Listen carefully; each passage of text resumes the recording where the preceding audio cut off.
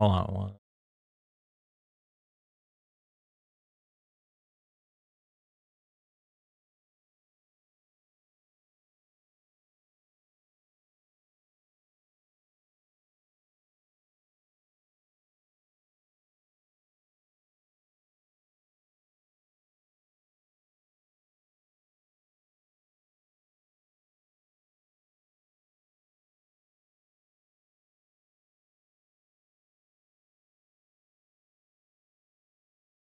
Hey Scott.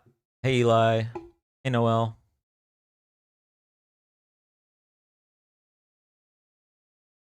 Hey Neely.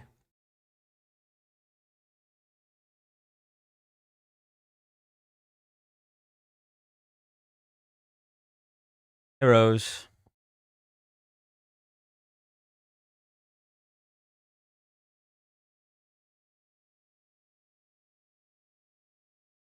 We're gonna get started in for like 5 minutes. Ange.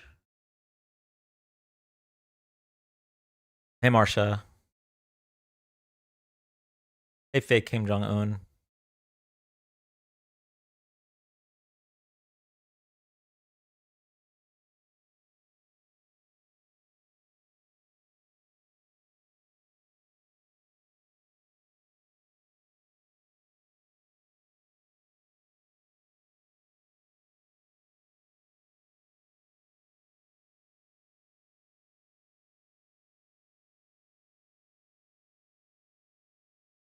Definitely did not just talk shit in Discord saying Uconda's about going live.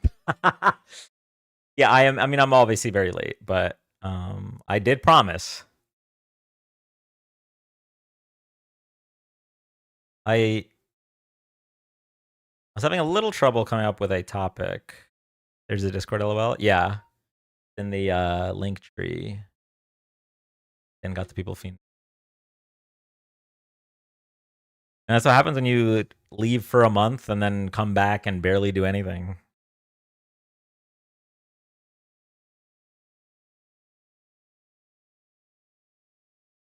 Sorry about that. But the echoing for anyone else? Question.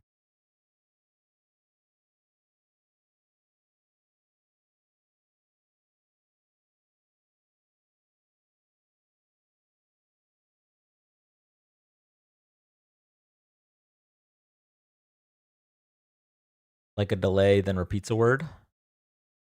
Anyone else having that problem?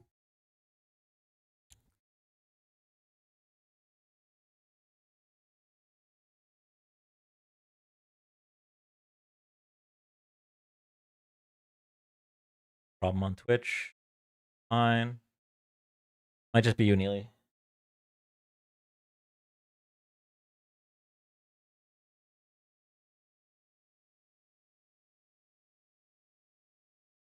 Entertaining. Get good guess. How's your channel right now? I mean, it kind of blew up around the election, and then we fell off hard.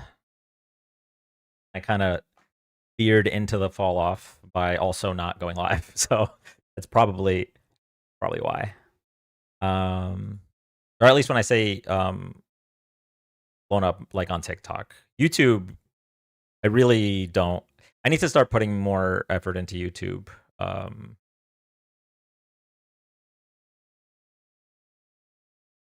Veered into the fall off, yeah. All right. So, any thoughts on the top? Let me for that. Thoughts on the topic? I think it's good or horizontally, or if the color's bad or anything like that.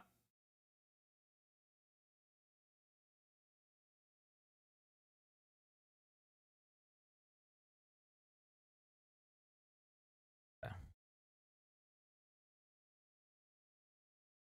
Go.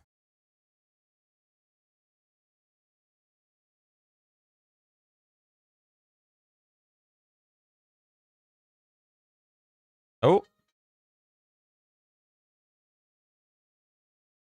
Are you not live on TikTok yet? No, I will be live after this phone call. Hey. Yeah, I'm on YouTube and Twitch.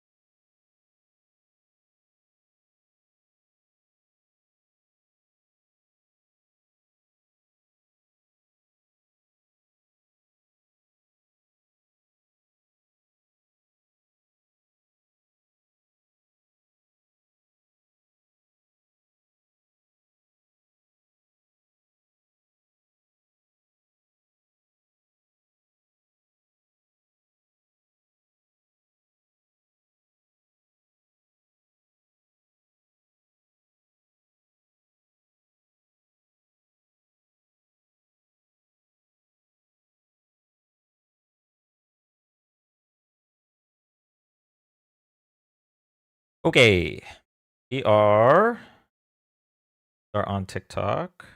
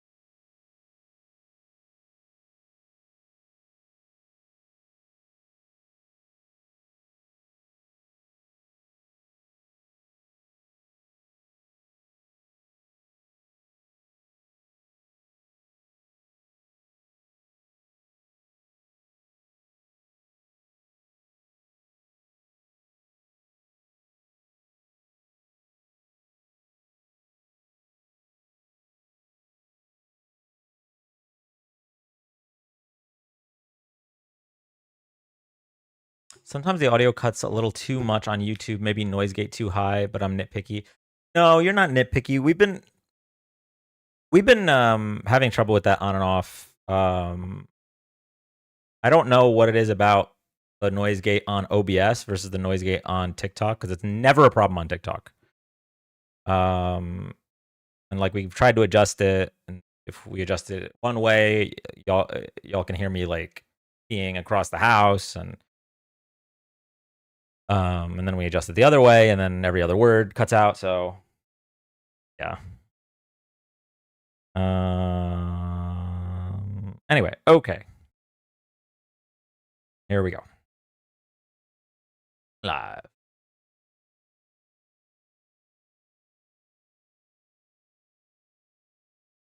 Dan, stop peeing across the house. Use the bathroom. Okay, that's good.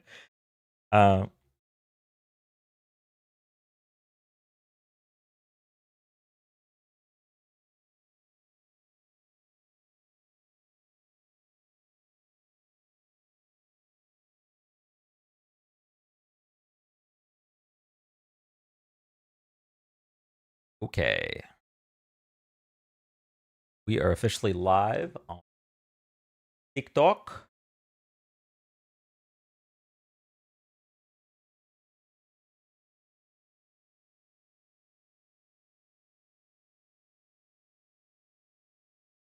Welcome in, everybody. Welcome in. Get started in a few minutes. Welcome in, everybody. Hello. Hello. Oh, that's not supposed to be on. Hold on.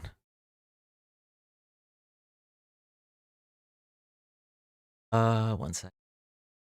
Off. Well, let's see how we say that. Button.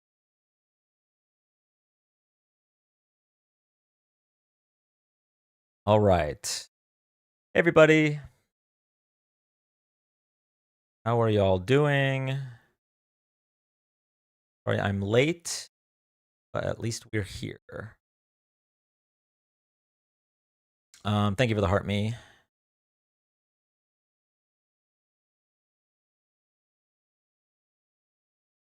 We're going to be getting started very shortly.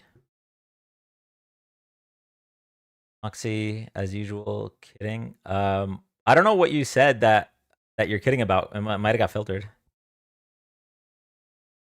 It was good. Busy, but good. How about yourself? Izzy, thank you for the follow. If you're on camera and awake, you're doing better than the president. I only fell asleep on camera once. So, and that's in a whole year of going live. Never.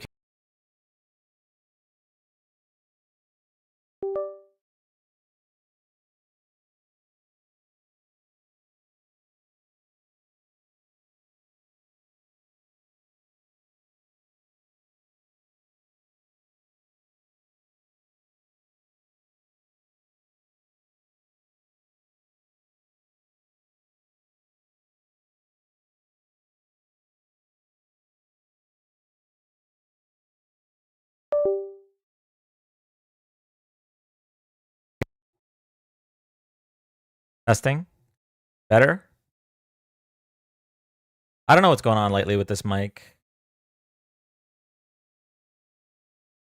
It might be reaching the end of its career.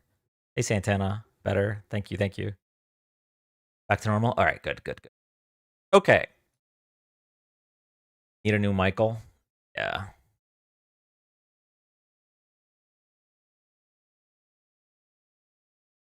Yeah, so what happened was it DC'd, so you guys were hearing me through the webcam. What up, Santana? Thank you, Steph. Is the tree should be getting decorated with every gingerbread man. Did it work? I was doing it last live, but I haven't seen it. Welcome in, everybody. Welcome in. We're going to get started. Once we get some Trump supporters in the chat. Obama. Thank you, Fufu. DC, this guy plays League. I used to play League. I quit a couple of years ago. And I uninstalled when I started going live, and I haven't looked back. Hey, Erica.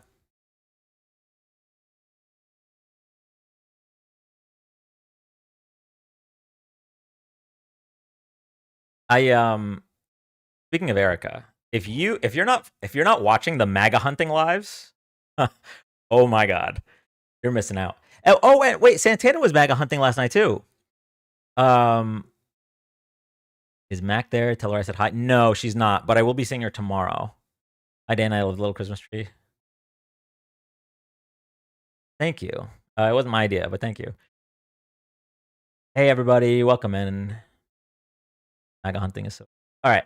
We're going to go to our first guest. If you're here for the first time, thank you so much for joining. We're live Friday and Saturday nights doing political debates, discussions, and fact checks. If you like this content, drop a follow, tap the screen. Thank you all so much. Yeah, Santana and Erica just got dog walked on my Montana stream. I don't know who Montana is, and something about you makes me think probably wrong about that, Liam. But all right, we're gonna go to our first guest. It's been, you know what? It's been a while. I don't think we've talked to Liam in months. Any chance he grew some brain cells or something? Dan, I'm a long-time supporter. I love you so much. I am not a Trump supporter, but I love you so much. I'm gonna follow you. I love you so much. I appreciate that. I love you, and thank you for the follow.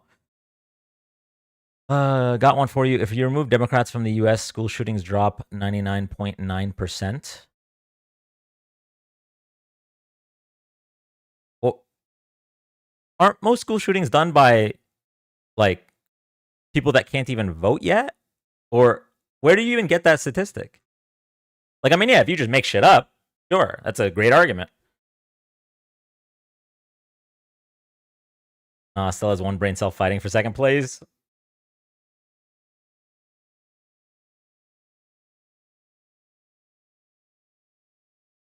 Don't answer them in chat. Oh, that's right. Yeah. If you want to make really dumb arguments, come up and say them with your chest.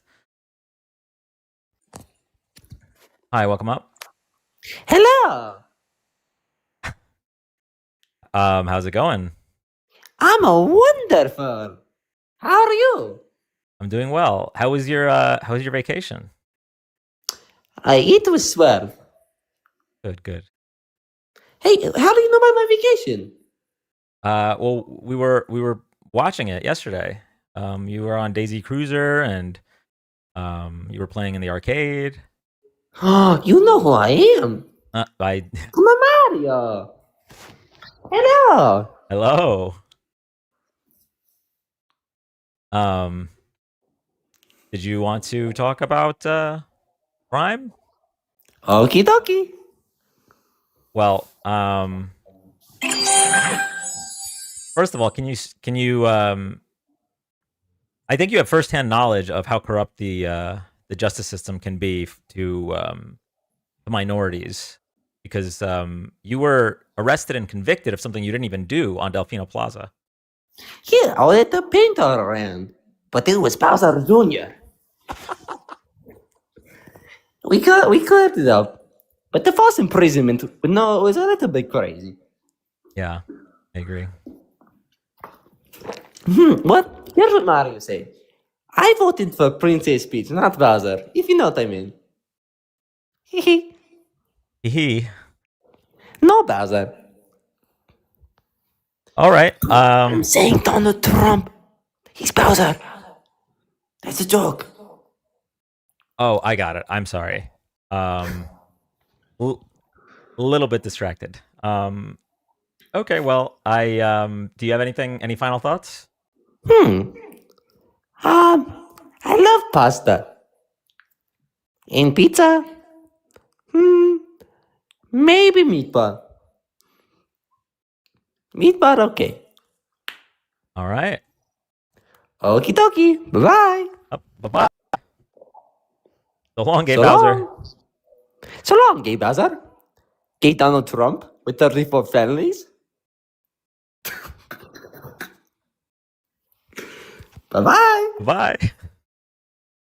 And I just got a shiny Ralt in Pokemon Legends EA. Nice. Democrats never cared about crime proving wrong. Did you request? Okay. How can I prove you wrong if you didn't request, Smoothie? You gotta press the little button. Okay, Liam, I'm gonna bring you up, but the only thing I ask, is just if you could just not talk over me. I will do the same, but like the fastest way to get kicked is just the constant talking over. I can't deal with it. I can't anymore.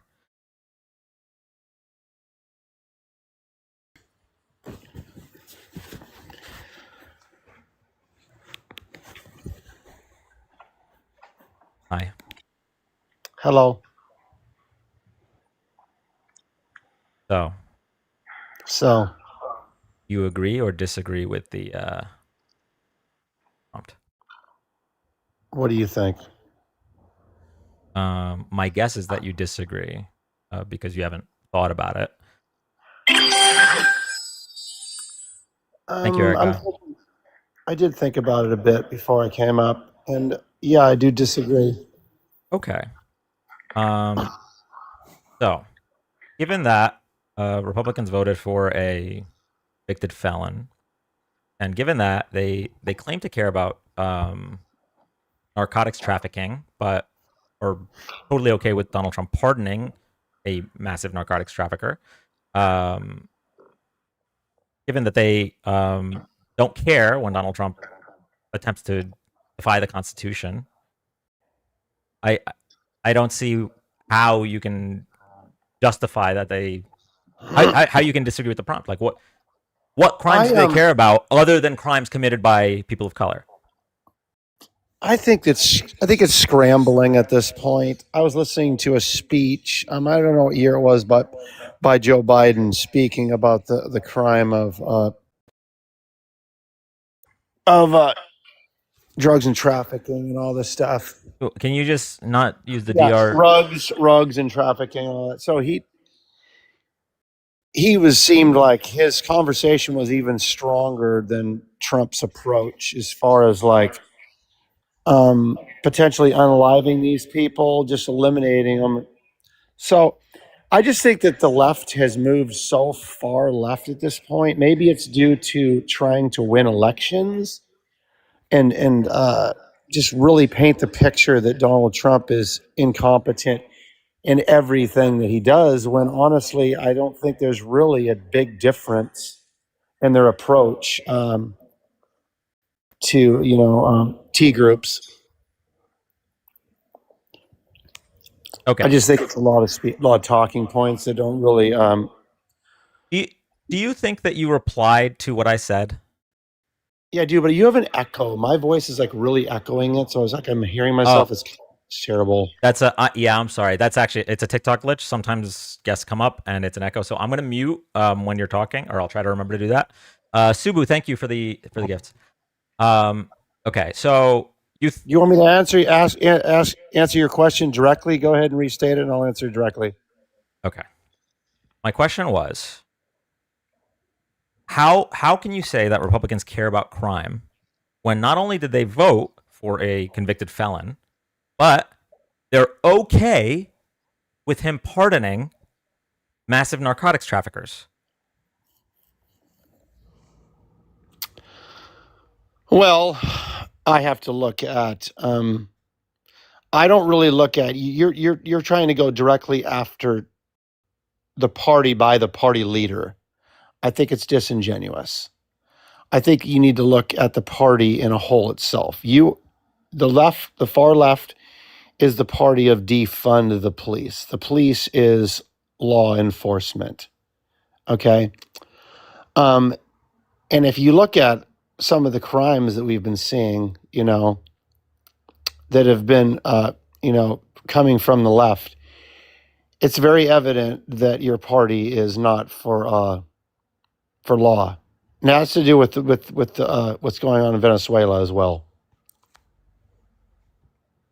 Okay, so a couple of responses here. Number one, the Democratic Party doesn't really run on this type of stuff. The Democratic Party doesn't come out and say that, oh, we're the law and order party, and Donald Trump said, I'm the law and order candidate, and then like go and break and commit crimes. So even if what you're saying was completely valid and true, it wouldn't really be relevant because our party's not out here, like you said we're the defund the police party. Now that's not entirely true. There's a small faction of the party, but our party's not out here beating our chests and talking about law and order. That's the Republican Party, but it's the Republicans that seem to not only not care about law and order, but the opposite. Like they just break the law. They love doing it. So that's point number one. Point number two is you're saying that the left is for a crime. Is that what you said? In a way, yeah. I think that if this conversation about the trafficking, and I think it all comes down to the double tap and stuff, and war crimes and all that.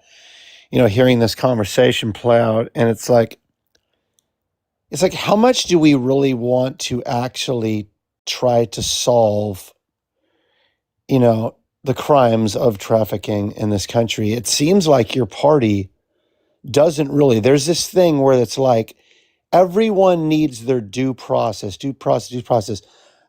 Crimes seem like they're made to be broken. And I don't think that's just one party problem. I think that, I think American citizens like to bend the law. We all like to do that. We want to pay as little amount of taxes as possible. We're going to try to figure that out. And we try to better ourselves. And sometimes bettering ourselves means doing things that aren't legal. If we can't at least agree to that both parties, and both sides of the party or citizens are guilty of that, then how do we find any common ground at all? You know what I'm saying? Okay. So your argument is that Americans like to commit crime? If it helps their pocketbook, in most cases, in some cases, yes. That's why. Wait, let me go a little deeper on that. Do you remember when Donald Trump was having a debate with Hillary Clinton, and she's like, "This man won't even show his tax returns. He hasn't paid taxes in years, in years. This guy's a criminal. He's this, he's that, right?"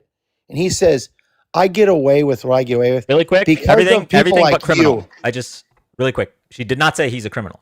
The thing you said about not paying taxes, the thing, yeah, but I just want to clarify. She didn't say criminal. Whatever. Maybe I misquoted there a little bit, but the point is this guy is a criminal. That's why she was saying that.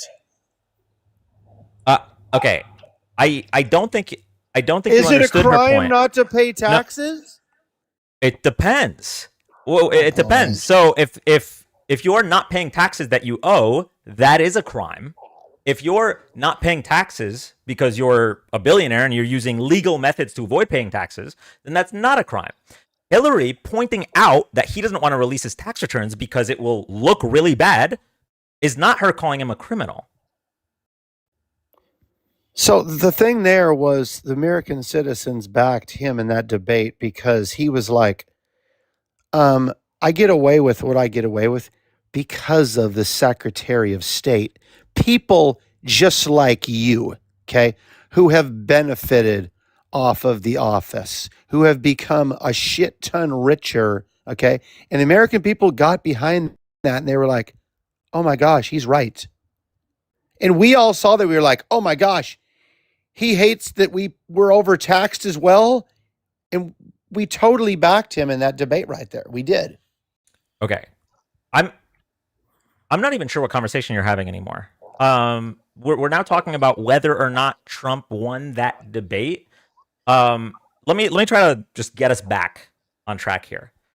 You brought up that Hillary was pointing out that he doesn't pay his taxes. And I clarified that she was not pointing it out to imply that he was a criminal. She was pointing it out to imply that he takes advantage of the system and it would look really bad if he releases taxes. That's why he doesn't want to release them. Do we agree on that at least? Sure. To move forward, yes. Let's agree on that. But yes, she thinks that he's a criminal. So yeah. That's not agreeing. You know that, like, that's the opposite of what I said. I need you to understand, like, we can go back and watch that clip if you want, but, like, you do understand that tax evasion is a crime and using loopholes to not pay taxes is not a crime, but can still look bad, especially if you're trying to appeal to the common man.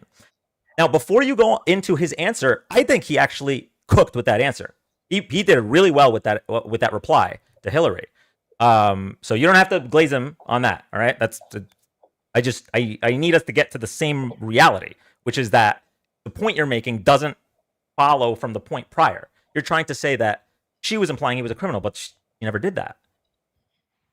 I just believe, I mean, speaking on broadly, I've heard her multiple times. I could find you the video of her saying that he's a criminal. Okay. And she stood on that, this man's going to be elected, to lead this country and he's a criminal, So during the 2016 during the 2016 election, she was calling him a criminal. I believe so. Yeah. I could probably find that clip. How fast do you think you can find it? I'd have to send it to you. I don't have a second device on me right now. Okay. All right. Well, let's move past it because the whole reason you brought up Hillary, and your background, whether or not I'm trying to stay with the conversation. You have your background. Republicans never actually care about crime. Yes. Yeah. And the reason you even brought up Hillary is because your point was that Americans like committing crime if it benefits them. That was your backup point. So what did I relate it to? I related it to Trump's taxes. I said the American people feel like they're overtaxed. When that conversation, that debate happened, the American people backed Donald Trump. They were like, yes, we want to pay less taxes. And all I said was on both sides that we should at least agree that if there's loopholes or there's ways that we can pay less taxes, I mean, even through means that are not legal, we would prefer to do that so we could have an easier life, you know? Okay. You recognize that everything you just said, it's cool that Liam is saying that. Like, it was coherent. It has nothing to do with what we're talking about. Well, I don't understand. Republicans don't care about crime, and the sentences that you just structured together were saying that, well, Republicans think that we're being taxed too much. It's a separate debate. We could have that debate if you want, but it has nothing to do with what we're talking about. Can we? No, I want to stick with, that's a completely separate debate. Yeah, we'd have to totally pivot there. I mean, yeah, in this administration, there's no way that your background is correct, okay? If you want to have that debate, okay, let's have that debate. You have military, okay, on the streets, okay? We have them in California, okay? They're in Oregon. We've had them in D.C., okay? All over the place to bring forth law and order. There's no pivot from that. That is actual to bring down the crime. Whether you think it's bringing it down or not. You cannot tell me that the Democrats have attacked crime on the streets the way that this administration has. So that completely refute your claim that's going on in your background. Great. Can I reply? You can try. Okay. So what you are implying, what you're saying here is that Republicans only care about some crime. They care about crime in major cities, but they don't actually care about crimes being committed by the people they vote for. My gosh, great pivot, dude.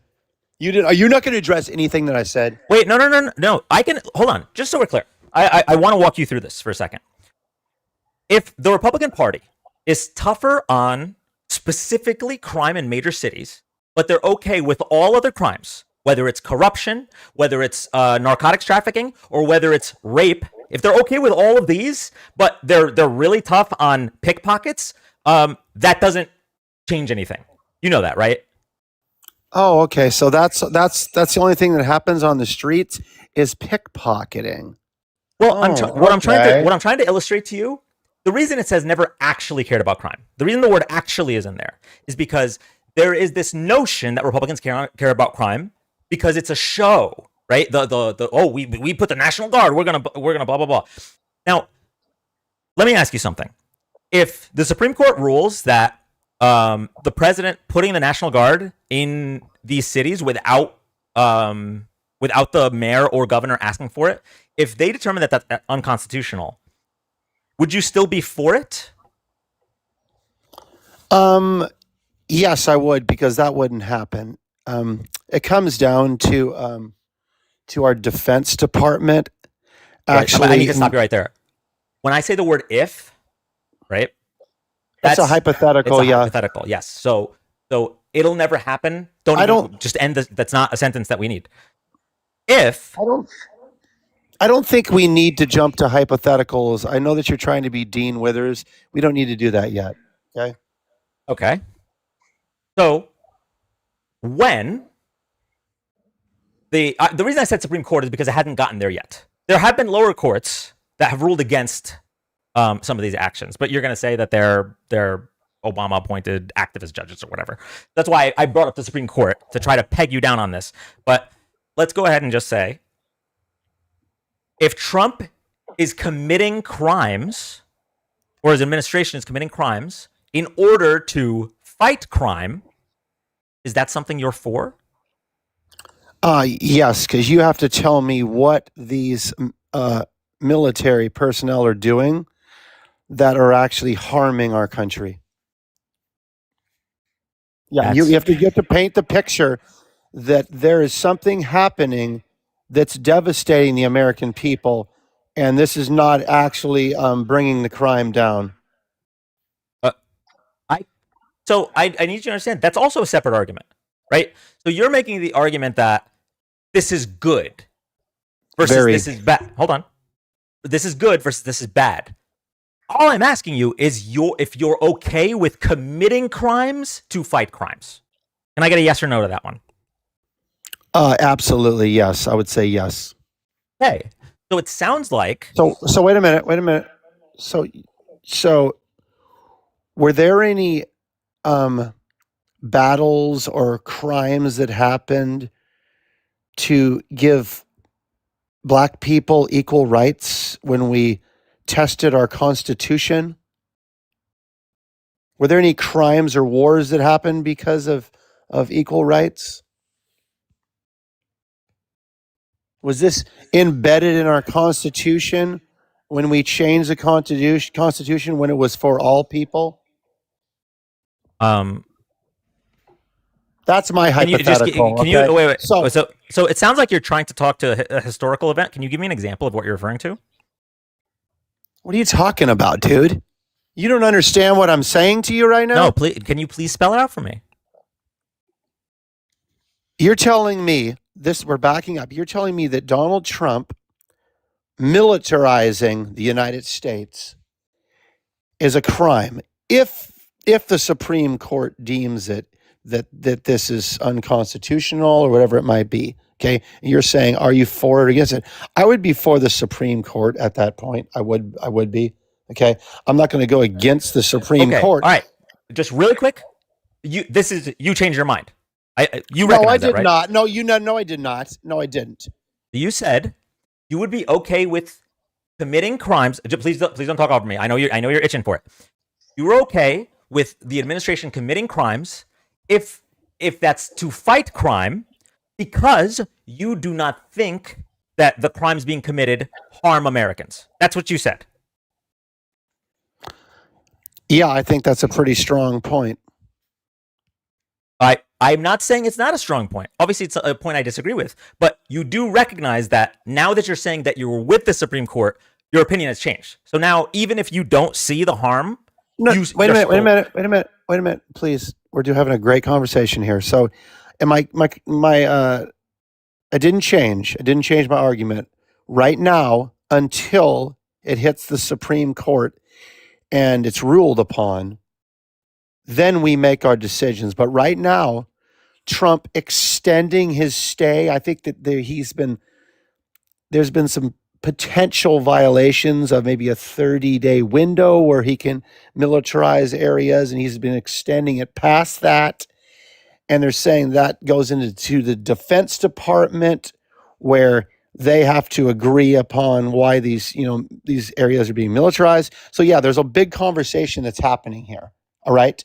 But when it gets all the way to the Supreme Court, then we're going to let the Supreme Court render a verdict for sure. I get that. And I stand behind that. That's why when you're just up here going, Donald Trump is doing this, Donald Trump is doing this, Donald Trump, I'm going, no, I stand by our Constitution, definitely. I stand by our Supreme Court.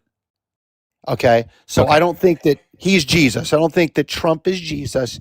Okay. I do agree with what he's doing with military for sure. Okay. I'm glad that it sucks that it took 10 full minutes. I'm glad you finally answered my hypothetical about the Supreme Court. 10 full minutes. Stop it. Yeah. I asked you if the Supreme Court rules this unconstitutional, and you said, I'm not going to engage with a hypothetical. You're trying to be Dean Withers. And then 10 minutes later, because finally you're forced, because you made a counter argument to yourself, you were forced to answer the hypothetical so that it wouldn't be you changing your position. That's what took place. You changed your position, realized it when I pointed it out, and you're like, oh shit, okay, well, only if the Supreme Court rules on it. So you finally answered the hypothetical. Thank you. Can we just make the rest of the conversation a little bit easier instead of having to go through all the rigmarole? Okay. Seems like your viewership is going up, so I don't think it's a bad conversation. I don't know what it was when you joined, and it's like 50 people. Oh, cool. It also could just be people like watching MAGA get owned. You know, that's. I don't think that's happened at all, but sure. Well, Self-proclaimed victor here, no, Dan. self-proclaimed victory when you literally said you can try to refute it, but I've already proved that. But anyway, all right. No, but I think I look at it this way. Okay, let's check this out. So are these National Guardsmen? Are they turning weapons on citizens? In some cases, yes, or at the very minimum, ICE is turning weapons on citizens. Stop it. We're talking about National Guard. Stop no. jumping. Just so we're clear, we're talking about the whole point is we're talking about crime, right? That's the whole point. We can go to the Guard in a second, but I wanted to just finish up one thing. Sure. So I mean, you're saying, are the National Guard turning their weapons on citizens? Well, if the citizens are, there's been situations where the citizens are protesting, and they do that, yeah. And what protesting? In areas where they have authority. Oh, I'm sorry. I thought this was America. The First Amendment offers us the right to protest. And governmental property, and go places that they're not supposed to be. No, there's rules and there's laws that give authority to military to deploy force against threats. Okay, so yes. Okay, so you were okay with the death of Ashley Babbitt. They're doing their duty, and so you were okay with the death of Ashley Babbitt. I'm not okay with anyone being unalived. Okay, but they were doing their duty. If you are on government property and you're not supposed to be there, right? Yeah, I think that she broke the laws. You know, so it's a terrible situation. What am I supposed to say? Well, I'm saying you support the Capitol Police for protecting the Capitol, right? Yeah, definitely. Yeah. Okay. So are you frustrated with President Trump for pardoning every single person that broke the law that day? No, not at all. Why? You just said you support the Capitol Police. We're jumping to J6, but sure, we can do this. Let's go to J6. So J6, I think that if you look at the national average of how much time would be served from abusing a law enforcement officer, it's like 1 to 10 years. And if you look at these people that were spent 4 years behind bars, wherever it might be, and most of them overstayed their crimes. They were over sentenced for sure. So I think a lot of them that were pardoned had already served their time for sure. Probably a few of them got out and maybe should have been still, you know. How can you be over? How did they over sentence? They gave them, you know, their crimes were. I think that their time that they were given was too long. Well, you know, there's ranges that can be applied to certain crimes. Like they can't just put whatever crime. I don't like you. I'm getting 90 years, right? No, I understand that. Yeah. Okay, so you just think they were punished too harshly. And so you're okay with a blanket pardon for every single one of them, including those that I do, man. assaulted police officers. I'm sorry, just really quick. Including those that assaulted police officers, including those that were convicted of seditious conspiracy against the United States, you're okay with a blanket pardon. It doesn't sound like you support the police if you're okay with them being assaulted, right? No, I'm not okay with officers being assaulted, you know, for sure. But dude, you got this thing with commuting sentences. He didn't commute. No. He didn't. He pardoned. I understand that. I'm talking about Biden and commuting, unaliving because of his belief of being a Catholic. Do you know how many people? You are pivoting. There's a pivot alert. No, I'm we can talk about Biden if you want. You pivoted 6 times, Dan. Okay, stop it. Okay, you're pivoting away from the question. It's the question is, how can you say that you support the police, but also say that you support pardoning police assaulters, people that assaulted police officers? You can't have it both ways. You have to make your choice here.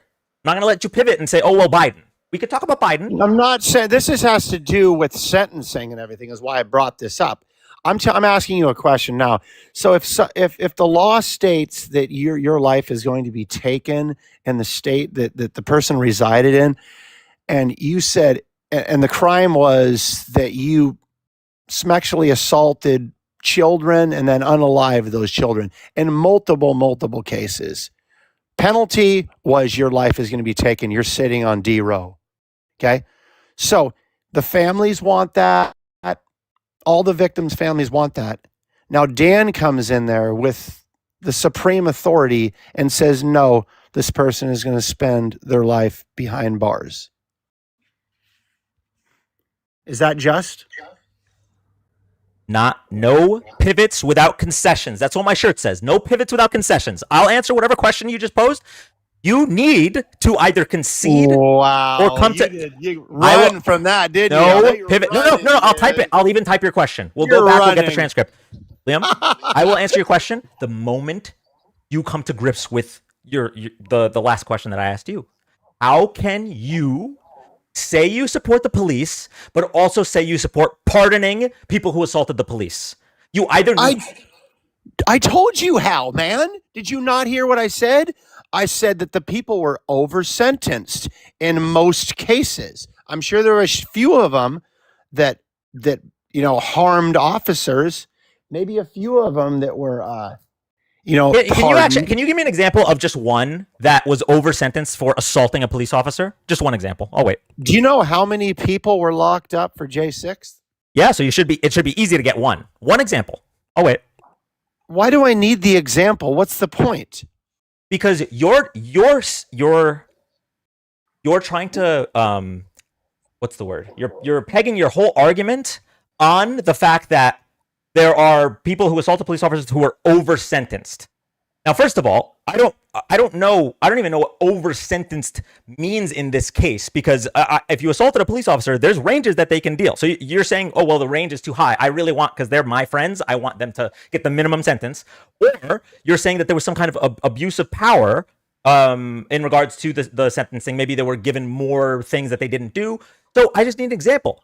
If you have such strong feelings about this, where you will be okay with the people that assaulted police officers not facing justice. I want the people who assaulted those police officers to face justice. You are okay with them not facing justice. Dan, so that's a big. I asked you not to talk over me. Now that's a big jump in your morality. So you must have an example here that is making you make that point. I will wait for you to provide it.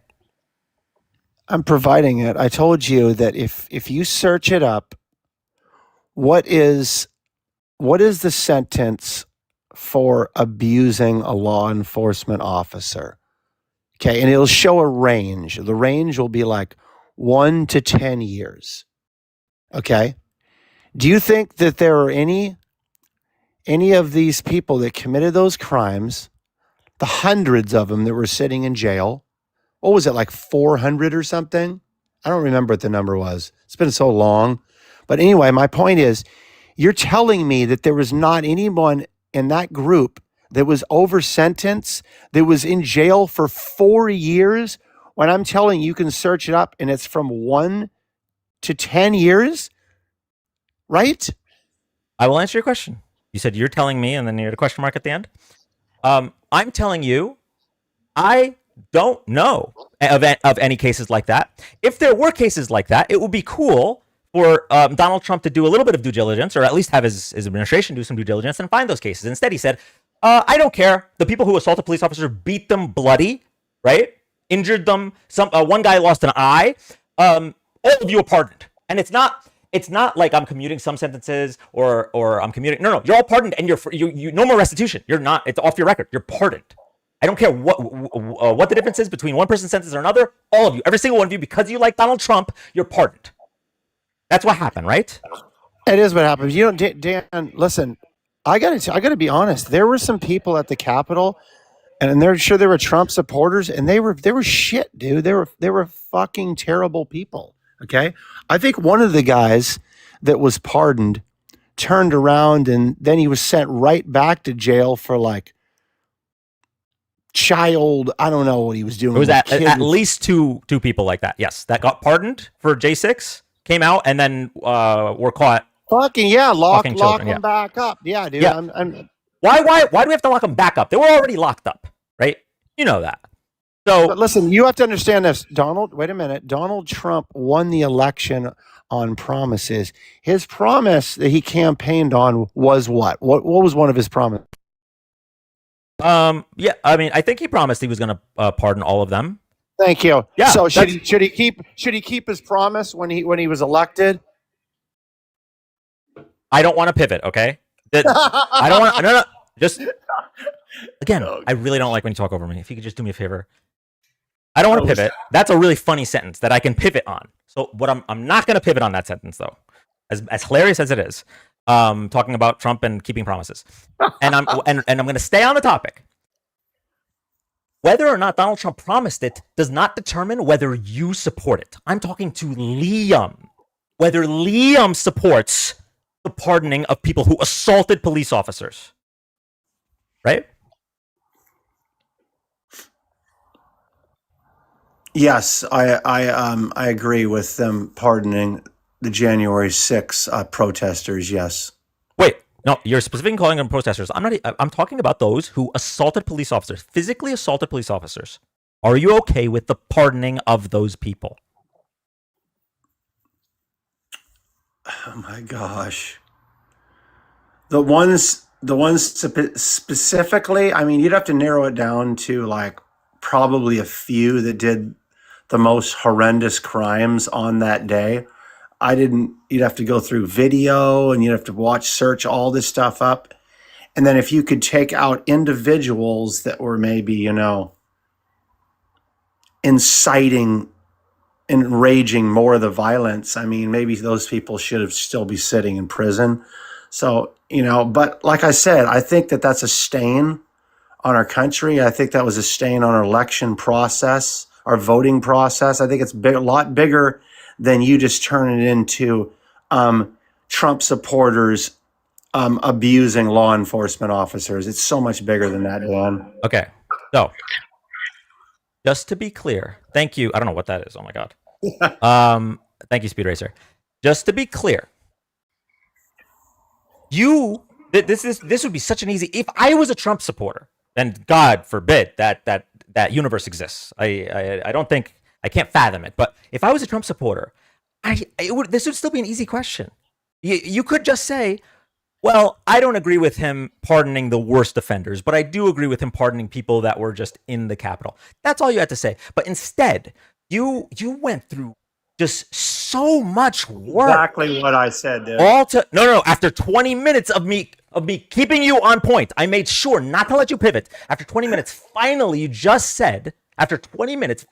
said, okay, maybe the most awful offenders, after we go through all the videos, maybe they should still be in jail. Right? So now I'm going to ask you the question one more time. Hopefully you have the testicular fortitude to answer it straight. Do you agree with Donald Trump pardoning people who assaulted police officers on January 6th? Yes. In certain instances, yes. Are you too unintelligent to understand why I said yes? Honestly, dude. Dan, this is really simple. Did I not tell you that you could search it up? How long do people spend behind bars for abusing a law enforcement officer? I told you it ranges. Okay, I'm going to stop you right there. I'm going to stop you right there. Okay? I'm going to stop you right there. Start using your frontal lobe. I'm going to stop you right there. I appreciate the insults because I can tell you know you're losing. But I'm going to stop you right there. Oh, I'm not. Okay. I'm going to stop you right there, and I'm just going to say this. Okay. Let's take. There's a video. Okay. There's a video of a man who takes a riot shield and beats the fuck out of a police officer. I can't show that video on TikTok, but it is available on YouTube if you want to go watch it. Do you think he should have pardoned that guy? I haven't seen the video. It's a hypothetical. What is this? Do you think I'm lying? Do you think I'm making that up? I'm not saying that you're lying, but I mean, what is the point? I think we've already gone over this. Why are you trying to dig deeper? I just want what I want. This is all I want. I want you to actually take the stance that take the stance that you're dancing around, which is that this is the stance. This is what you are telling us in so many words. Your stance is, I literally do not care what Donald Trump does because I really like Donald Trump. This is such an easy answer. All you have to say is, in that case, yeah, I disagree with that pardon. You can, like, I already gave you the freebie. I said, if I was MAGA, the way I would answer this is I'd say I'm against him pardoning people who assaulted police officers, but I am okay with him pardoning the seditious people, because obviously there's a disagreement on sedition. So Dan, I already said that, and you're just backpedaling. You're just trying to dig deeper. Listen, wait a minute. I guess I missed it. Are you okay with Donald Trump pardoning people who assaulted police officers on January 6th? Again, I said yes. Do you know why I said yes? Do we have to go through that again? You are okay. Thank you. All right. He said it. Chat. It's God, you are okay with it. Yes. So you approved the prompt. Yeah, Republicans don't care about crime. Wait a minute. Police officers getting beat bloody. Police officers getting beat bloody with a riot shield. I'm sorry, I'm still talking. Remember, I said please don't overtalk me. That's the only rule you have. Republicans getting beat. Cops getting beat with a riot shield. Okay with me because I really like the taste of Donald Trump's taint. That's what you're telling us. No, that's not what I'm telling us, but you're crashing out hard, dude, right now. Okay. So listen, this is the issue here. You don't want law enforcement officers abused by protesters. I'm saying abused, assaulted. Okay, assaulted. You don't want law enforcement officers assaulted by protesters, right? Generally, yes. I don't want anyone assaulted. Right. So are you trying to tell me that there's no BLM protesters that assaulted officers that were pardoned by the Biden administration through Kamala Harris? You want to stand on that ground right now? Number one, that's a pivot. Holy and number two, dog walk. You actually can't control yourself. You're too emotional to not overtalk me. I knew it. I knew when I set the boundary, your mouth, dude. When I set the boundary, I knew you wouldn't be able to keep it. You're just too emotional. You're mentally unstable. So okay. Wow. So number one, it's a pivot. Number two, yeah, Joe Biden never pardoned anyone that violently assaulted a police officer. Oh my God. I will stand on that ground. Donald Trump did, though. A lot of them. Also, your over-sentencing argument doesn't even make sense. So you're saying between 1 and 20 years, right? But the max any of them had been in prison was 4 years. Or, the max any of them had been in prison was less than 4 years. So nobody got to the maximum. Donald Trump easily could have said, anyone who assaulted a police officer stays in prison. He didn't give a flying fuck, just like you. Why were the protesters at the Capitol? There it is. Okay, so here comes the justification for assaulting police officers. Why were the protesters at the Capitol? Do you think any law enforcement officers were abused when I can't even talk logic to you right now, man. It's just not going to work. It's really not. Why? Just answer that. Why were the protesters at the Capitol? Most of them thought that the election was stolen because Donald Trump, their cult leader, told them that the election was stolen. Yeah, but it's so easy to beat. Hillary Clinton. So easy to beat Hillary Clinton in a fair, clean election, but the mentally unstable, racist Joe Biden can get what, 81 million? We can talk about that if you want, but you know it's a pivot. You know it's a pivot from the fact that you just endorsed the pardoning of police brutality. I'm just telling you, that's why the people were down there, because they want their votes to be heard. Good. No one asked. Literally, no one asked. No one asked. I don't know why you're telling us that. Like, because there was a justification for the protest to happen. Did I say that the protest shouldn't happen? I said that police officers shouldn't be assaulted. So either you're No, justifying. no. Wait a minute. Back up. Don't go. No. Wait a minute. You said, did I not say that they should have been there? Yes, you did, because you said the reason that they were there is because Trump was lying to them. That's correct. Yes, and Trump was telling lying. them that the election was stolen. Yes, that's right. Trump was lying to them. That's like proven, and we can go through all of that if you'd like. But really quick, before we change the topic, I know Ange wanted to talk about the sentencing with you. So, Man, Ange. where are you getting your sentencing from? Wait, Are you in your a mic is tunnel wait. right Hold on, now? your mic is not micaling. Oh, hold on. Let me take this off. Is that better? Okay. Where are you getting the they were over sentenced? I never. Opinions? Now, listen. The ones that violently assaulted officers were not over sentenced. I never said that. I never did. made that claim at all. Yes, you did. No, I did not. Did you How realize many? that the How do you many realize that the people maximum were put behind bars due to J6? Actually, almost irrelevant 1,500 because just to tell you what you said, Liam, you said look up the average sentence for abusing a police officer. That's what you asked me to Google. So you're not going to gaslight now that Andrew is pinning you down on that. I had the question I just asked: how many people were put behind bars for J6? Irrelevant, non sequitur.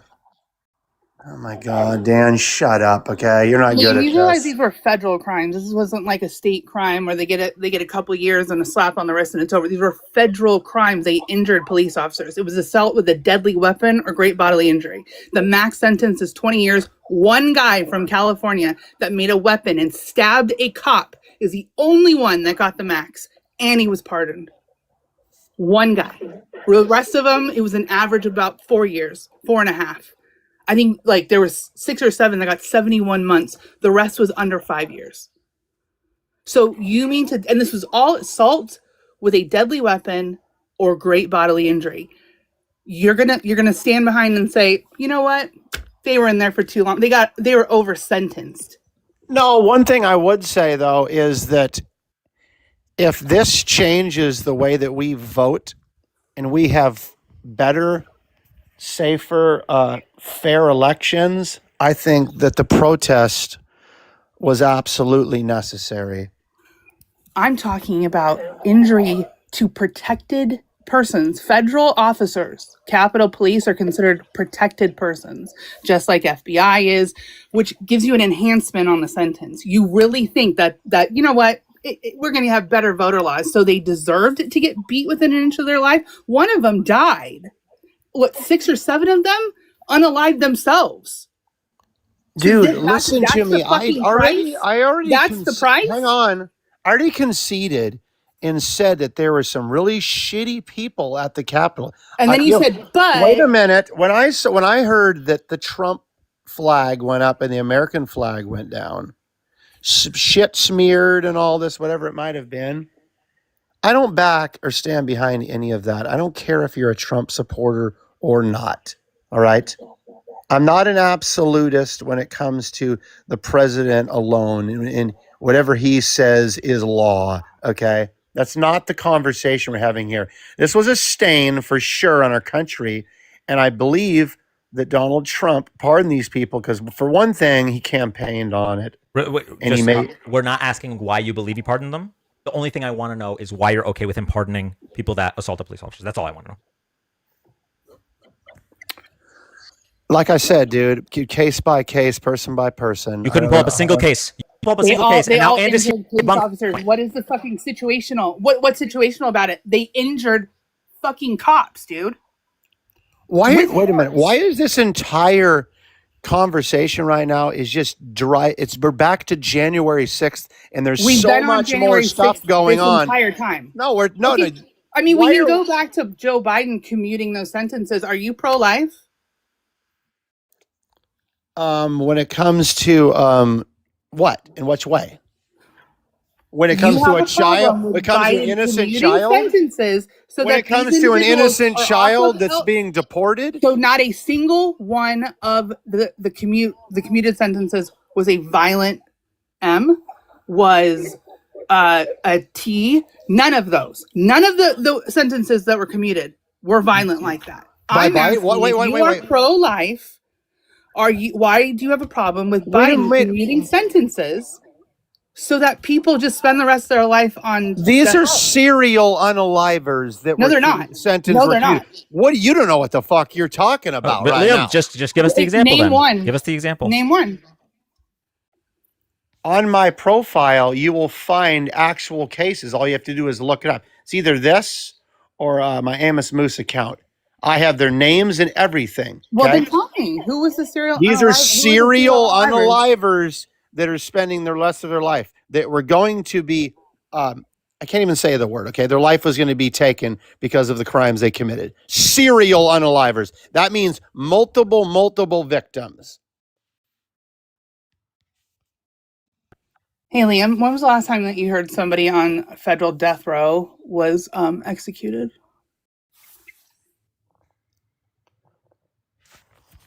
What's the point?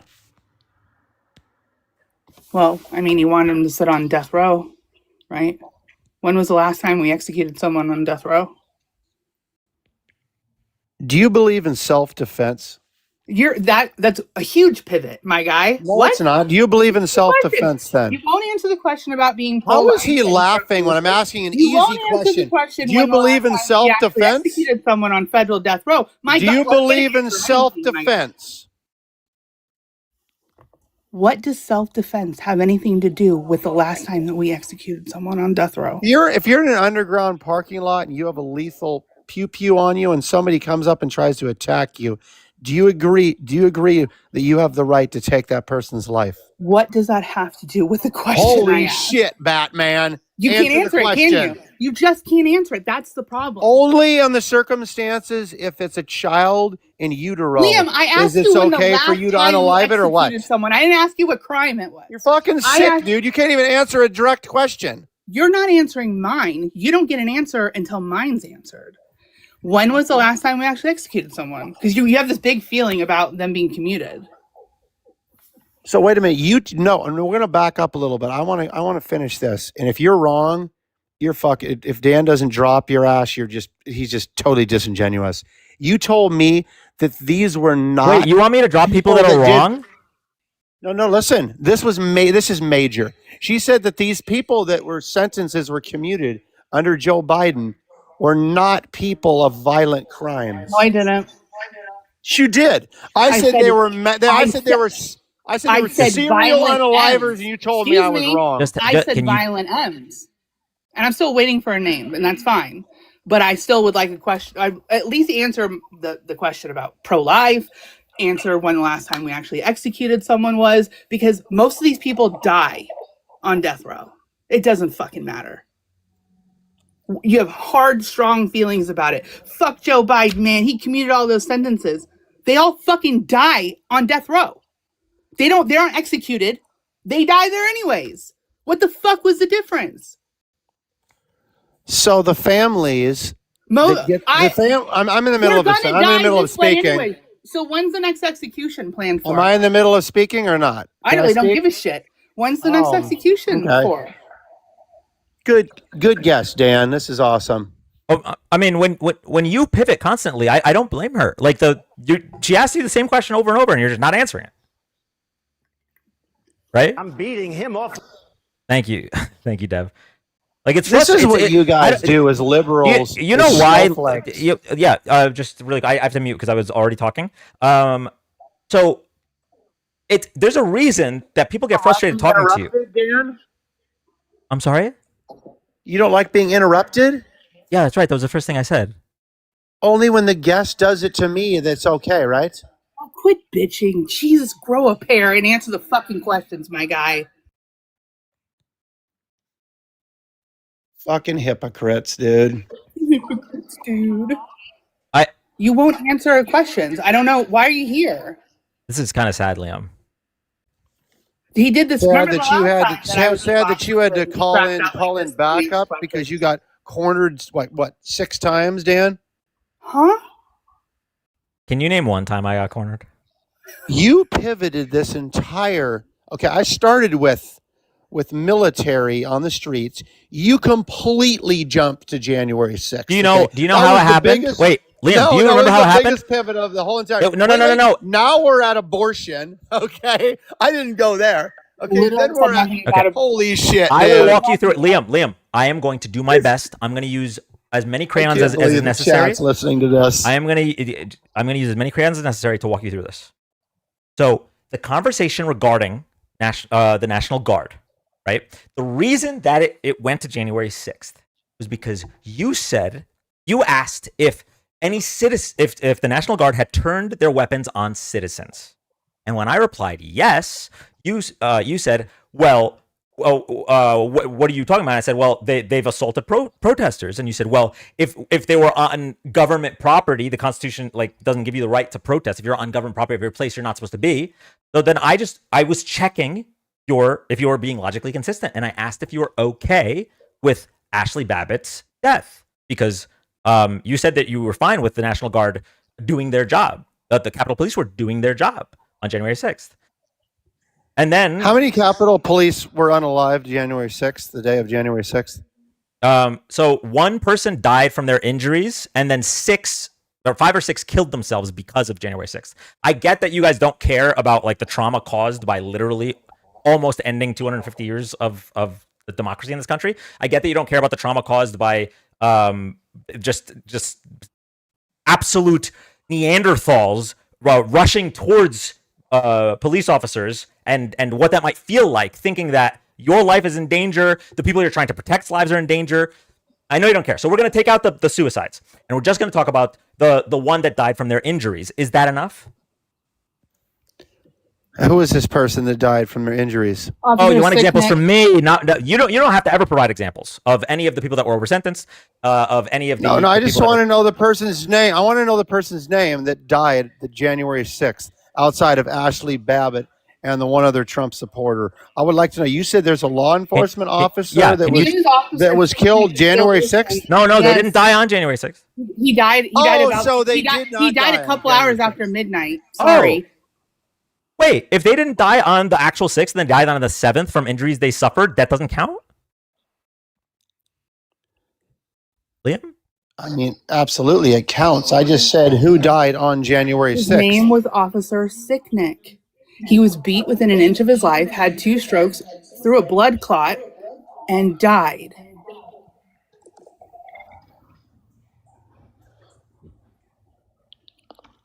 All as a I'll have to- result of I injuries will sustained s- at the Capitol.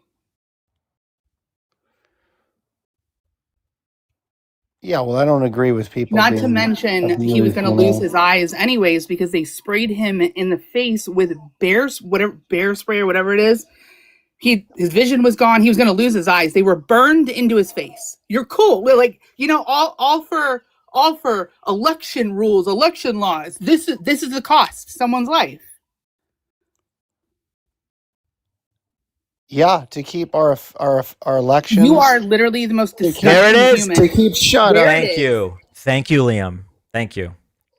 And thank you so much for Protesting, coming dude. up. Back to blue, pro-life. Wait a minute. So wait, are you saying that the protesters in California, I live here. Let's with go. the ICE raids, you're saying Yeah. that they should never be throwing boulders at police All I wanted to cars, hear or- from you was what you just admitted, which is No, you you're are a fucking okay. hypocrite, Liam, Dan. Is what you are. Liam, Smoothie. I you know are you're not okay. equating And You're Andrew, no, you you're just an give me a second to absolute finish the thought. hypocrite. Is what you're Yeah. showing. Just Liam. I asked you It's- very politely not to talk over me. That's all I asked.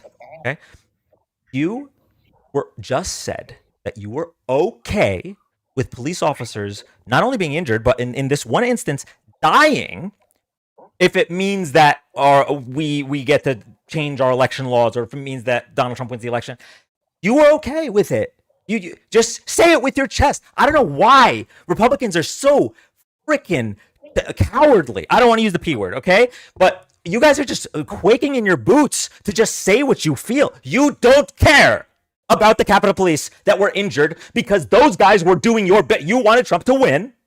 You wanted Trump to win, gosh. and you don't care what happens to anyone. All you had to say, if you weren't a Trump sycophant, all you had to say was, I disagree with Donald Trump pardoning people who assaulted police officers. That's what somebody who actually backs the blue would have said. But no, you don't back the blue, you back the orange. okay? And it took us an hour to get to it because all you do is pivot. It took us an hour to get to it, but you finally admitted it. You said you're fine with Brian Sicknick's death because you thought the election was stolen. No, I didn't. Because of lies. No, Yeah, I didn't. I you know dumbass. what you're gonna try to do. You're gonna try to backpedal like you've always done. You literally just said Oh, if it's shit. to change our election rules, then yes, These I'm are fine your with it. words, not mine, dude. You wanna go back in the video? We could go back. It's streamed on YouTube. It's all of your words are immortalized. So when Trump is no longer with us, because he's an old man and he will likely pass within the next 10 years, when Trump is no longer with us, you're not going to be able to say, well, I never supported him. You're not going to be able to get that swastika off your forehead. All of we will remember, wow. Liam. We will remember. You're crashing out, okay? Dude. So you're crashing out, brother. Come on. Oh, stop it. I'm sorry. I really don't like traitors. I don't like traitors, and I definitely don't like. Did I definitely not don't tell like you? cult member Hang on. traitors. Okay, so I'm gonna drop you, and the reason I'm dropping you is because it shouldn't take over an hour to get you to answer 2 questions, because that's essentially what happened. It took us an hour. And finally, you tried to weasel, you tried to pivot, you tried so many things, but finally you were pushed into this corner. Once Ange gave you the name, finally you had the name of the police officer, and you said, "Well, if it's to fix the election laws, then I'm okay with it." That's all we needed, Liam. That's all. I just wanted you to say it with your chest. You proved the point. Republicans, or at the very least MAGA, do not care about law and order. They do not back the blue. They only care about Donald Trump. They back the orange. So, thank you for showing everybody the type of person you are, the type of person MAGA is, and the fact that there are just traitors living amongst us. Hi, welcome up. Hey, Dan. How you doing? I would love to hear what injuries he died of. Before I do that, really quick, I want to cement the goalpost before you can move it. If he was beaten within an inch of his life, blinded, but survived, would you be okay with Donald Trump pardoning him?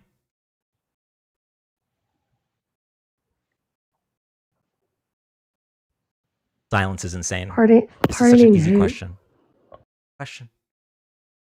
The person who beat this police officer. No, I was talking. Oh, you're tapped out. We can't hear you. No, if somebody beat a police officer within an inch of his life and blinded the police officer, I would not be okay with that, obviously. Okay. I think that's so disingenuous to lead with that. Oh, no. Well, no, Liam couldn't answer that question. Because he wasn't beaten within an inch of his life, and he wasn't going to lose his eyes. There was literally no, even report or hospital. There's nothing of that. He died of a heart attack. Up after the Emmys report, when they asked for him to be deemed, what was it, in the line of duty report or whatever it was. How did he have strokes and through blood clots? He wasn't injured. So how are you beaten within an inch from your life? Well, you have no bruising, no broken bones. Can we pull up you want to pull the second report up? Lacerations, nothing, and you just have a stroke. That's why it was. Did you ever get to see the pictures that his family? Oh, what was the documentary? It was one on HBO that his family showed of his body while he was at the hospital. Do you know how crazy it is to be beaten within an inch of your life? Your brain is swollen. He died because of that. Ribs. Exactly. His brain was swollen. Girl, he had an aneurysm. He had 2 strokes. Wait, really quick. Do you think? I'm sorry, just really quick. Do you think he would have had the stroke if he wasn't beaten on January 6th? You can never know that. You literally can't know that. And so for your assumptions, you're being disingenuous, right? Oh yeah, Dan, you know that. You know that though, huh? Can you know that he wouldn't have had that stroke? All right. If he wasn't involved in January 6th? You know what, Amy? That's how I'm going to play your game. Amy, I'm going to play your game. You can't do that. I'm going to play your game. If somebody pepper sprayed a police officer directly in the eyes, after hitting him with a fire extinguisher. If another person, really quick, Amy, these are hypotheticals. Someone pepper sprays a police officer directly in the. They're all hypotheticals, so it doesn't matter. You could do me a favor. They're not hypotheticals. Okay, what I'm doing, Smoothie. What I'm doing is I'm setting the goalposts so that when I show you they're not hypotheticals and they're real things, you're gonna have to eat your words, or you're gonna have to admit that you don't care about them. So No, I would love for you to just show me the facts. You don't have to do all these hypotheticals. Just show me the facts. No, because I show you the facts. Are the goalposts. Those aren't facts. MAGA. That's how you guys do it. You just move the goalposts. So Brian Sicknick doesn't matter unless he died. This is how you guys do it. You make me say things like, "Oh, I would say that," and I never do this. And you get mad at me every time you let me on here that I don't say that. If somebody was beaten like that, I would never say they should be pardoned. But you can't prove that he was beaten like that. There is no proof of it. Okay. The fact is he wasn't beaten like that. Okay. Is the video proof? The fact is he wasn't beaten like that. If there's video of them literally... Name a person who has been charged with that assault, who has been proven to show all that. There was the one guy who like threw something or sprayed something, the bear mace thing, in his eye. That's the only thing they have. I thought you said it didn't happen. Didn't you just get done saying that didn't happen? Oh, so bear mace. So bear mace is now considered beating somebody within an inch of their life and with blinding a fire them? extinguisher. And then you literally just said he blinded somebody. Amy, yes, there's video of them being of maced. it happening. Here it is. Here. Oh, perfect. Show it. Show him being maced. So that's being beaten within an inch of your life now. We're going to just disregard that he got hit with a fire extinguisher? And where's the video of it? And who got charged with that? Wait. I'm sorry. If the police officer testifies under oath that they were beaten with a fire extinguisher, do you not believe them? I would believe him if he testified under oath. So who testified under oath? Okay. All right. Perfect. No. Stop. We're all taking a pause. Nobody's talking for 1 second. Okay. I'm just going to bring up one example. Okay. This is the first example here. Okay. Carolyn Edwards. Now what you're doing is you're talking over me. I said pause. Amy, smooth. I said don't do pause. a hypothetical. This is not hypothetical. This is some other officer. I said pause. Okay. Being emotional. Carolyn Edwards. Okay, this is a police officer that testified under oath. I'm about to play the video for you, and I want to hear your thoughts. To give people an idea what happened, she was knocked unconscious, hit by a bike rack, sprayed with tear gas, and she sustained traumatic brain injury. That's literally not Sicknick. I didn't say anything about her. Well, okay. Come on. No, that matters. No, Amy. Because you guys are saying this person died because he was beaten within an inch of his life and hit with a fire extinguisher, and now you're saying it's another officer who was beaten. Okay, no, I'm not saying that, Amy. You're not tracking. Anything tracking. about that person who beat her. Okay, really quick, Amy. If you're saying that, are you saying you only came up to talk about Officer Sicknick? And other than that, do you agree with myself and Ange that the violent people who assaulted police officers should not have been pardoned? Do you agree with that? Again, I will say this again. No, if somebody beats a police officer within an inch of their life, they shouldn't be pardoned. I don't think anyone... No. Ange, I got this. Thank you. No, hold on, Dan. And you get really mad when people do this because you love to do this. You love to just be like, well, now you're saying that you agree with all of this terrible... I'm going to stop you right there. So what you just did was that you added things. I said that I am not okay... You are suggesting an officer was beat within an inch of his life, was blinded, according to this other girl who I can't even see her name on here, but she's saying he was blinded and he was beat within an inch of his life, and that person should die. He died of a stroke, and Amy. Nobody can understand if he died of a stroke because of the trauma that day, which might be possible. Amy. But he also just died of a stroke. Amy. And so it could be possible too. Amy. This is why a court of law has not issued a death sentence. Okay, Amy. I already asked you. Is your only contention that you disagree with the statements about Brian Sicknick? Yes, but that's a very important thing because you're making huge assumptions based off of this. There was an officer who got beat to death and died. So it's very, very important that we stick to and not pivot, just like you kept saying. So we agree. All right, Amy. He wasn't beaten within an inch of his life. Great. I agree with you. There is no way to 100% know whether he would have had the stroke if not for the actions on January 6th. We agree. Perfect.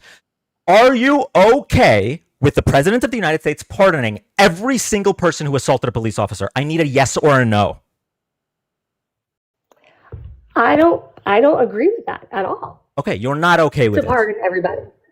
Perfect. This was No, so I easy. literally oh my God, did I not just say I'm not okay with it? And then you just said, so you're okay with it? No, you didn't say that. What you said was, I'll tell you what you said. What you said was, I am not okay with anybody being pardoned if they beat a police officer within an inch of their life. You added this qualifier so that... No. I just said I'm not okay with anyone. Now you did. You finally answered it. If they Perfect. assaulted a police officer. Okay, That's you finally answered it. I appreciate that. That's more than Liam ever could. So, that's literally what I said before. sure, whatever, however... But I'm saying that doesn't matter in this situation because when you say it like that, you're putting out there this assumption that officers were beat within an inch of their life. And they weren't. They were not. There were officers assaulted for sure. And violently for sure. And that's horrible. People were charged. But Officer Sicknick was not beat within an inch. Okay. You're saying that there's an assumption that police officers were beaten within an inch of their life. No. I didn't say that. I said there's an assumption that a police officer died because he was beat within an inch of his life. And that's not at all what happened. There are officers who were assaulted violently, and that's horrible. But Officer Sicknick was not. And he wasn't blinded and, he was going to lose his eyes. That was the most absolutely absurd thing I've ever heard. You want to pull up the testimony from the two guys that got arrested for this, charged, tried, and convicted? With mace, assault with mace. You said nobody got arrested for the crimes against it. I didn't say that. First you said there was no mace. And then I literally said there was a guy who was arrested for macing now him, you're saying and yes, that's there on video. was. Like, sister, I said a guy got arrested for macing him, and that's on video. And that's funny. That's when Dan started playing the video that he could only show literally that exact moment. That is so different than somebody actually going to lose their eyes and being beat within an inch of their life. You were being hyperbolic when you said that. Okay. Again. I'm sorry. All right. So you know what? I'm going to just go back to what I was saying. If you don't agree that Sicknick was beaten within an inch of his life, we don't even have to go into it. No, I have the test. Unfortunately, I'm sorry. Unfortunately, we don't have Brian Sicknick's testimony because he's no longer with us. So but stop. Dan. Amy. When my mouth is moving and words are coming out, usually what that means is that there's more words for you to hear. And then when I'm done, right, you can process those words. The synapses start firing. Where's the evidence, dude? Okay, I tried to show you, and you said we have to go back to Brian Sicknick. Okay, I tried to show you evidence. That is who we're talking about. I already said, Amy. I already said, I agree with you. There is no way to prove that what happened on January 6th is the reason for the stroke. Anyone with a brain knows that it contributed, but there's no way to prove it 100%. So how about, since we agree, how about we talk about those that are still alive and testify? Because you said you would believe police officers' testimony, and I wanted to play you testimony from a police officer who suffered traumatic brain trauma. No, and that's horrible. Okay, I wanted to play your testimony and you wouldn't let me. So once I play that testimony, right, what I'm assuming you're going to say is, this is horrible. I really disagree with President Trump for pardoning the people that did this to her. I've already said that. Oh, so we're good. Then we're good. So can we stop wasting time? But we were talking about literally, you keep saying an officer was killed that day or beaten within an inch of his life and died from his injuries. You and this other lady had said that over and over and over. There is literally no evidence of that. And so it's very frustrating. Okay, here's the evidence. Amy, there's more evidence Brian Sicknick died from January 6th than there is that the election was stolen. I want you to understand. Just roll the marble around that for a while. There's literally more evidence of Brian Sicknick dying because of January 6th than there was evidence for the reason for January 6th to happen. Yeah, that's the most hyperbolic, weird thing to say. You literally all were saying this verbatim. I mean, the girl who won't talk now. Okay. I'm sorry, what? The party of common sense. The party of common sense. A man is sprayed with pepper spray directly in his eyes. He collapses and has a stroke. And he didn't have a stroke that day. He didn't collapse and have a stroke. That's all lies. He didn't collapse that day? No, he collapsed. According to Officer Edwards, he did. According to Officer Edwards, he did. After he went home. According to Officer Edwards, he did. Went back to the hospital. So you're saying that he didn't collapse on the day of January 6th? Right there. He had a stroke later, 12 hours later or something. Somebody went to check on him. Hey, I can't remember the exact details. Are you saying that he did not collapse on January 6th? I do not know what collapse means to you. Is that passing out? Is that him just falling down? I don't know the exact movements of him. Go ahead He and was set the not goalpost. What hospitalized you tell us that day. He went back. Well, he might have gone back that night. He went home though. He didn't get hospitalized straight from there. He wasn't brought by ambulance to the hospital and died that night. That's not it at all how it happened. Were you there? No, ma'am, but I read all the reports. So your and the word hospital over the reports. testimony Do of you not a even bunch know of what other you're talking cops, about? his own You family. can read them. Those You can read those them. don't matter. Were you there? So you I didn't know say that I you were was. there. I'm going off Were of you the there? testimony of Michael Oh shit, were you Fatone, there? Harry Dunn, Officer Edwards, You Carolyn were there? Edwards. No way. You were I never there? said that I was, and That's wild. Girl, I wouldn't say that on here. You were there? Are you nuts or what? You just said I wouldn't know because I wasn't there. So you were literally there, so you sound know. unstable at this point. I'm not unstable. You guys are insane. But you get mad and go to this hyperbolic shit when I just say what you said was not accurate in the least bit. You know, Dan's been trying for like 15 minutes to play To the find stuff anything from and he can't Officer find it. Edwards, and you just won't shut up long enough so he can play it. He can play it anytime, girl. He can mute me anytime. No, the muting doesn't work. You keep on muting. You don't take a hint. I'm muting you so we can get a word in edgewise, and you just keep on muting. I'll be quiet. You play that video. Go ahead. I'm gonna play the video.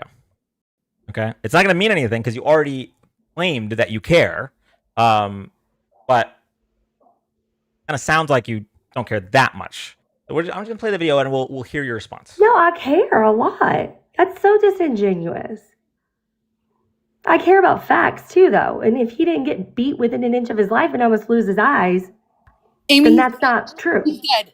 He's dead. What does it fucking matter? He's dead. It does matter, girl, because you just claimed. I want to thank our. This whole thing right here is you're claiming people are so evil. No, and my claim's awful based on this the man was beat 6 within an inch officers of his that life and almost testified lost his about eyes, it, and his that own didn't even family, the happen. photos of him at the hospital. That matters. It matters. Wait. So, you don't support Donald Trump, right? Are you talking to me? Yes, Yeah. I do. Oh, you support Donald Trump. Okay, so just so we're clear, Donald Trump has lied more times in the... No? Okay. Can you show me any proof that Donald Trump won the 2020 election? No, I don't have... He didn't provide any. That's right. win the 2020 Why are election. you not demanding that amount of proof from him? So what you need from us, right? What you're asking of I Andrew haven't and I... talked about anything other than Brian Sicknick. So your assumptions right now are insane. Okay. You and literally wild. said, you said, this is really important. Facts matter. I care about facts. You do not care about facts. You support Donald Trump. I'm sorry. Like I could literally RNG, roll a dice, and decide a random statement from Donald Trump, and it's more likely than not that the statement is a lie. I don't know how else to put this. Like you're in La La Land. You're not real. Like Donald Trump literally said that the grocery prices are down. He's saying that everyone's wrong, the statistics are wrong, and grocery prices are down. That's right there. That's a lie. I've literally never said everything he says is the truth. I haven't talked anything about it. I've literally only talked about Brian Sicknick. I understand that. If you But would no. like to talk about I'm all sorry. that, You we did say can. something. You said something that had me bring this up. What you said was that it's important to clarify the difference between this is what you needed to... Amy, just... when you're talking about people's Amy, sentences if you in could jail, let my it's important sentence to conclude. distinguish facts Amy, of if you their could just let my trial. Yeah. sentence conclude. This is bad for everybody. All right? You can't hear me. I can't hear you. The chat can't hear. Just let my sentence conclude, and then you could talk. You could talk. I don't mind letting you talk. It's okay. You came up to differentiate between... You had such strong opinions about Ange using the phrase "beaten within an inch of his life," and you needed to come. Okay, well, he was pepper sprayed. Okay, he had a stroke, but there's no way to prove that what happened on January 6th. So important that you came up to clarify that. You said facts really matter to you. but then you support Donald Trump. That's where I need to jump in. No, facts don't matter to you. It's just facts from liberals. If a liberal over exaggerates, I'm not even saying Andrew's over exaggerating, but I'm giving you the benefit of the doubt and saying that if a liberal over exaggerates a little bit, that was cause for you to come up here and need evidence of if you didn't have eyewitness evidence, if you weren't there on January 6th, you don't believe it. But Trump has lied to you for, I swear to Christ, 10 years straight. 10 years he's been running for president and lying to you, and you're okay with it. Am I allowed to talk? Sorry. I want to say that all politicians lie. And I see all politicians as politicians. It is insane to me to think that because I voted for somebody, I have to blindly support every moment of their life or everything they say. I don't.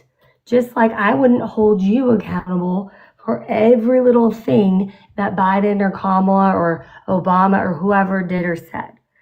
I have never said that. I came up here because it actually does matter. When somebody says this officer was beat to an inch of his life, when there are literally no medical records that show any lacerations, bruising, broken bones, head trauma, nothing. He got maced. And that's horrible. He shouldn't have gotten maced. We're still going to ignore the cops that testified. We live in a country where that matters. And it should matter to you. And I think you guys should be above, because what did happen was awful. There are people who should not have gotten pardoned. But when you guys do this, when you say things like that are just insanity, that's where you lose everybody else, because he wasn't. And just like Dan said, you can't prove either way if his stroke was caused by January 6th or not. And so when you say this man died because of it, all Republicans here is you guys just being so hyperbolic and exaggerate. It's like wild. You don't care about the actual officers who died in other protests of BLM or anything else. You don't care, but you care about this because it fits your narrative. Okay, let me ask you a question.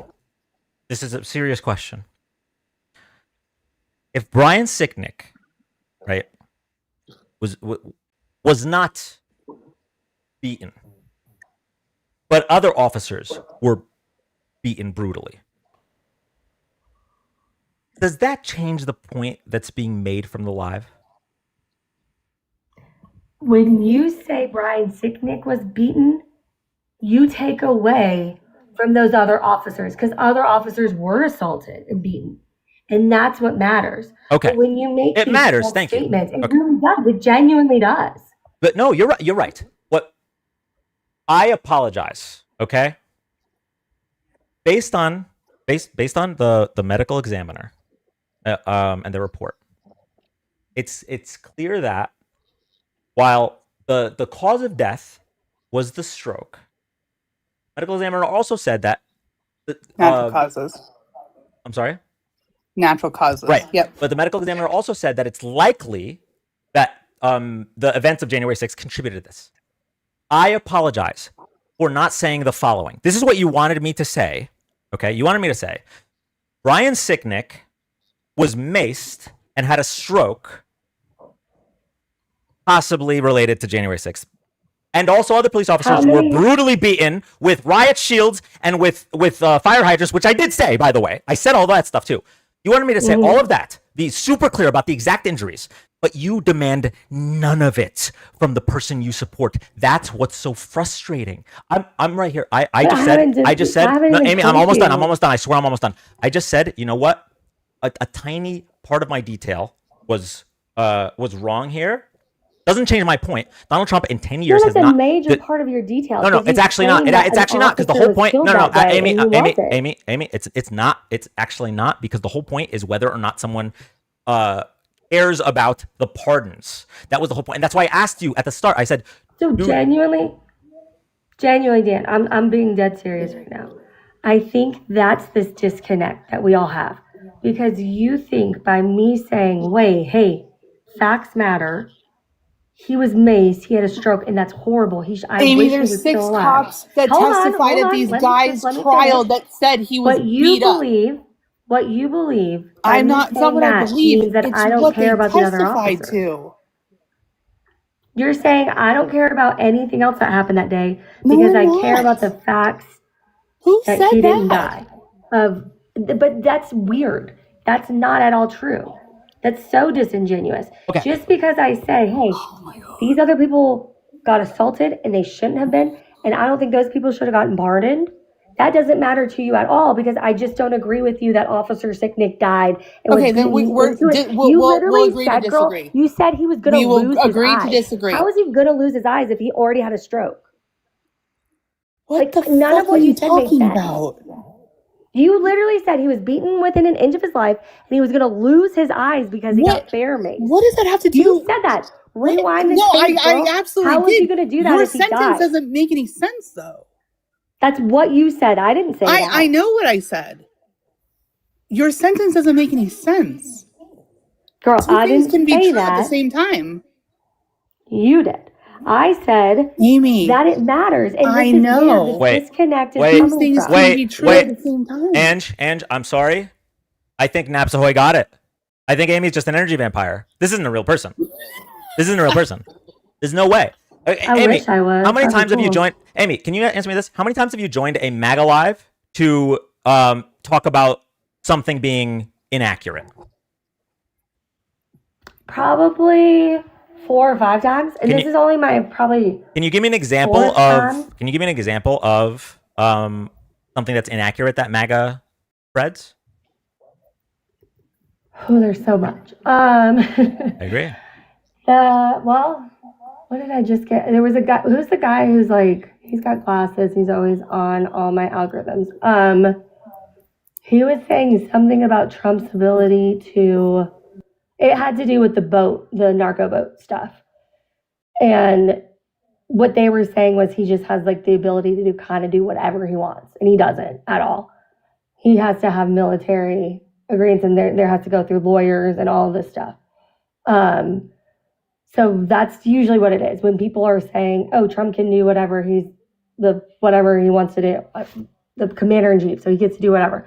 I don't agree with that. I think there are checks and balances for a reason, and you might not think that that's genuine. It is genuine, and I have gone on other lives, and I've been on your lives before actually, and just tried to be as level-headed. I really genuinely, I know everybody likes to be outraged.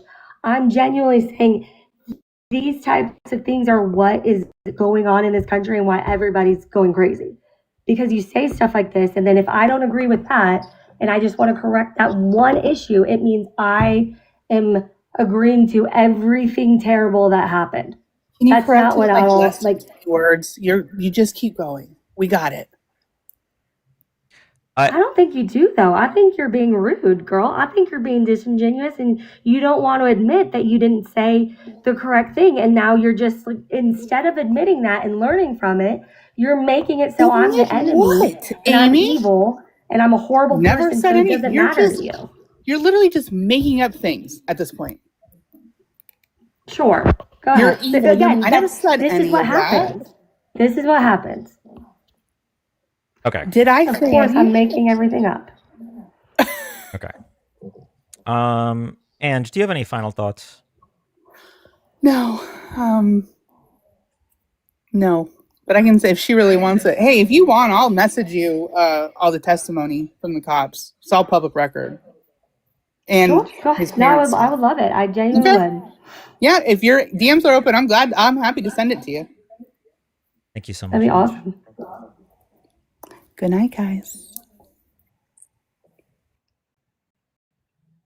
Okay. I'm going to move on from this conversation, but I am going to... I got to get to. Thank you, Dan. Do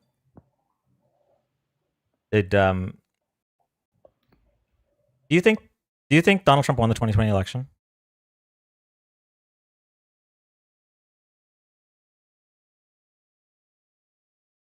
Amy?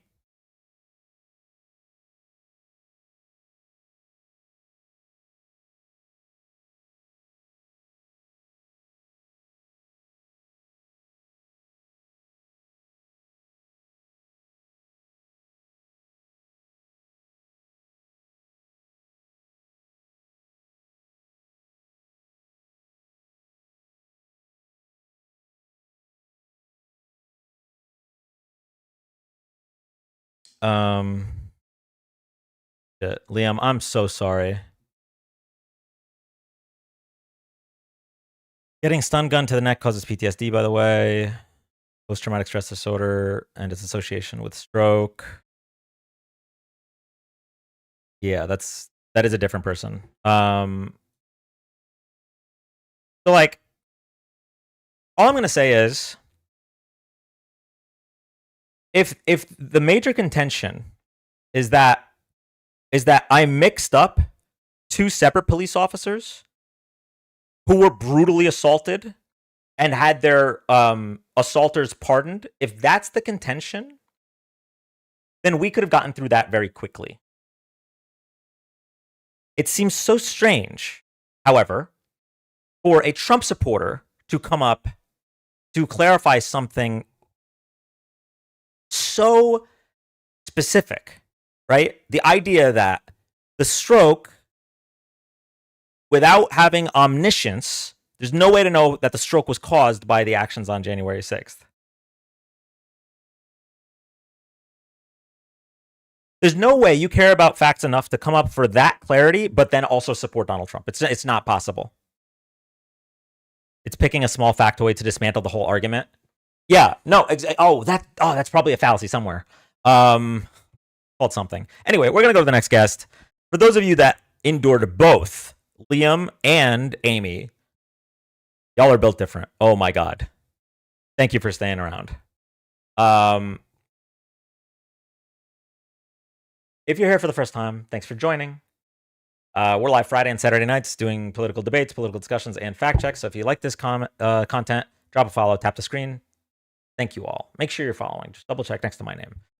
All right. Don't ever do that back to back again. Copy. I didn't bring up Amy, by the way. That was Ahmad that did that. So what else would it be caused by? He was a 42-year-old man, seemingly healthy. I mean, no, to be clear, the jump from getting pepper sprayed directly in the face on a day where you were surrounded by a massive amount of violent rioters who were threatening to hang the vice president. The jump from that to that he had a stroke the next day is nowhere near as big of the jump as, well, Joe Biden was old and stuttered, so there's no way he got that many votes. Let's overthrow the government. And so when people like Amy come up and claim that they care about that, like, it's just so, it's, to me, she really like using the word disingenuous, honestly. I don't know if it's projection or what. That's disingenuous. That's, if your goal is to debunk minor errors in facts, then her whole life's goal should be to go through Donald Trump's speeches, his transcripts. 10 full years of bold-faced lying. But anyway, all right, we're going to go to the next guest.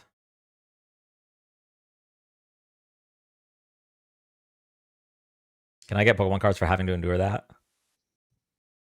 Hi, welcome up. Hey. What's going on? Nothing much, man. So a couple of things. I don't know if you're interested in it, but I had made a spreadsheet that did a whole bunch of calculations to break out Medicaid costs, the reimbursements from, I think it's called IMTALA, and then it's reimbursed through FMAP. I made an Excel sheet and did mathematician stuff. I'm a layman, to find out that it was costing per person for one whole year, like $2 to take care of everybody who had used it that year.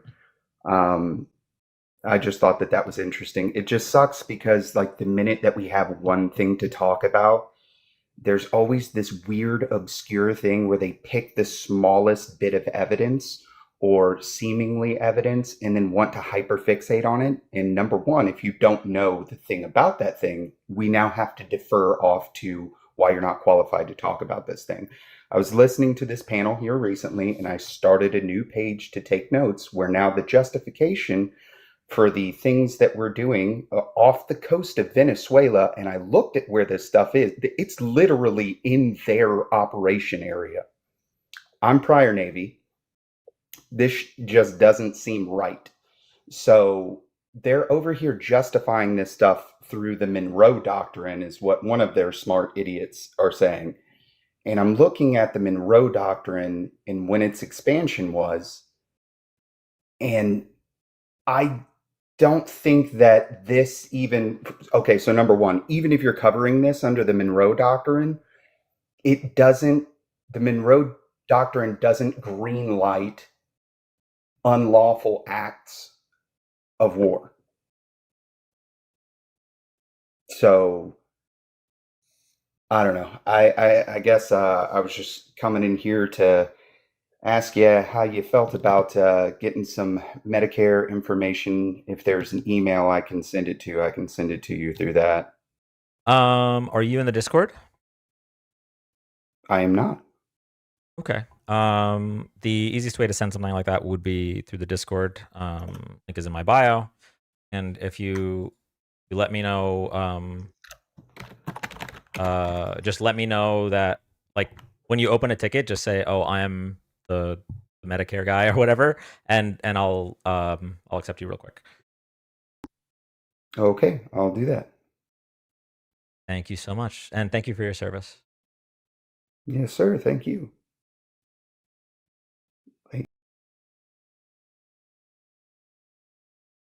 I'm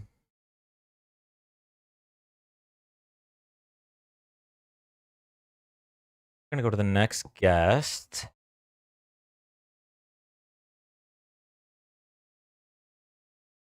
Oh, out of guest. Viewer wishes. Encourage interaction between creators and viewers with viewer wishes, the new feature that lets viewers show appreciation for their favorite types of gaming live content by sending specific gifts. Have to be gaming?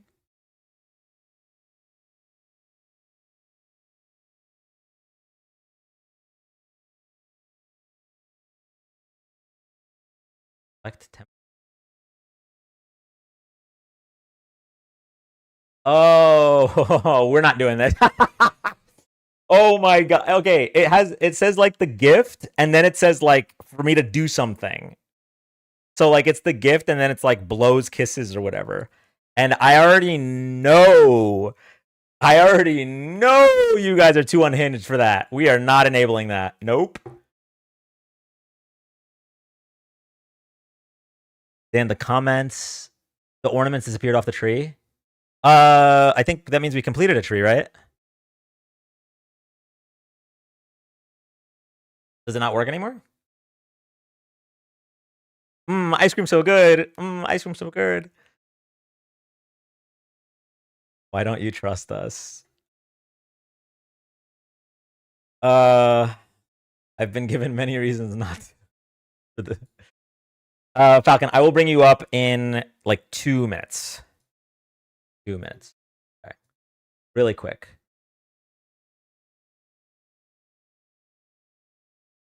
AI gift in would go crazy.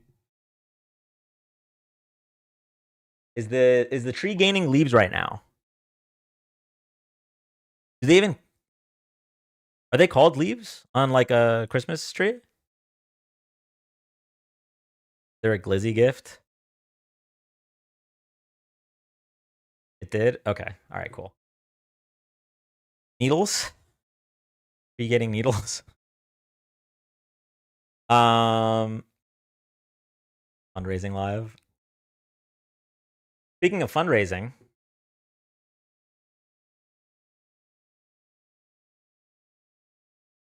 we've changed. Hello. Hey, Falcon. I'm just going to be super, super quick. We already know that what this administration is doing to migrants and their families is super, super fucked up. I would just like to bring attention to one specific family that we are currently fundraising for. If you would like to help this family, the link is in my bio. We are calling them the Matthews family for anonymity. But this family They're in a really difficult situation, as many families are. In 2018, there was a regime change in Nicaragua, and there was a young man there completing his medical residency when many of his fellow students were unalived during that regime change, and he was brutally pew-pewed in the face. He fled Nicaragua, spent some time outside of the United States waiting to be allowed asylum here. And he was allowed asylum in the United States during the first Trump administration. And he has been living peacefully here, going through the court process, trying to learn English. And he was actually working on completing his medical degree here in the United States. And then last year rolled around. The Trump admin wins the election again in November. He was granted asylum by the first Trump admin, so they thought this is not going to be fun, but it's not going to be the end of the world. And then unfortunately, January happens, the increased ICE enforcement starts happening, and their entire lives are turned upside down.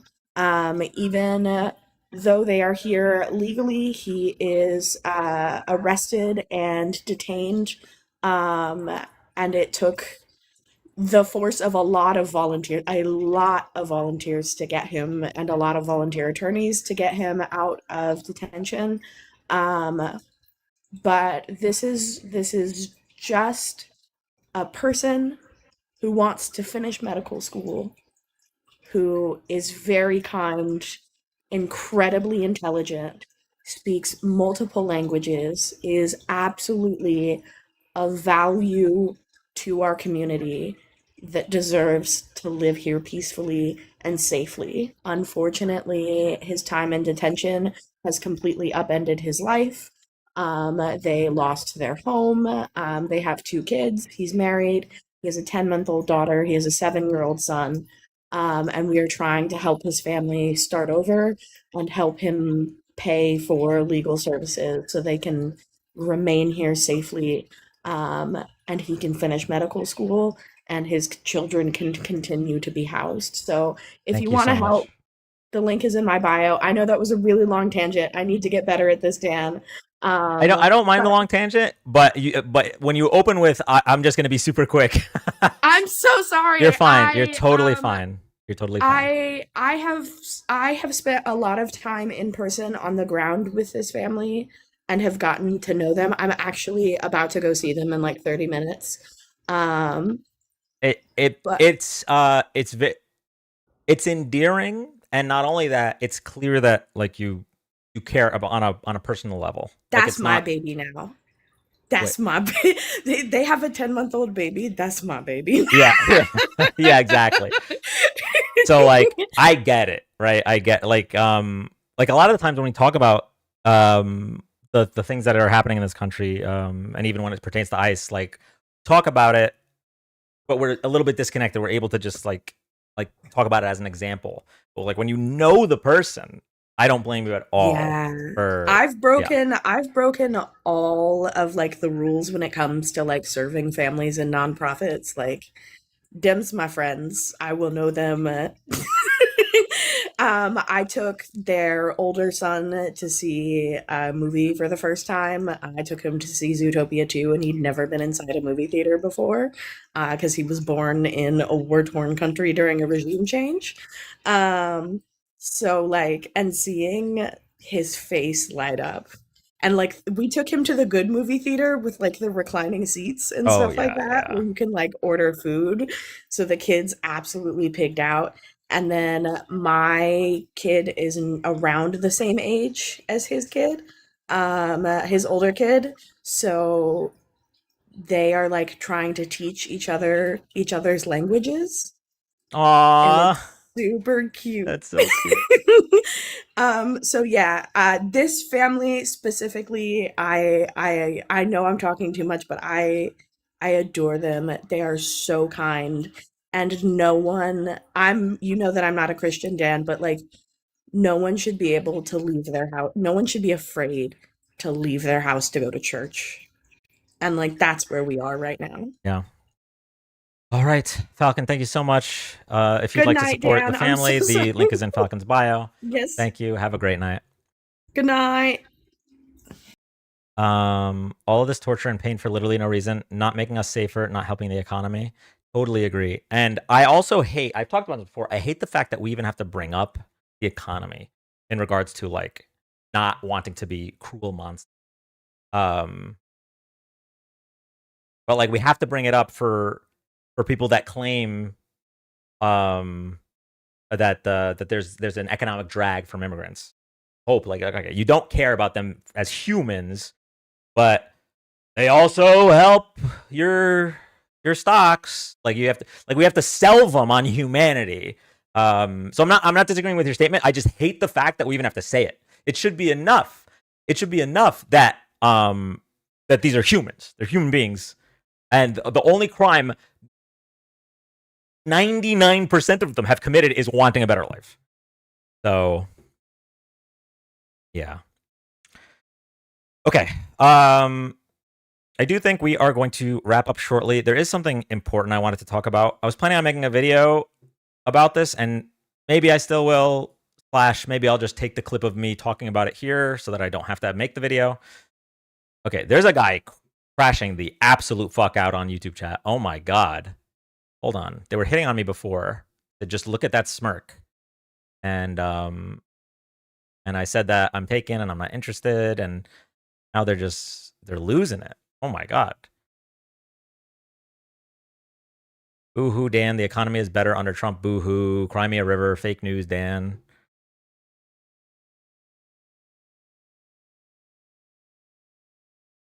We don't care about crime, but California, you can steal and get away with anything under $1,000. What do you mean by get away with? Can you explain that? Dan, is it another Dan situation? But Dan on Dan violence this time? Wait, what did I miss? The person in YouTube chat's named Matthew. I don't know if that's who you're talking about. Kamala mocked God. No, she didn't. She literally didn't. Like you guys literally believed. So you know that clip in The Office when Jim takes the audiobook from Joe Bennett and he cuts off the part.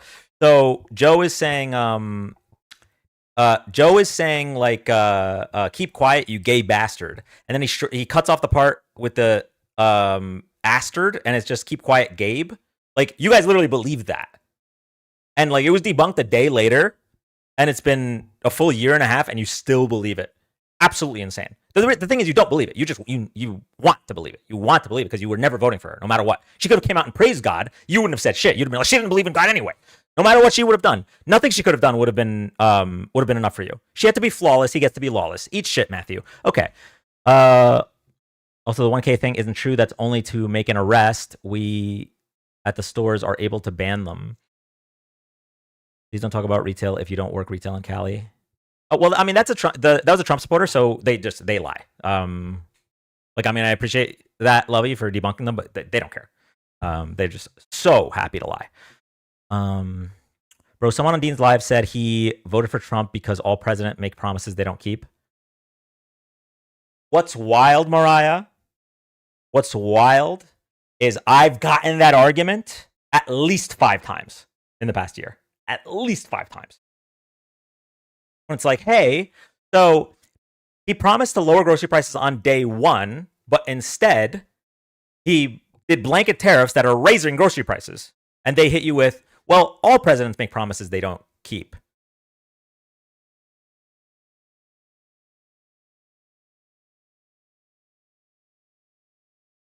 Anyway, the thing I want to talk about. Okay, so like I said, I want to make a video, but y'all know me. Like I was planning on making a video before going live today, and I was 2 hours late to going live. I was gonna make a video, edit a video, no shot. So this was posted 2 days ago. Okay. Give me a second. I'm gonna format because it's Instagram, so I have to just. Okay.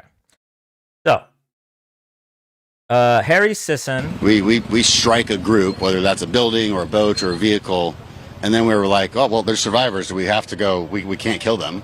Of course we kill them. Okay. So Harry Sisson posts this video and says, did he just admit to war crimes on record? Particularly the part where he said, oh no, there's survivors. We can't kill them. Of course we kill them. So that's wild, right? And all of you, I imagine, are feeling the same way that Harry felt when he posted this. Like when there's survivors, you don't just auto kill them. That's not how that works. But anyway, so Harry posts this. The part I want to talk about is when Dan Crenshaw, the one-eyed bandit on screen, replies. Okay? Harry Sisson, if you don't let people kill their babies, you're a fascist. Also, Harry Sisson, please don't kill the terrorists. So I'm going to ignore the way he formatted that and that this is a sitting member of the House. I'm going to ignore that part of it because it's 2025. It is what it is, okay? And I'm going to talk about the fact, I'm going to talk about what's happening in that response. So what Dan Crenshaw, he thought he ate with that one, yeah. What Dan Crenshaw is doing is he is implying that anyone who believes in a woman's right to choose, and I mean, I'm gonna add the way I say it. Obviously, this isn't how they feel, but anyone who believes that a woman should have the right to make her own healthcare decisions, anyone that is not pro-life, right? This argument is that anyone that is okay with women having the right to choose cannot complain about any other crime because murdering babies is like a really, really big deal, right?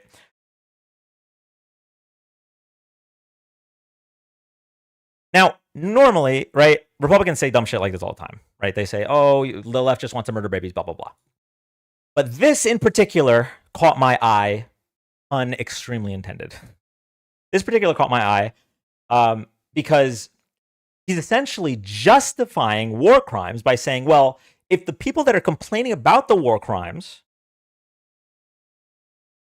believe that abortion is healthcare rather than murdering babies, then I mean, we don't care, right? These are terrorists or terrorists, as he put it.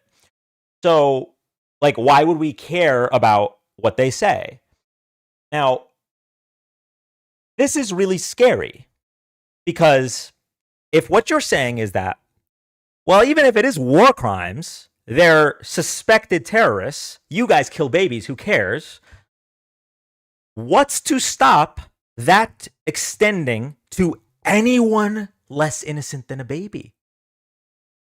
Because that, with that logic, right? If your logic is, I don't care about your opinion on war crimes because you believe in abortion, if that's the logic, then it's not that slippery of a slope to get to, well, okay, you care about the president executing Democrats, but said Democrats are okay with killing babies.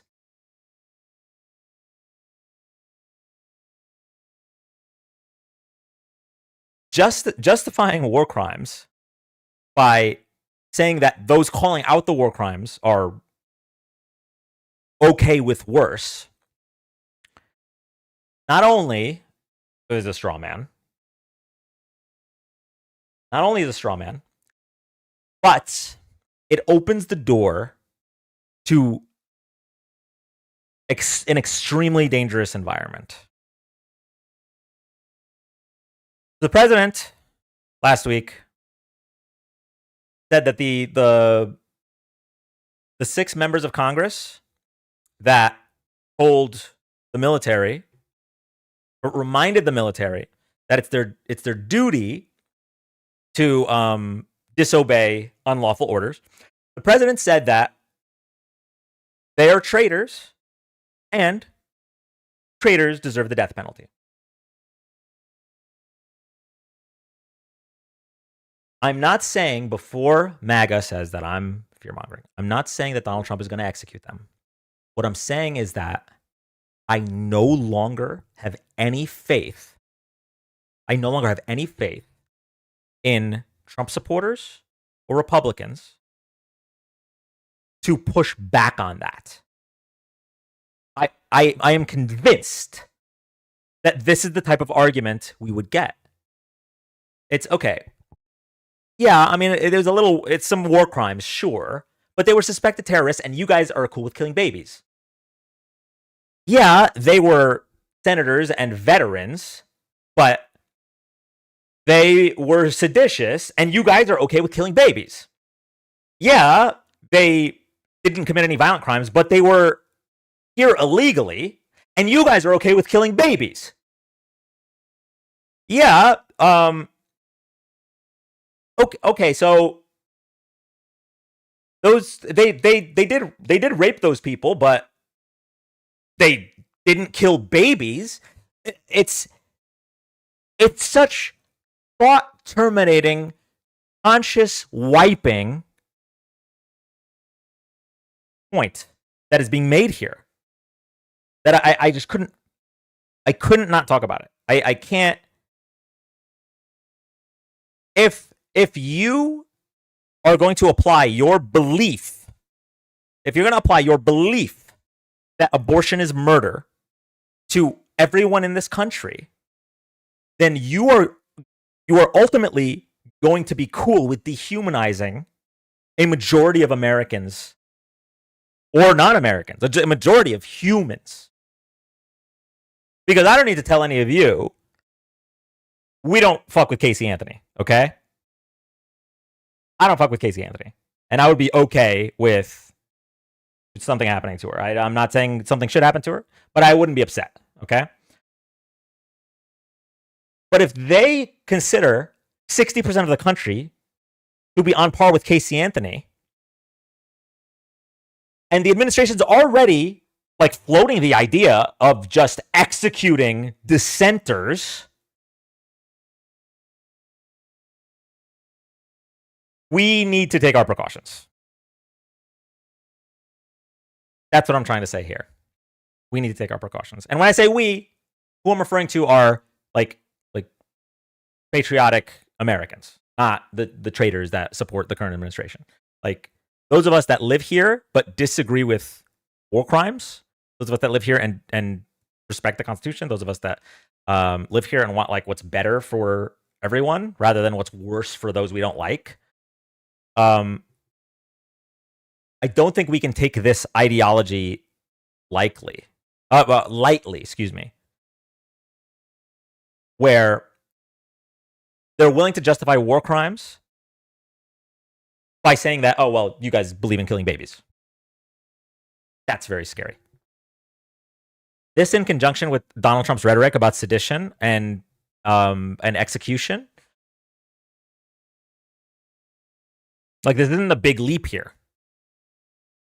It's Republicans are saying, we don't care about war crimes if the people that are complaining about them are people that kill babies. And then Trump is saying, we will execute dissenters. This isn't a huge leap. This is not a huge leap. A lot of times we look back at history, or we look at like third world countries, and we see horrific things taking place or have taken place, and we don't think they can happen here. And I felt that way for most of my life. Hell, even through Trump's first administration, I still really didn't think we would get a typical woke clip.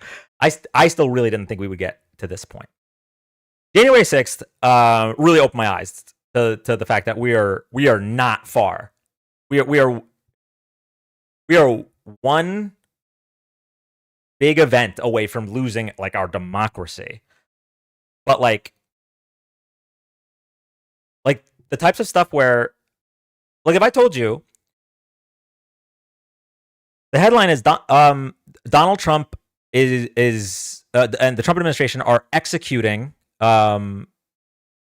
protesters, like protesters that are against ICE. Right now, that sounds really bad, right? But given where we are, I can see me reading that headline in a year when we have people like Dan Crenshaw, a sitting congressman, saying war crimes are okay if the people that are upset about them kill babies. And we have the sitting president saying, if you disagree with the president, that's sedition, and sedition, the punishment for sedition is death. Please, do not think that just because we're in the United States of America and we've had 240-ish years. Well, I mean, I don't know how many years we've had of good, because there's been bad for a lot of different groups of people. But we've had, just because we've had decades of a situation where our country is doing better than most other countries, does not mean that we can't end up like a lot of those other countries. If you want to feel more hopeless, read the EO draft on using National Guard to seize voting machines. Citizens are being arrested and disappeared. Still a democracy. I don't know if you how long you've been here, Adam. But by the way, if you're not following Adam Khan, he's literally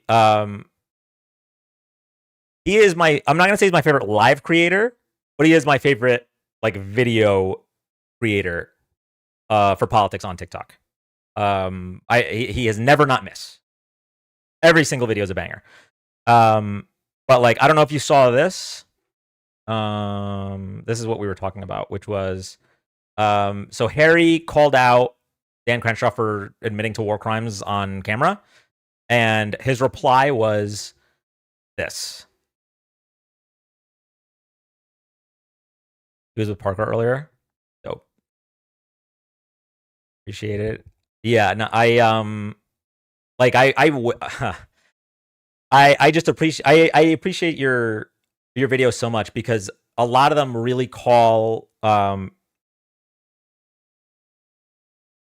it calls attention to where we are in a much more broad, like you tie things together and present it in a really, really good way, because right now the shock doctrine, or the flood the zone, or whatever you want to call it, it's having its way with us, man.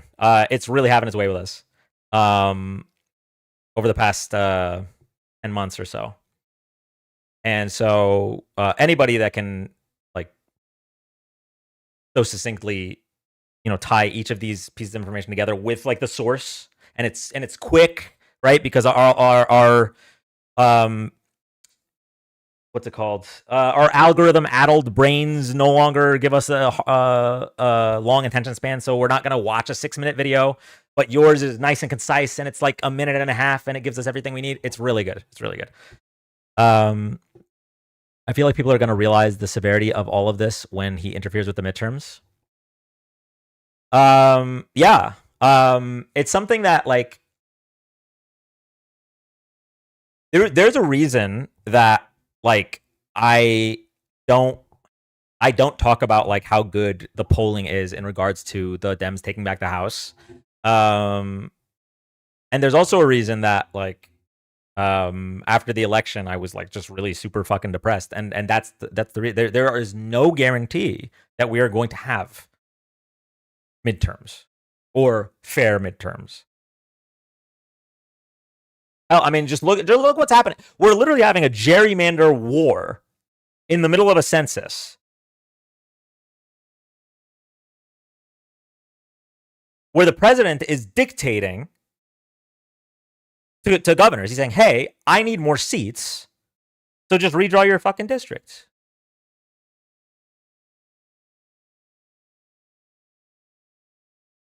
That's just step one.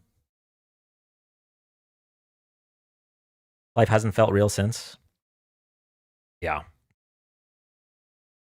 And y'all, I don't know how many of you were there, but I cried on live like a couple months ago when I talking about how I felt like I can no longer be completely honest. The way when I first started doing these lives, like 98% of me was me, right? There might have been a couple percentage of maybe emphasizing something because it was really good rhetoric or whatever. But most of everything I said, most of the way I presented stuff was exactly how I feel.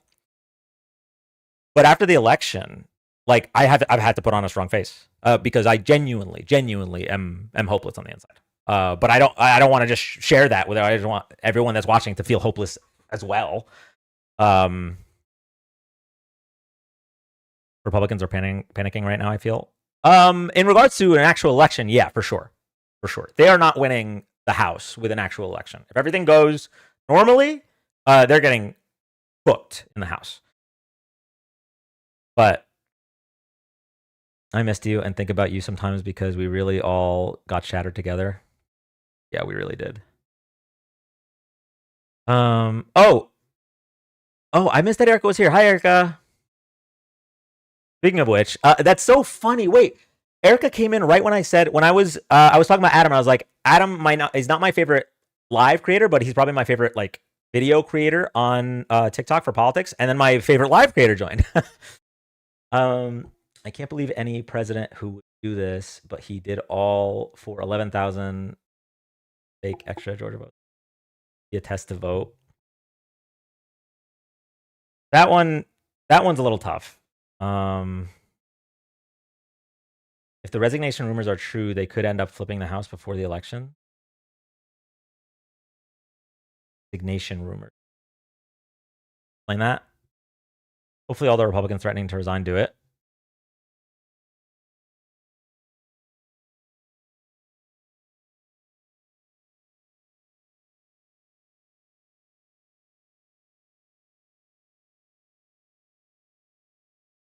This Matthew guy is still arguing with people in YouTube chat.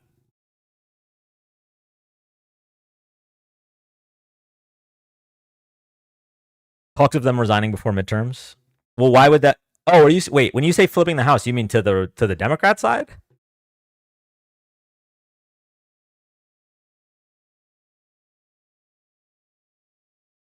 We're all a bit scared, I think. That was in 2020. Georgia Secretary of State recorded Trump asked, and the case was dropped. Oh yeah, no, Tina, no, I know about that. I know about the 11,780 votes.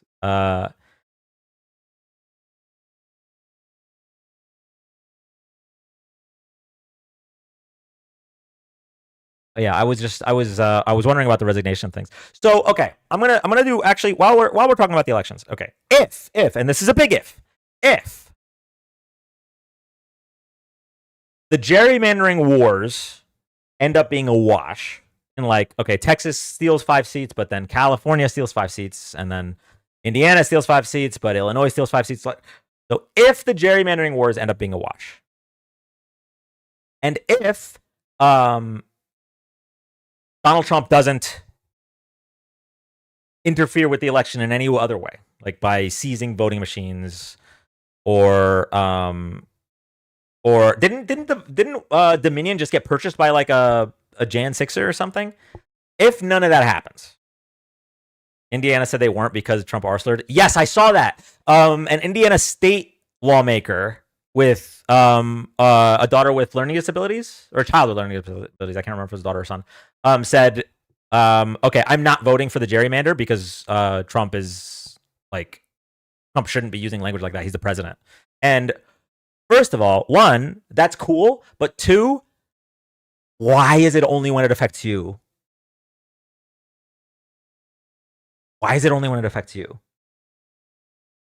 It did pass the House, though. I read that it doesn't seem like there's enough to pass in the Indiana Senate, but I don't know. Either way, yeah, it's really frustrating when Republicans only care when it affects them, right? Like Donald Trump has disparaged so many other communities, and I mean, I guess maybe he didn't see the video of him making fun of the reporter, but he's disparaged so many other marginalized communities, but you only cared like when your daughter got disparaged after 10 years of knowing this guy. Like thank you for finally growing a spine, but fuck. Dominion purchased by a Republican and 2020 denier Heather Honey will be overseeing election security. Oh, love that for us. Love that for us.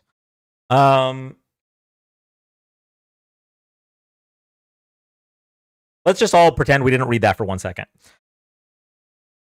So, if all of the things that I said, right? If we actually have an election and it's all hunky-dory, based on the special elections, it's likely that the Democrats would flip the House by double-digit numbers. Additionally, okay, this is a long shot, all right? This is a long shot, but there is 3 paths to flipping the Senate, okay? We're going to talk about it today. Now, I'm going to preface this, okay? I do not think this is going to happen for several reasons. For several reasons. Talarico can win Texas, in my opinion. I don't disagree with you. I don't disagree with you at all. I think he probably... Who do you think would be a better candidate? I like Talarico over Allred, but who do you think would be a stronger candidate? Talarico or... Oh my God. Someone help me.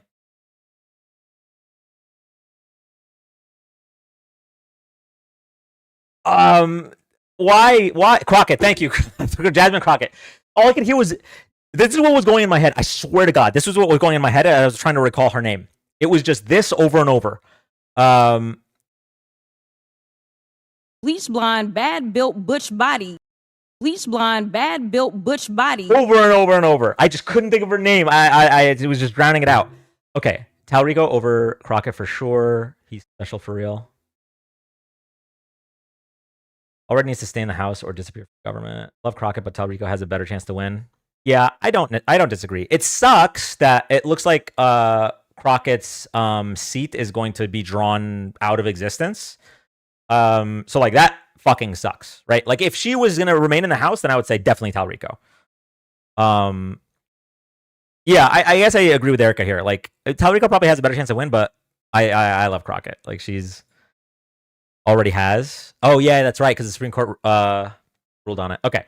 I heard she's deaf running announcing soon. I don't know about deaf. I know she's been considering it. Okay, really quick. 2026 Senate. Okay.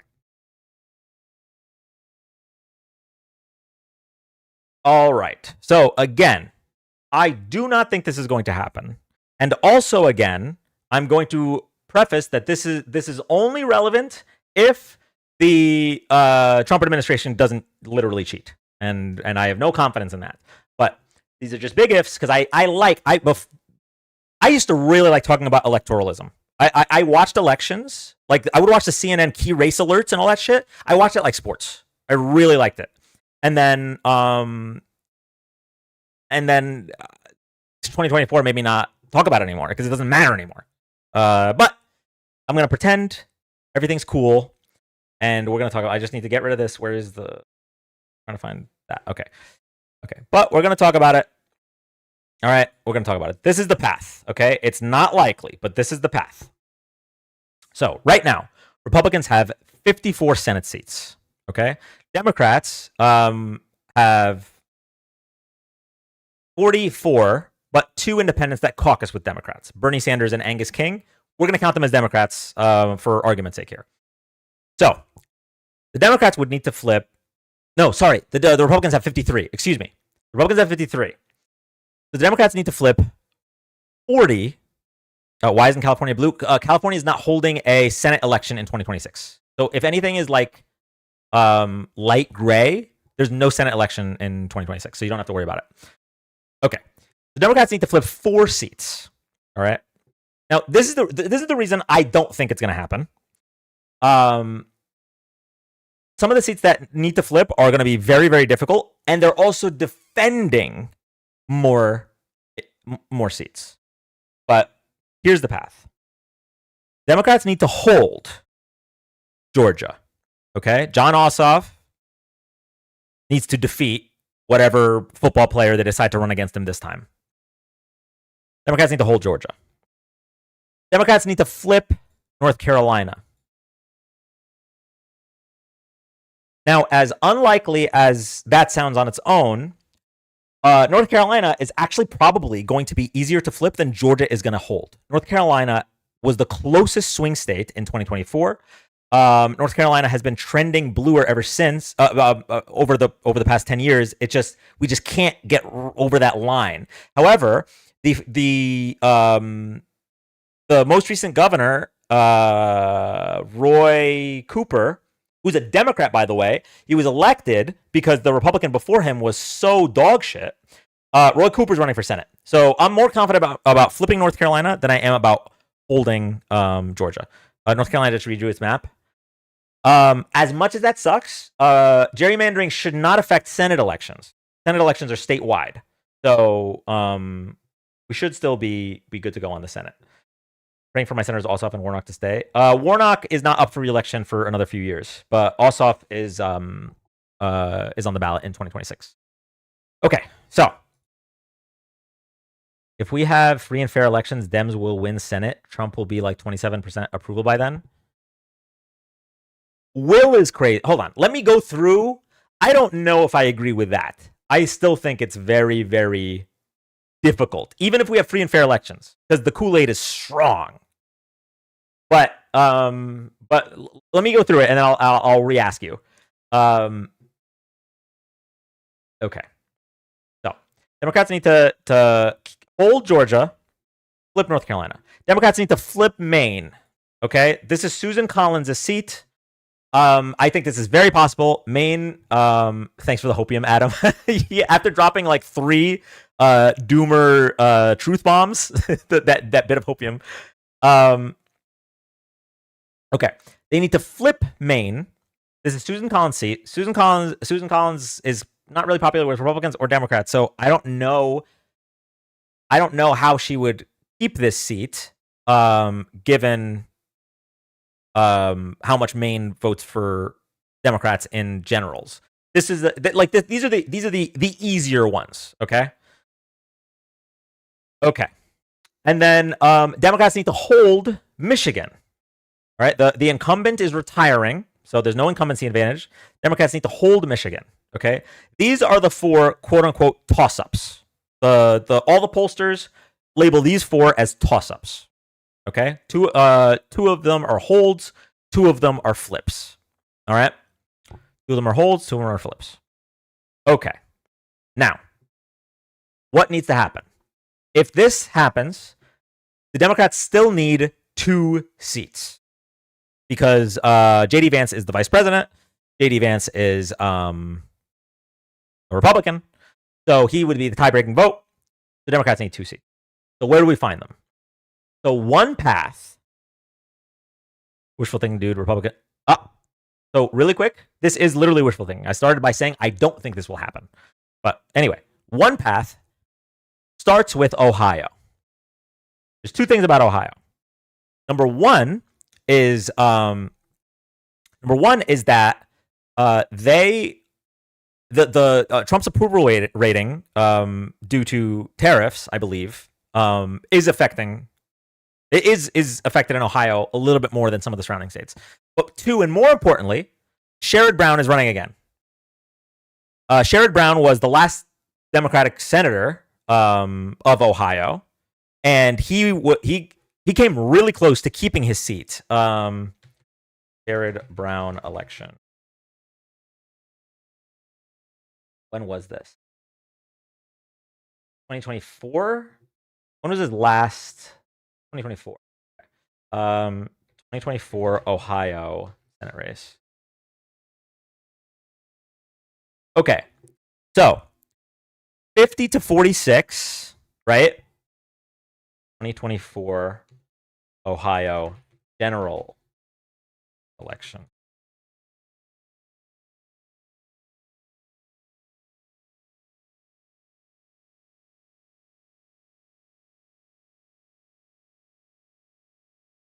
Why did that not pop up immediately? What's happening here? Oh, presidential elections. Excuse me, Wikipedia. Excuse me. Okay. So the gap here, 3.5 points.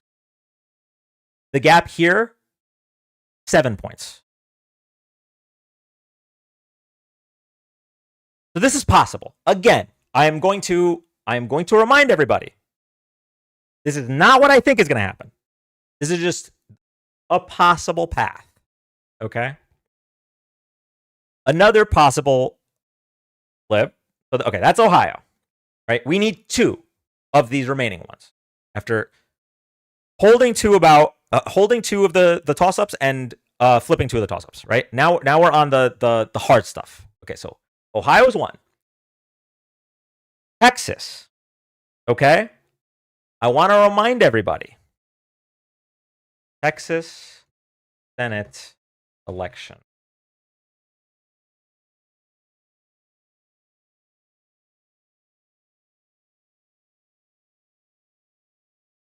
Go back. Okay. So this was the last time John Cornyn ran. So we have a 7.5 point gap. But Texas overall, if we go, so that's a 7.5 point gap. Now, Cruz versus Beto. This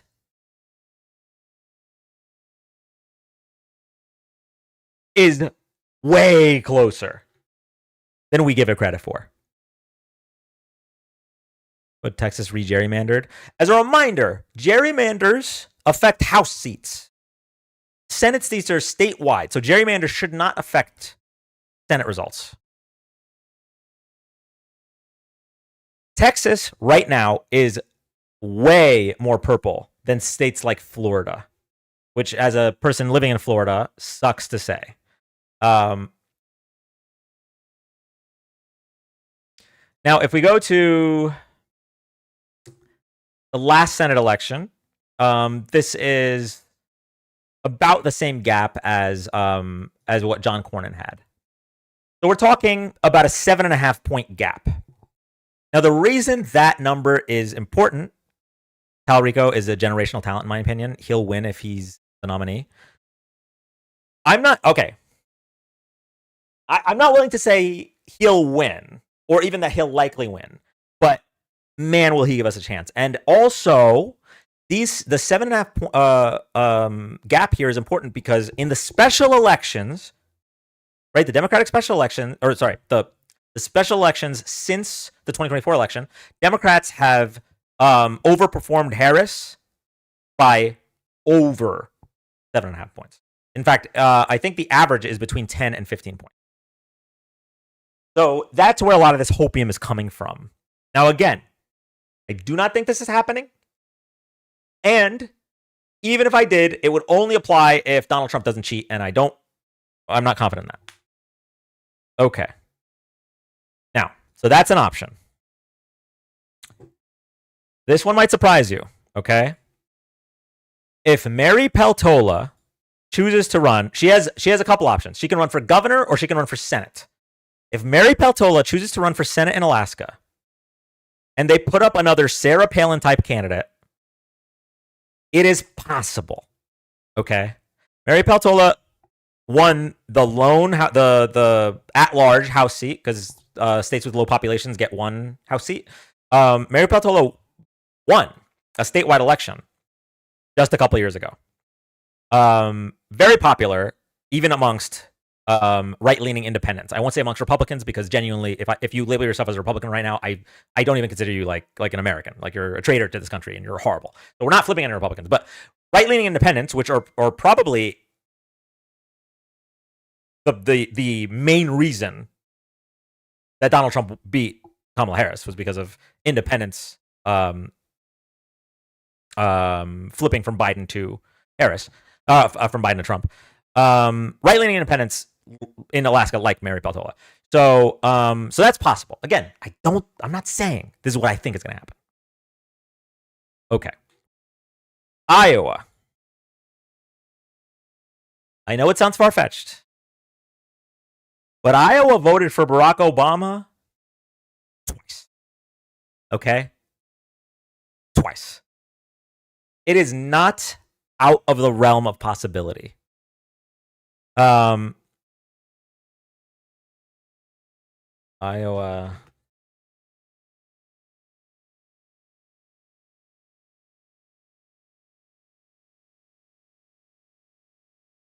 Let's go to the one before this. Like, this is 2020. This is a 6-point gap. 6.5. If Dems run as far ahead as Harris as they are in the special elections, then this is over. Not to mention, thank you, Atropos in chat. Iowa has a lot of farmers, and Donald Trump is not doing well for them. He is fucking them over with these tariffs. With all the gerrymandering, I'm not sure it will matter. They're ringing hard. Again, I just want to be clear. Gerrymandering affects House seats. But because Senate seats are statewide, gerrymandering should not affect those results. Now, that's not to say that I trust the Trump administration not to cheat. Like, they literally tried to do it in 2020. They are horrible people. They have no morals. They would do whatever to retain power. But gerrymandering is not how you would cheat in a Senate election. I'll just say it that way. Okay, so Iowa is possible. Now, here is one path. This is the fun path, okay? This is the dark horse path. There is an independent named Dan Osborne, the state of Nebraska. He ran for the Senate a couple years ago, did better than people expected, and he's convinced Democrats to not field their own candidate. Dan Osborne has pledged to not caucus with either party, so he will not count towards a party's majority. Dan Osborne is a veteran. He is pragmatic, and he is very capable of winning that election, especially when the opponent is a traitor, because, I mean, they're a Republican. So, Nebraska Senate election. Okay, so Dan Osborne, he's already got his face up here. Democrats said, we're not winning Nebraska. This guy's not a traitor. Fuck, that's our bar. That's our fucking bar in the state of Nebraska. This guy's not a traitor. We're good, right? We'll take him. Erica, thank you so much for the $15. With Texas map being allowed by SCOTUS, do you think if it gets there, SCOTUS will allow Cali's map? And how do you think they'll rule on Louisiana versus Cayuse? Okay, I don't know how they would be able to justify ruling in favor of Texas's map, but not in favor of California's map. That, like, don't get me wrong, Alito and Thomas will do it. But I don't know how the constitutionalists will be able to justify that. I really, really do not. To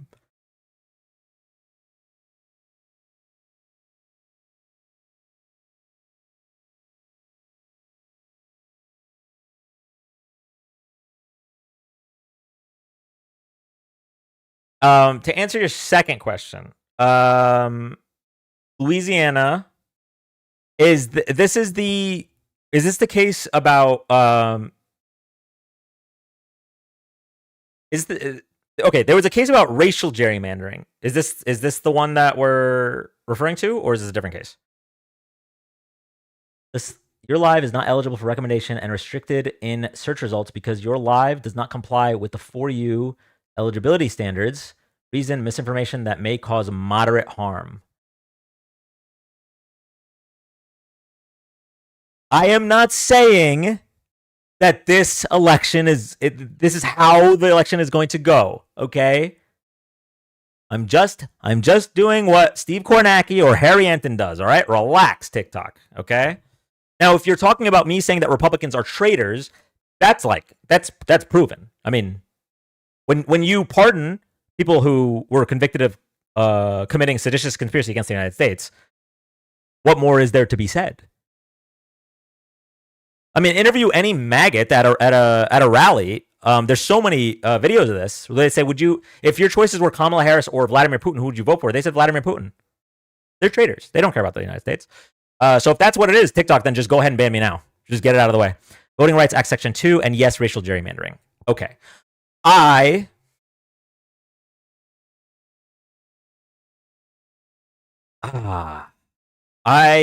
am very scared about that ruling.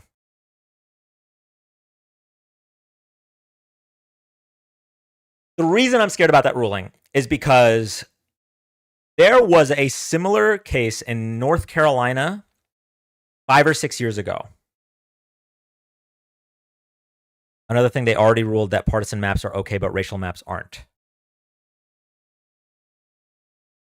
Is that the North Carolina ruling? Because if I recall correctly, there was a ruling. Yeah. Okay, Erica. I'm pretty sure that ruling was overturned. Am I wrong on that? I looked this up with Hector one day, and I think that ruling was overturned. Do you remember the name of that case? W. Erica, as always, of course. It wasn't overturned? Okay. Let me look this up really quick.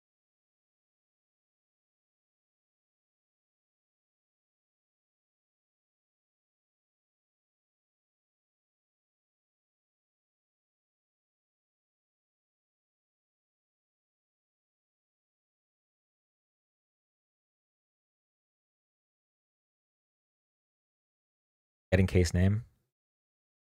Okay. Well, all right.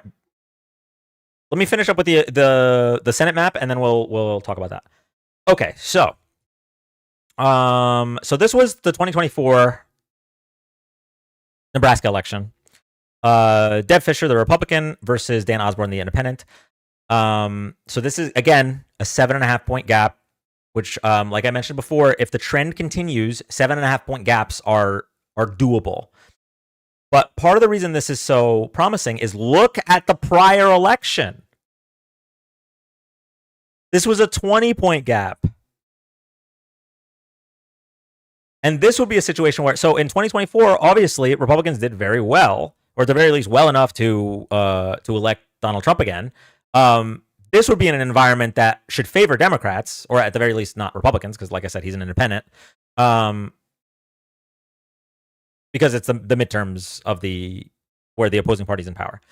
So what this would mean on the map is, let's say, all right, let's say Talrico loses by 0.1%, right? It's one of those DeSantis margins.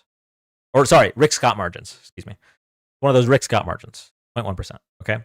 And let's say they don't run Mary Peltola. Okay, she decides to run for governor instead. Okay, and let's say Iowa, the farmers get bailouts, so they're cool with voting for Trump. They're like, yeah, just take money from Peter to pay Paul, blah blah blah blah. Okay,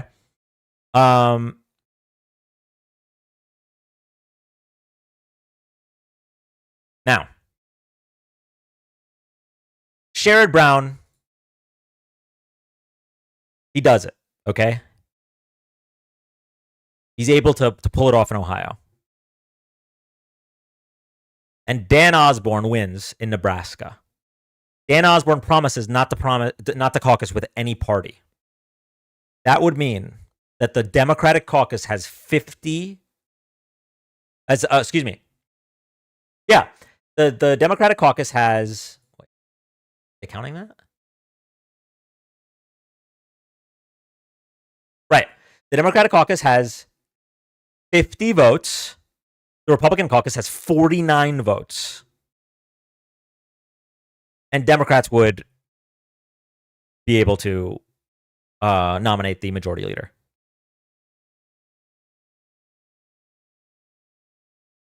So those are the paths available for Democrats to flip the Senate.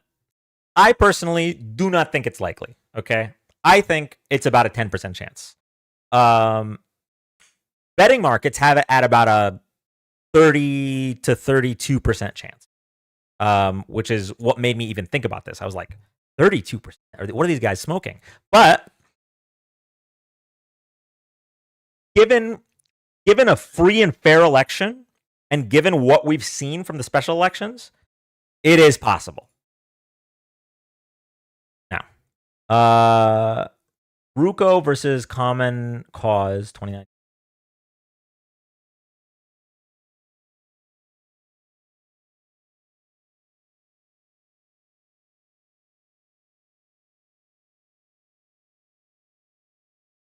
Okay. Landmark case concerning partisan gerrymandering. The court ruled that while partisan gerrymandering may be incompatible with democratic principles, the federal courts cannot review such allegations as they present non-judicial political questions outside the jurisdiction of these courts. The case was one of 3 heard in the 2018 term dealing with issues related to partisan gerrymandering used in districting plans of states. It was combined with Ruco versus League of Women Voters of North Carolina, and its decision included the court's judgment on Lamone versus Benesek, a partisan gerrymandering case from Maryland. 5-4 decision divided along ideological lines, left in place North Carolina's congressional districts, which favored Republican parties, and Maryland's congressional districts, which favored the Democratic Party. Historically, North Carolina is seen as near equal split of voters between Republican and Democratic parties, and the political parties backed by wealthy donors on both sides have fought for control of the state using gerrymandering for decades. Prior to 2011, 7 of the state's 13 districts favored Democrats, the rest Republicans. The first redistricting map for North Carolina followed the 2010 census, was released in 2011, which resulted in 9 districts favoring Republicans. A legal challenge over the new congressional redistricting map shortly followed, claiming that the map utilized racial gerrymandering, which was unconstitutional under the Voting Rights Act. In 2016, the case's hearing in the Middle District of North Carolina ruled the map was unconstitutional and gave the state's General Assembly 2 weeks to revise the map to be approved by the district court. The ruling was challenged and ultimately reached the Supreme Court as Cooper versus Harris. The Supreme Court affirmed the district court's ruling in 2017. While the case was challenged at the Supreme Court, the previous chairman of the state's redistricting committee, State Senator Bob Ruco, and Representative David R. Lewis brought in an expert to help with the new map, while a new redistricting committee was formed by the Republican-favored General Assembly and voted on 7 principles for this new map. Among them, the new map would not be developed using any data on racial makeup, but that it would use political makeup to strive to keep the same proportion of voters in each district. Lewis was quoted as saying, "I propose that we draw the maps to give a partisan advantage to Republicans, to 10 Republicans and 3 Democrats, because I do not believe it's possible to draw a map with 11 Republicans and 2 Democrats." The district court approved the 2016 map, and it has been used for both the 2016 and was set to be used for the 2018 elections. The new 2016 maps were the subject to immediate challenge by Common Cause, the North Carolina Democratic Party, the League of Women Voters, and several individuals in separate lawsuits against Ruco, Lewis, and other state legislators. Not only that the redistricting violated the Equal Protection Clause of the First Amendment, but also violated 2 principles of Article 1 of the Constitution. Of particular concern were North Carolina's 1st and 12th congressional districts, which had been previously identified as gerrymandered districts in the 2011 maps and were identified to be disproportionately Democratic with the 2016 maps. The cases were consolidated at the U.S. District Court for the Middle District of North Carolina. At this time, the Supreme Court was hearing the challenge of Gill versus Whitford, a partisan gerrymandering case out of Wisconsin.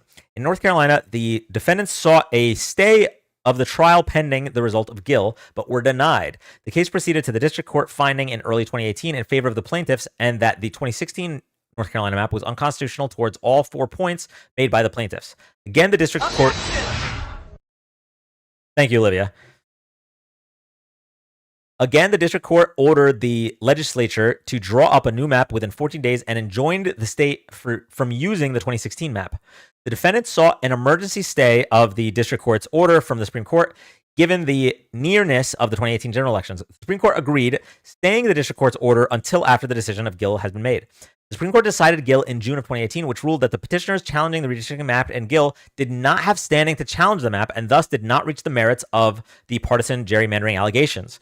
The Supreme Court subsequently vacated the North Carolina plan Thank you, Olivia. The Supreme Court subsequently vacated the North Carolina District Court's ruling and directed that it review the case in light of their decision on Gill. By August 2018, the District Court issued its new decision, affirming that the plaintiffs had standing and affirming their decision, their previous decision on the 2016 maps being unconstitutional. While the option of enjoining the use of the 2016 maps was offered, plaintiffs agreed that the 2018 general election was too close, and the courts allowed the 2016 maps to be used until after the 2018 elections, while requiring the state legislature to drop new maps. Okay.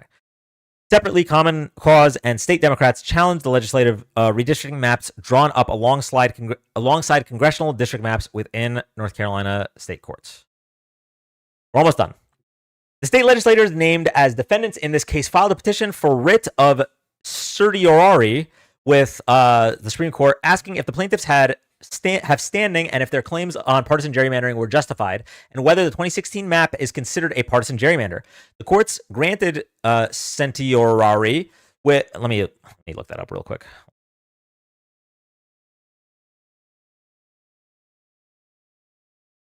Certiorari is a formal order from a higher court, especially the Supreme Court, to a lower court to send up the records of a case for review, essentially granting permission to appeal and signaling the court. Okay, got it. Okay, so they granted the writ with arguments heard on March 26, 2019. Oral arguments were heard alongside those of Lamone versus Benesek, another partisan gerrymandering case from Maryland's redistricting, which followed the court's per curiam decision in Benesek versus Lamone.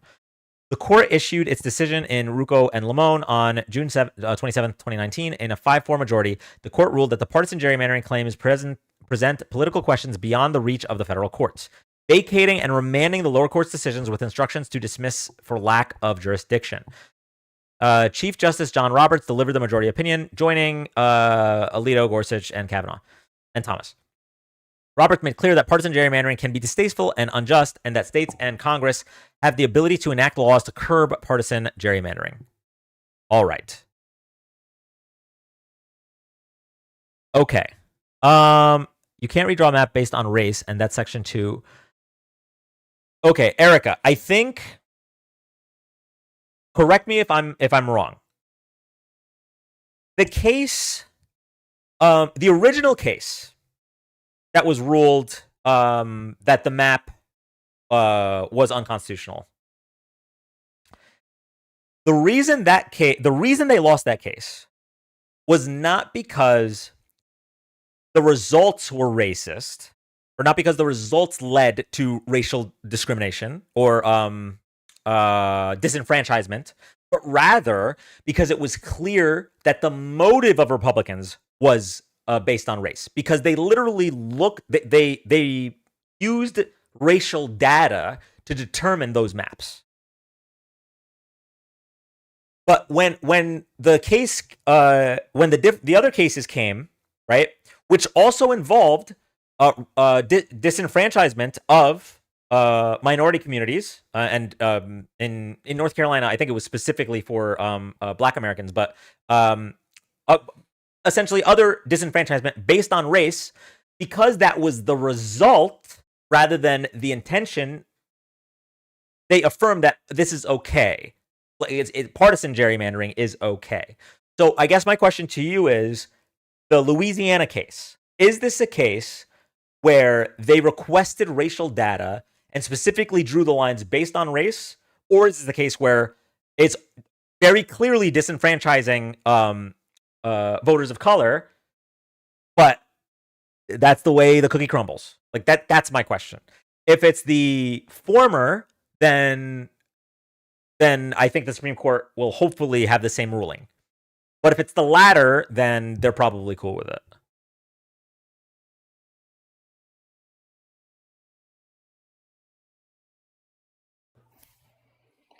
You see how I put request in lower caps, hoping that you didn't see it? No, so with the Louisiana case, basically what it is they redrew their maps. Now I'm blanking on the year, and I've done so much freaking reading on this, but they redrew their maps, and what they did was they took the packing, they took basically the black vote and they put it all in one district. They were sued to basically say that that map was basically using racial gerrymandering, and the courts agreed with them, saying that Louisiana had to make a second district, and they did make a second district that was majority black, right? So that they could have representation in two districts in Louisiana. But what ended up happening is that people were upset with that, and basically the claim is that if that were white people, they would have never had to create a second vote for it, and that it did in fact use racial gerrymandering. So that's why we have Louisiana versus Calais, because they're upset at the second district and they basically want to get rid of it. And yeah, but that one district is the only one that's like considered what's it called? Basically a minority district.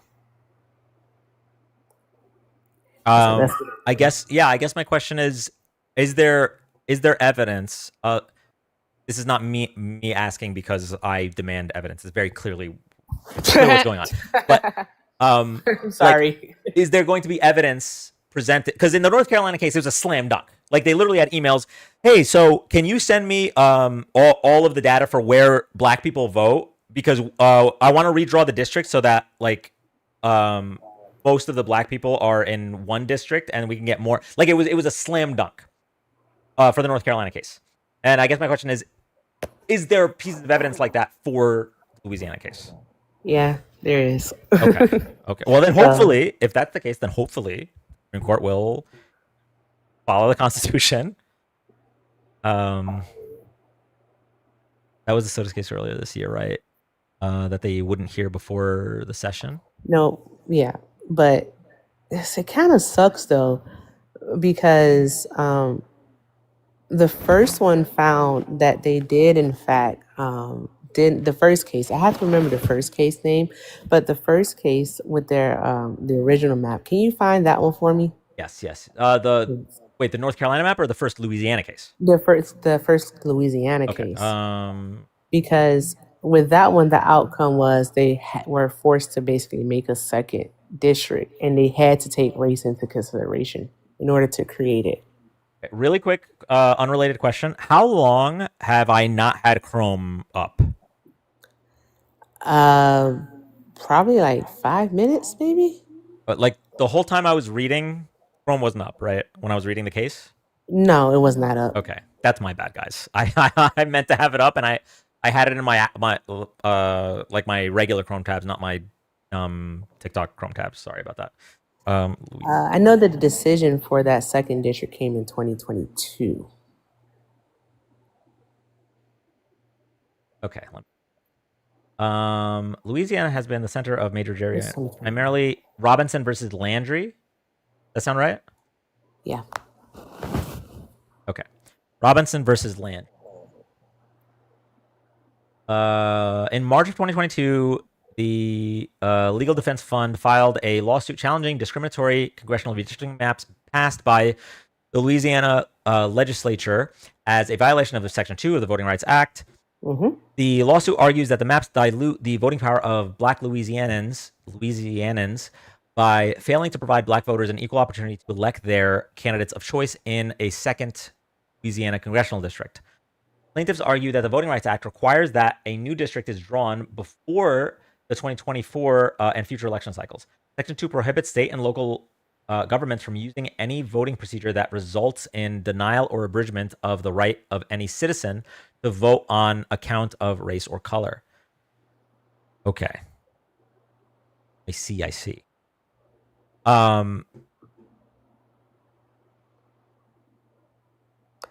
So I guess the question here is, did the Supreme Court, in the second North Carolina case, the case where they said partisan gerrymandering might be distasteful, but it is what it is.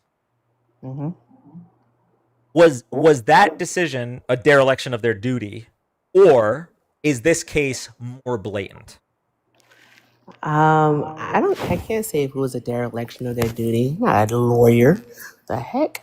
Well, No, don't well, the know. reason I But get, I think yeah, that they should. I honestly think that they should have ruled on it in order to set a precedent, because now basically what's happening is that states are getting kind of smarter and going around race when it really is about race. Like Malik said in the comments, it's just kind of semantics at this point. They're playing a game and they're going around race and saying that everything is based on party when we know that it's not. Because in a state like Louisiana, where 1/3 of the population is black, then how do you only have one black district?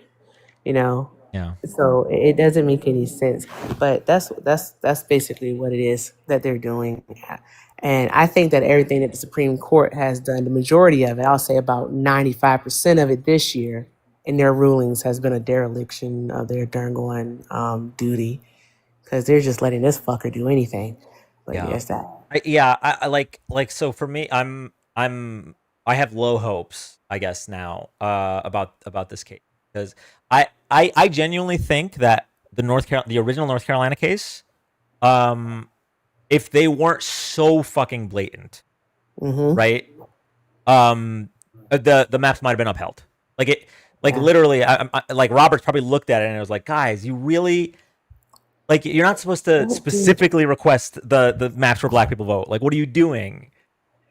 Like that, I just don't know. I have no faith in the Supreme Court doing the right thing, but I guess we'll see.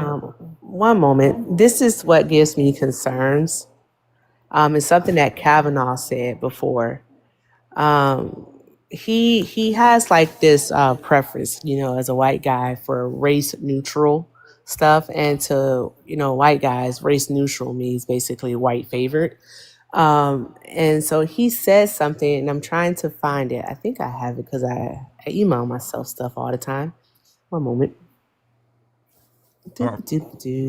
Really quick, I want Republicans and Dems to go so hard at gerrymandering so that Republicans are forced to concede.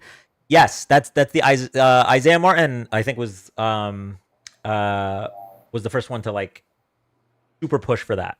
Like he said, what we need to do is just in every state just gerrymander the fuck out of them, and then eventually they'll have to agree to ban partisan gerrymandering. Because as a reminder to the 300 people in here, a lot of people don't know about this. Okay, in 2019, I believe, the Democratic House had a bill. It was HR1, the For the People Act, would have banned partisan gerrymandering.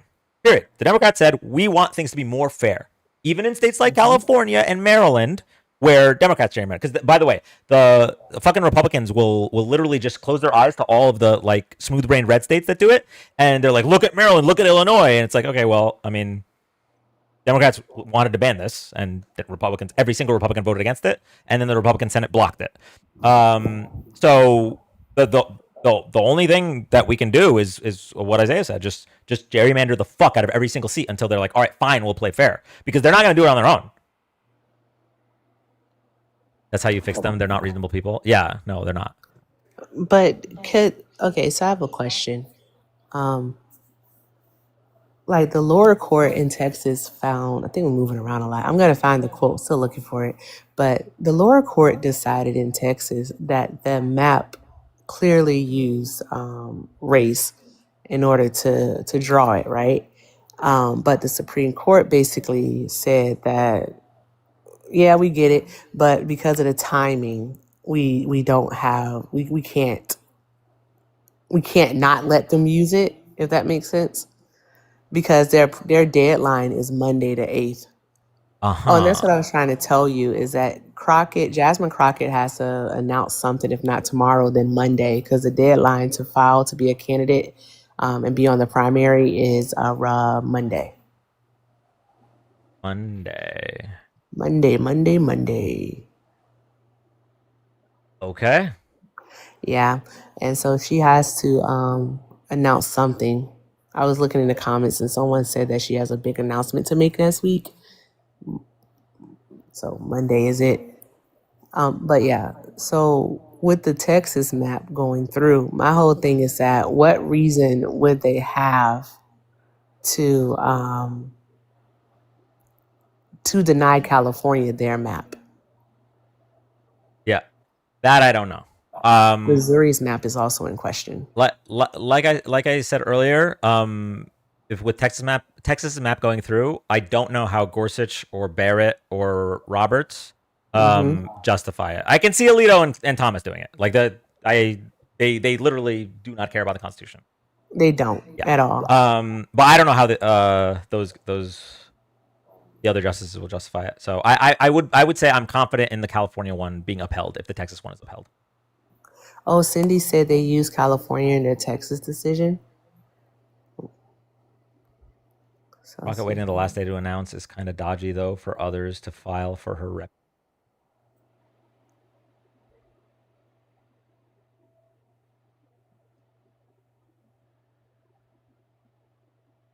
Oh, well, that's fair. Oh, because that would be the last day for them to file as well, I guess. Yeah. Oh, did y'all see? I never talked about this on live. On the day where they were voting to reopen the government, out of nowhere, the Blue Dog Democrat, and I'm not using that to say ignore the following. It's just that this is one of the very like moderate Democrats, from Washington, Rep Perez, Goosenkamp Perez. Hold on. I'm so sorry to cut you off, but it wouldn't be dodgy for her because would hers be considered like it wouldn't be considered a special election? No, would it be like considered would it be a special because her seat is going away or no? No, it's Still? the seat number still, like she would either be transferred to a different district or the same district, but it would be drawn different. Like there's no way she's winning the next election. Yeah, no. When we say like her seat is being drawn out of existence, but that doesn't mean like she's forced to leave or forced to run again. I don't know if it's a situation where her district is going to be renamed to a different district, or if the district is just no longer Democratic leaning. But either way, no, it wouldn't be a special in that case. I always wonder about gerrymandering. This is why I didn't get up because I have so many questions about it. But like with gerrymandering, when you look at a map and it's just all completely red, and it's like that doesn't make any sense to me. How it's all completely red. Yeah, I mean, I don't know if anyone's seen the Nashville gerrymander, but they literally like drew a fucking Sharingan to split up Nashville into 3 districts and made sure that each of those 3 districts just had like 45% Democrats. So that instead of Nashville being 2 Democratic districts, and then the surrounding area being like a Republican district, it's 3 Republican districts. Yeah, this shit's confusing. All this stuff. I never thought that I would be learning about like gerrymandering and its tactics and reading fucking Supreme Court cases, decisions, and federal court decisions and whatnot. Shit, like, what am I doing? All right, hey guys, I'm starting a fundraiser, all right? And I'm gonna need about $200,000. All right, I'm gonna go back to school and get my BA in political science. So yeah, all right. So everyone donate, please. Thanks. I'm not really doing that. I am gonna go back to school and get my BA, but I'm not gonna do the GoFundMe. You know what's so funny actually? Of donations. So I want to thank you again for the $15. I have owed I have owed somebody $10 that they only want on Venmo. They're like, oh, I don't mind. Just whenever the next time you get a Venmo, just shoot it over. No rush. For like 3 weeks now.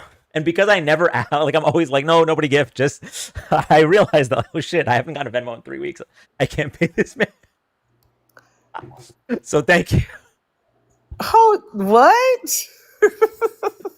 I was like, can I just send it to you on PayPal? And he's like, You no, were like, no. no, just I want it on I'm in Venmo no now. rush. Just send it on Venmo when you have it on Venmo. Like people send you gifts all the time. And I was like, all right, sure, no problem. And I realized it's been like 3 weeks, which I don't mind. It's fine. But like I'm gonna use 10 of the $15 to pay that man. So thank you. Cool. Thank you for that. Also, what? Sorry, did you want to say something? Oh no, I was like, I wanted to pay you to ask that question because it was pretty detailed. So I was like, I can't just ask him that. It's like, man, his time ain't free here. Yeah, I mean, I would have asked it regardless. But also, side note, I think YouTube scammed me yesterday. Oh, shoot. So yesterday was my first time watching your live on YouTube, like more than yeah. And was it yesterday or 2 days ago? You were MAGA hunting. It was yesterday or it was Wednesday. Okay. And they, you debunked them on something, and then they tried to pivot to Biden or whatever. And so I sent a $2 super chat, and I said, no pivots without, because you said, can I get my apology? Maybe that'll refresh your memory. Oh, that was last night. Yeah. Okay. He said, can I get my apology? And then they're like, why would we apologize? Blah, blah, blah. And I was like, no pivots without concessions. Get that apology. Erica. And I sent it. I saw that one. Oh, you saw it? Okay. All right. I saw it. I'm so sorry I didn't get to say it out loud. I did see it. No, I don't mind that at all. It's just like once I put everything in, it just disappeared. Like the comment disappeared, and I refreshed, and I was like, where did it go? Okay, so what happens is with I don't know why this. Oh, you Erica scam. Somebody got mad at me. I don't know if it was today or yesterday because I was like, "Grift on, brother." It's like, get your grift on. They got mad. But no, I saw it with the. I think it's super chats that are under $5. They don't stay on the screen. Like, and so I won't see it on YouTube, but because I stream, I like cast it through StreamYard, and I get to see it on StreamYard. I see. So, okay. Yeah, so if I miss anything on a tube, I'll go to StreamYard, and I saw that one. So thank you, Dan. Hey, yo, shout out to Dan for the $2 super chat. Thank you so much, Dan. I appreciate you. Yeah, and just to be clear, I don't mind that you didn't read it out loud. I just didn't even think you saw it because it was just it went into the ether. Also, I want to shout out Sid in chat. I don't know if y'all know this, but Sid made this shirt. It says "No pivots without concessions," and then it says at Dan Malik Politics. Awesome. That's fucking cool. Yeah. So W Sid, W Erica, L Republicans and gerrymandering. Yeah, L gerrymandering. Right.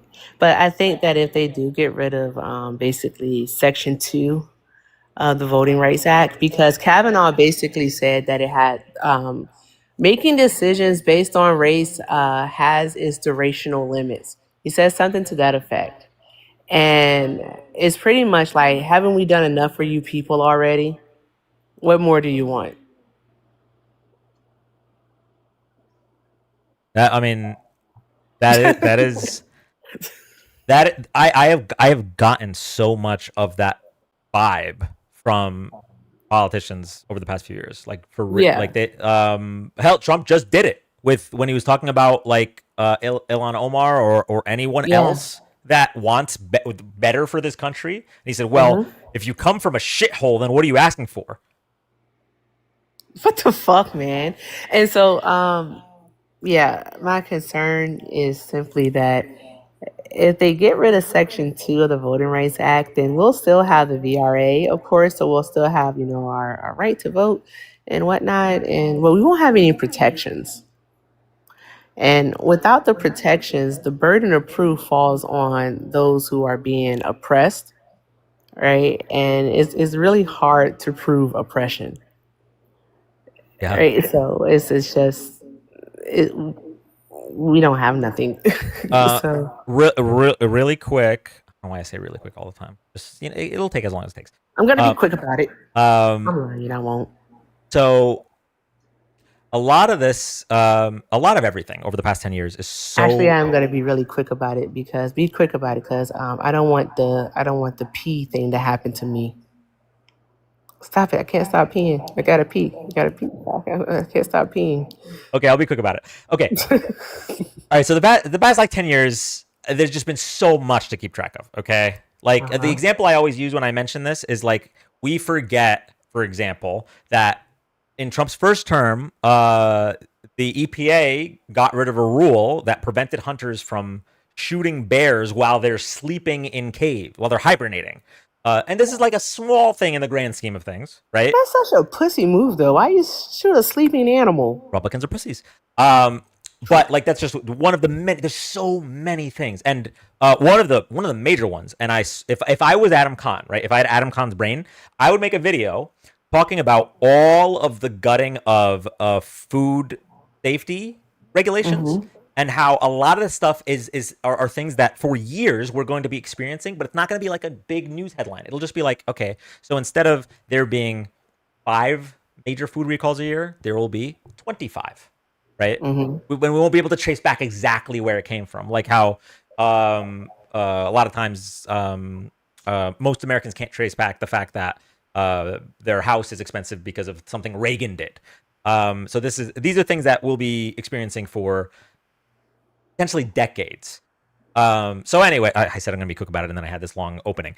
So anyway, one of the things that's been going on over the past 10 years is the gutting of the Voting Rights Act. Yes, exactly. Roberts hates it. So I'm gonna read. This is not a long article.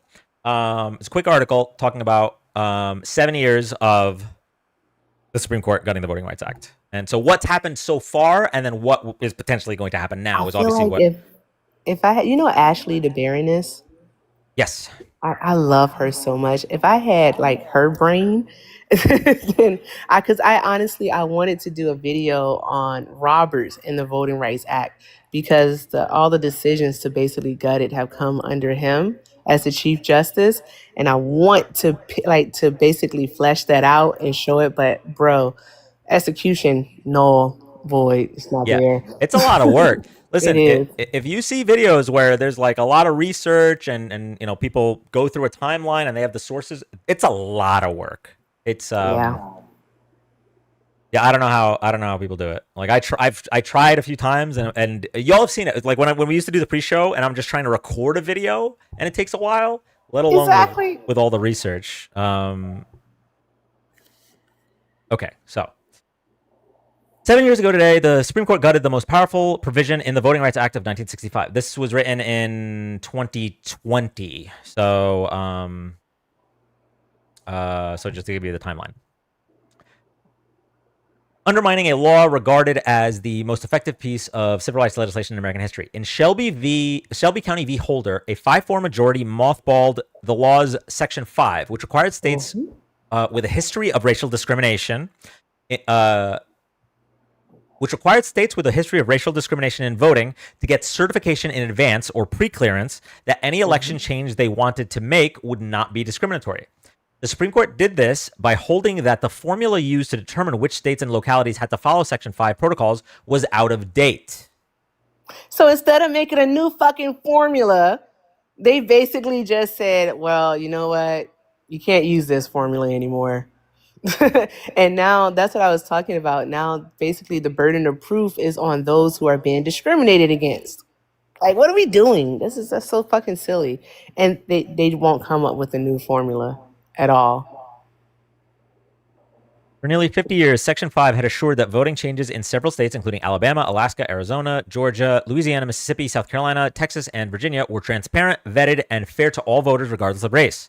Prior to Shelby, Brennan Center warned that without the protections provided in Section 5, states might seek to reinstate or push a wave of discriminatory voting measures that were previously blocked or deterred by the law, threatening the rights of minority voters across the country to cast a ballot. Fortunately, that's exactly what has happened. Within 24 hours of the Shelby ruling, Texas announced that it would implement a strict photo ID law. So I think these are the same thing happened with Roe v. Wade, where states were already gearing up. What are these called? Trigger laws. Trigger laws, yes. In the years since, Brennan Center has consistently found that states previously covered by the pre-clearance requirement have engaged in significant efforts to disenfranchise voters. Really quick pause in regards to the photo ID law.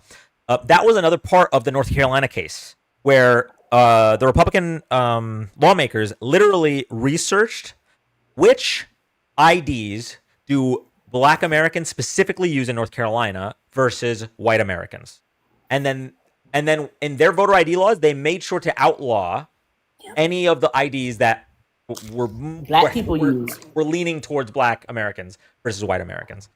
It was just one of the many blatant things in that case. Okay. In the years since, Brennan Center has consistently found that states previously covered. They're pushing to disenfranchise voters. Our 2018 report, to cite one example, concluded that previously covered states have increased the purging of voters after Shelby when the purge rates in non-Shelby states remained the same. We saw that in 2018 with Georgia purging their voter rolls ahead of the election that should have led to the election of Stacey Abrams. Did we all see the effects of this here? And Fudgesicles. Okay, I'm going on mute. All right, just in case anyone is wondering, the phone is staying in the living room. Wait, are you going to be with the phone or? No. Oh, okay. Okay. All right. Just this month, voters, including many voters of color, faced faulty voting machines, long lines, and extended wait times to cast their ballots in Georgia, one of the states previously subject to pre-clearance requirement. If Section 5 were still in effect, the state, which has closed hundreds of polling places since Shelby, would have been required to clear its voting changes before enacting them. Chief Justice John Roberts, in his Shelby opinion, asserted that the Section 5 requirements were no longer necessary, that times had changed since 1965. The conditions that originally justified these measures no longer characterize voting in the covered jurisdictions, he wrote.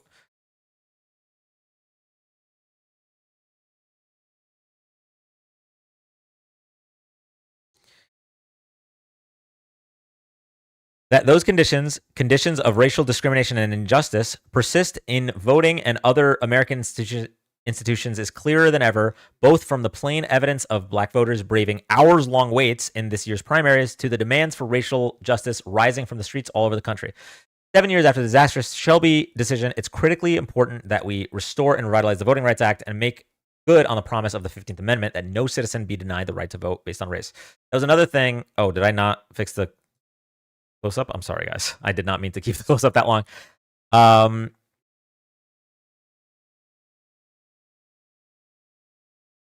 Yeah, so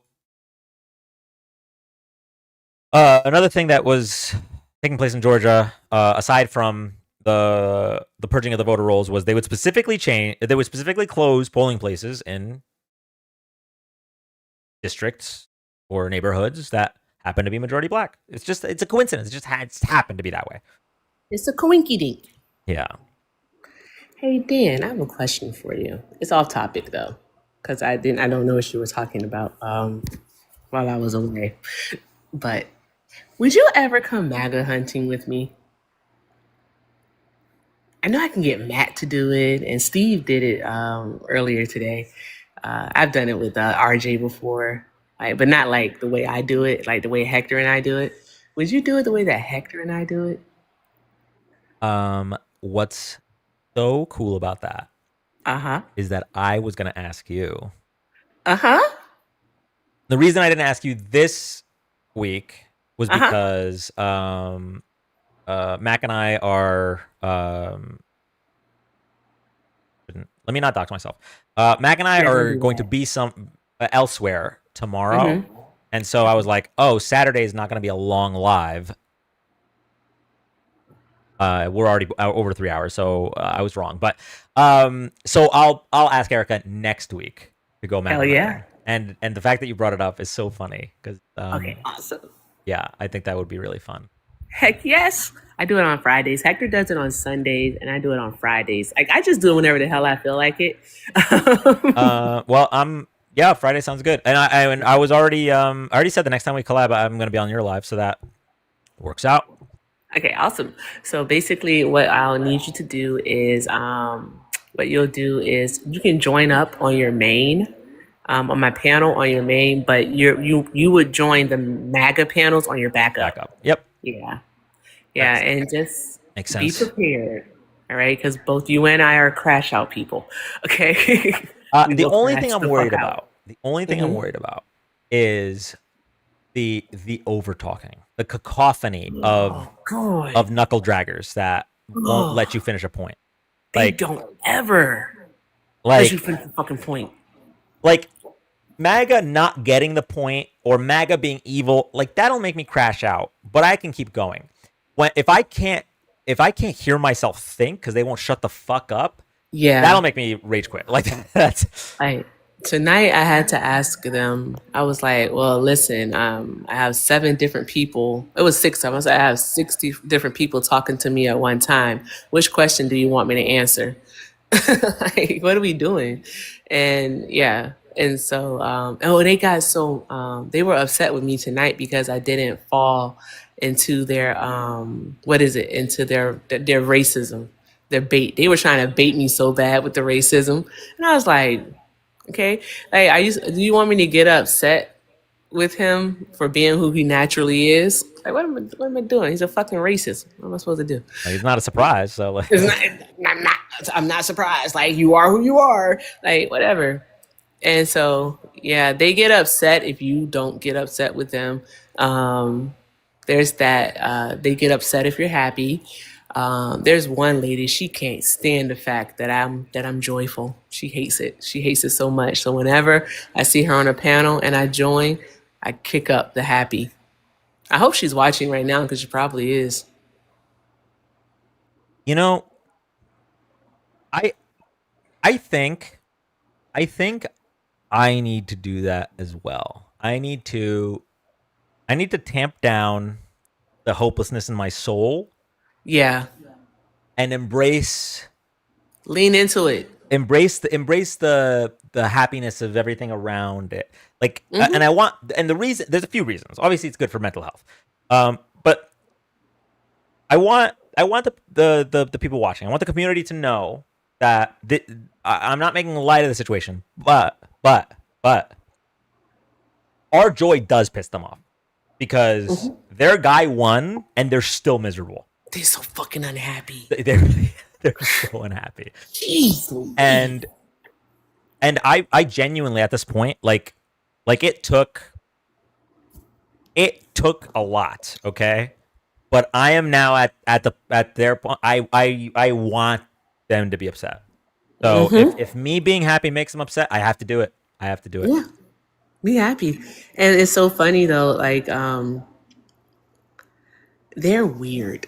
They're so weird. Like I'm trying, because I feel like this has been a case study in just basically how they act, how they think. And we're just displaying that. We're just displaying it. So I'm not 100% sure if he's going live tomorrow. He's definitely going to try to. Talk to him earlier today. But everyone, make sure you set your notifications on for Hector because Hector is doing it tomorrow. I know I'll join him for a little bit. And then I get to go MAGA hunting with Dan on Friday. Can't let me put that. Wait, I'm going to put that on my calendar. Please do. Also, let me make sure that there's not something else.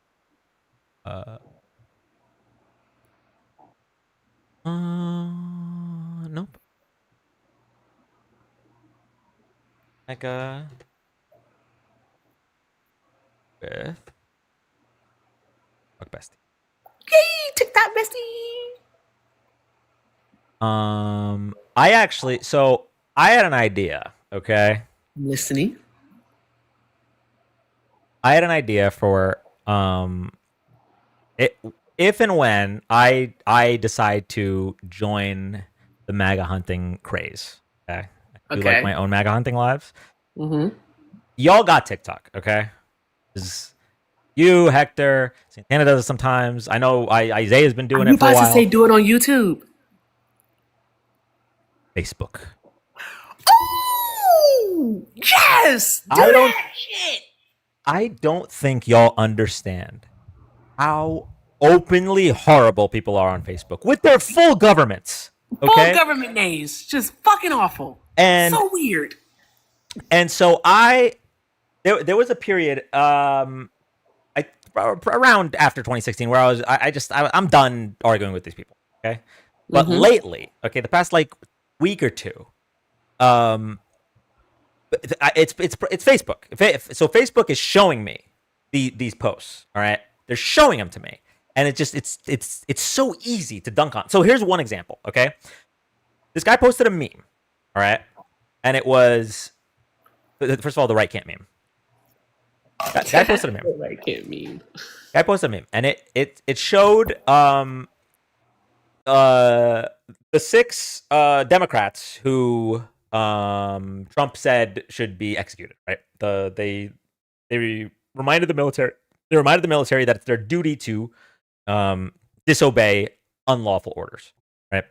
So it's the TV, and Trump's on the TV, and they're watching the TV, and he says traitors will be executed. And so they say, there's a speech bubble that has the 6 Democrats, and they say, "Oh my God, we're going to be executed." And so like the meme, the funny part for the boomers that are reading this is that like they're admitting that they're traitors. What's so wild about that is that the meme actually, if you apply it with the logic of the meme, it's bad for them, because those Democrats, not a single one of them said, "Oh no, I'm going to be executed."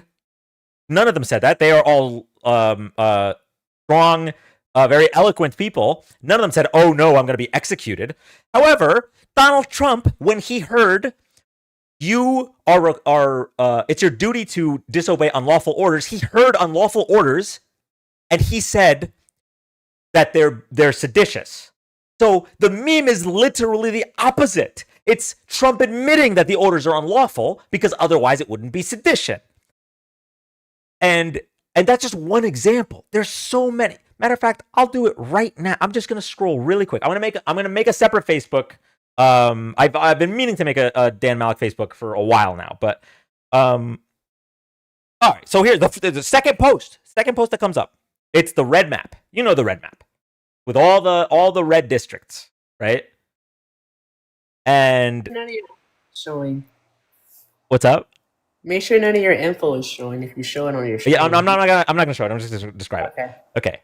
It says, just an FYI to all business owners, CEOs, executives, managers, anyone else who makes decisions for a business. If your company is failing, if you are on the brink of being laid off, if you don't seem to understand why that marketing plan isn't working, it's because you mistakenly think Democrats/liberals are the folks you need to be selling to. You believe the false narrative being sold to you by liberal news that says that you are the majority. Instead of promoting you, your business, your product to the true majority, you are instead digging yourself into a hole you will never climb out of. I laugh every time someone names blank conservative brand/product, calling it a disaster, when facts show conservative sells. And then the picture is of the red house map with all of the districts, and it looks like there's so many red districts. And so obviously, top comment: land doesn't vote, etc., etc., etc. But like it's like shooting fish in a barrel on Facebook. And then the replies. The problem is, then you see the replies, and some of the replies are it's stuff you would not hear this to that extent on TikTok. So this is another example, and this is the one that made me like crash. I'm like, I need to go live and bully these people. This is not okay. It was a Fucking picture. awesome. What would you say? I'm sorry, I said fucking awesome.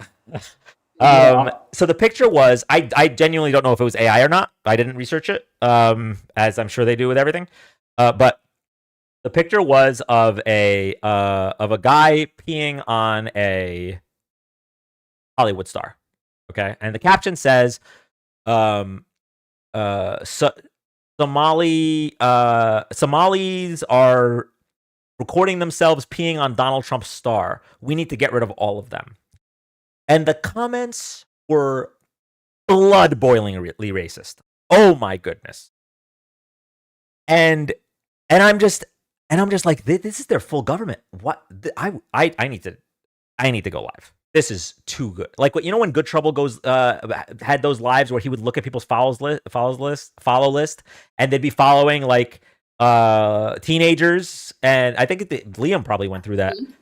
Yeah, Liam did go through that. Yeah, I got to do this with these. Like you can't have your place of employment and your full name while saying, well, that's no different than their drinking water on a post like that, while saying, well, they're just doing animal things because they're animal. Like, that's sick. The most vile comments. And I was just like, I want with every bit of my soul. I don't have the power to do it on my own, but I need these people punished.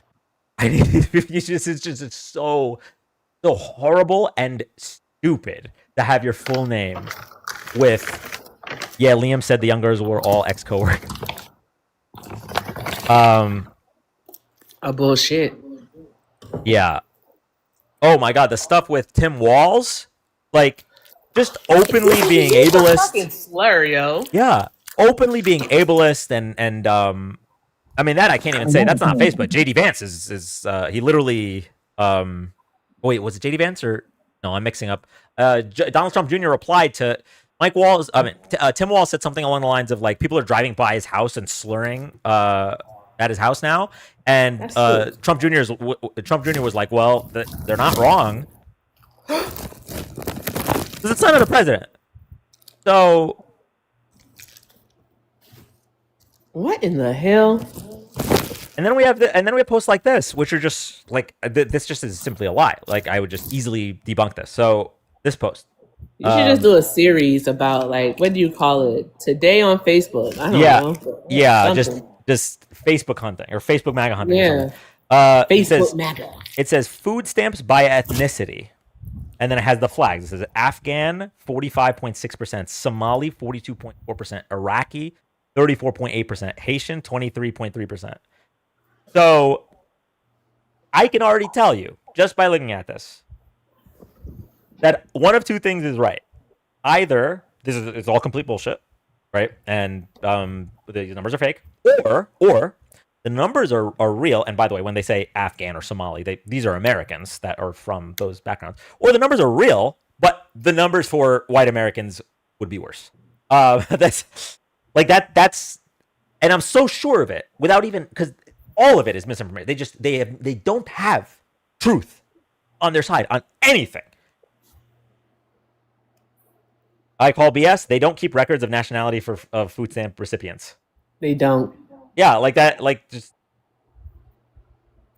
it's just such low effort shit. The only ethnicity they keep track of when it comes to it's not. I don't know why they put ethnicity, but they don't keep nationality because that's stupid. But the only ethnicity that they track in regards to like government benefits is non-white Hispanic. Yeah, that's it. Which is on like every government form. Yeah, that's it. But yeah, and I guess what's so frustrating to me is that like these posts these aren't pages I follow, and they're not even sponsored posts. Like if I get an ad, if you want to pay money to spread misinformation, I get it. Okay, Elon loves doing that. But like these are just posts that are getting pushed by Facebook. Yeah. Man, have you ever seen just a regular fucking news article? It's just a news article. It could be about a car accident. And some way, somehow, it turns into like a gazillion comments about how we shouldn't have quote unquote illegal immigrants in the state. I live in Arizona.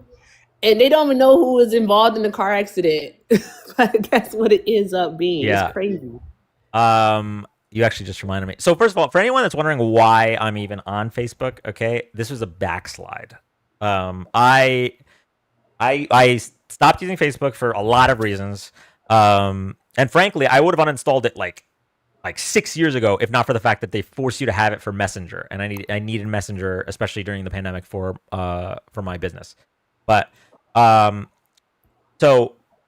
I stopped opening Facebook and looking at the feed. But when I went on my political hiatus, right, I stopped opening TikTok because I didn't. My TikTok's all politics. Everything people send me is politics, and my newsfeed is politics, and my For You page is politics. So I wanted to take a break, so I stopped opening TikTok. But my lizard brain still wanted to open something, compulsively, like if I'm using the bathroom or whatever, and it just went to that little blue icon with the F on it, and ever since my thumb naturally presses it, and I get mad. It just pisses. I open it and it pisses me off, and then I close it.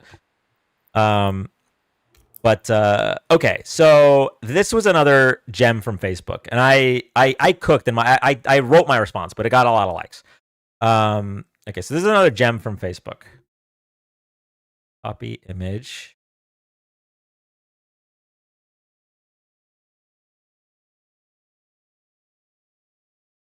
All right, so the January 6th pipe bomber, right?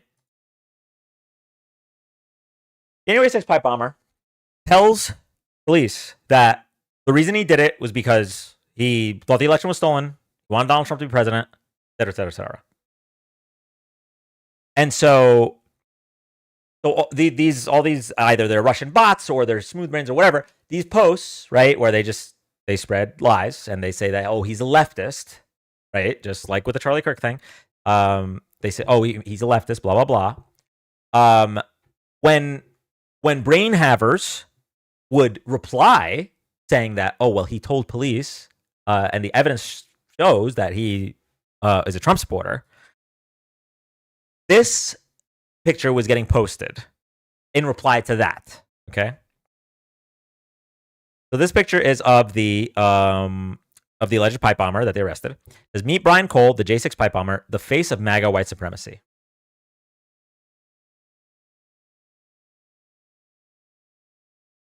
They love telling on themselves because the argument that they were disagreeing with was that the pipe bomber was a Trump supporter. And so the reply is, well, obviously he's not a Trump supporter because we're white supremacists. How is that the reply? How did you think you cooked with this? No one even brought up white supremacy. No one brought up white people. No one brought up race. We were just saying that he said that he was a Trump supporter. If you do it, Dan, you just have to laugh at them, okay? Take them seriously. You just have to laugh at them. Just know that, like, okay, I'm putting the stupidity on display. Someone like the lady that hates my joy today, I went into, I follow three people who voted for Donald Trump. Wow. And yeah, one of those people was on a panel today, and I went in there and I was just listening and I was commenting. The crazy lady was up there and she was like, yeah, she's the one that goes around gaslighting us. And I'm like, gaslight? Does she not? I don't think she knows what gaslighting is. I don't know. And I just listened to them and they're like, we're always bringing the facts and they're just not listening. Are the facts in the room with us right now? The facts are not in the same hemisphere. Like, what are we doing? They're not there. And whenever you ask them to bring up some, like today, talking to that crazy lady, I'm always talking about a crazy lady, good grief. Talking to that crazy lady, I'm talking about the November jobs report that ADP put out earlier this week. And she brings up the Fed, the St. Louis Federal Reserve, and they only go up to September. And I'm like, and she's like, isn't the number going up? I'm like, ma'am, you're showing us up until September. But this is based off of the BLS. I said, I understand that, but I'm talking about November. just walking them through like basic critical. I wouldn't even say critical thinking, just basic thinking. Just a syllogism, like point A to point B. Man. Like if A and if B, then C. Yes. And it's like pulling teeth. You also, it took an hour. I don't know why. It'd been a few months. I figured, you know what? Maybe he's changed. Maybe he's turned a new leaf. It took an hour for Liam. It took an hour for Liam to finally just say what I the answer to the question I asked him in the first minute he was on. It took him an hour to finally say, because I had to walk him through all of why what he's saying means this. Like when you say this, that means this because of X, Y, Z, and then his brain would just Biden. No. We're not talking about Biden right now. We're talking about. I don't know. Like I know there are bad faith actors. Okay, I know there are, but some of them are just so mind-numbingly stupid. Yeah, pretty much. I saw Liam get on a panel. Part of me was about to request, and I was like, "No, you're tired." So I took a evening nap, and I just remember him. Yeah, like within the first 5 minutes, because who were you talking to him about? You were talking to him about crime. Yeah, you were talking to him about crime and Trump pardoning the narco terrorists, the former president of Honduras. And some way, somehow, he like went to Biden, but it wasn't even Biden and crime. It was Biden and something else. It was weird. Oh yeah, it was Biden and commuting or like intervening for death row inmates. Like instead of them being executed, they would just spend the life in prison, something like that. Yeah, commuting sentences is not pardoning people. They're still in prison. Yeah. They just changed their sentence to something lighter. It's so from death row to a life imprisonment. Yeah, which was interesting. It was interesting that even though Donald Trump had the power, right, and certainly the manpower to go through all 1,500 cases and determine who deserved a pardon, because listen, if Donald Trump just pardoned the people who broke in because they believed the election was being stolen, I wouldn't agree. But at the very least, MAGA wouldn't look like hypocrites. Exactly. Like, but and he could have also commuted some people, whereas he pardoned some people, whereas he did nothing to some people. No. It's just blanket pardons for all 1,500. I don't care if you beat the fuck out of the blue. We don't back the blue, only back the orange.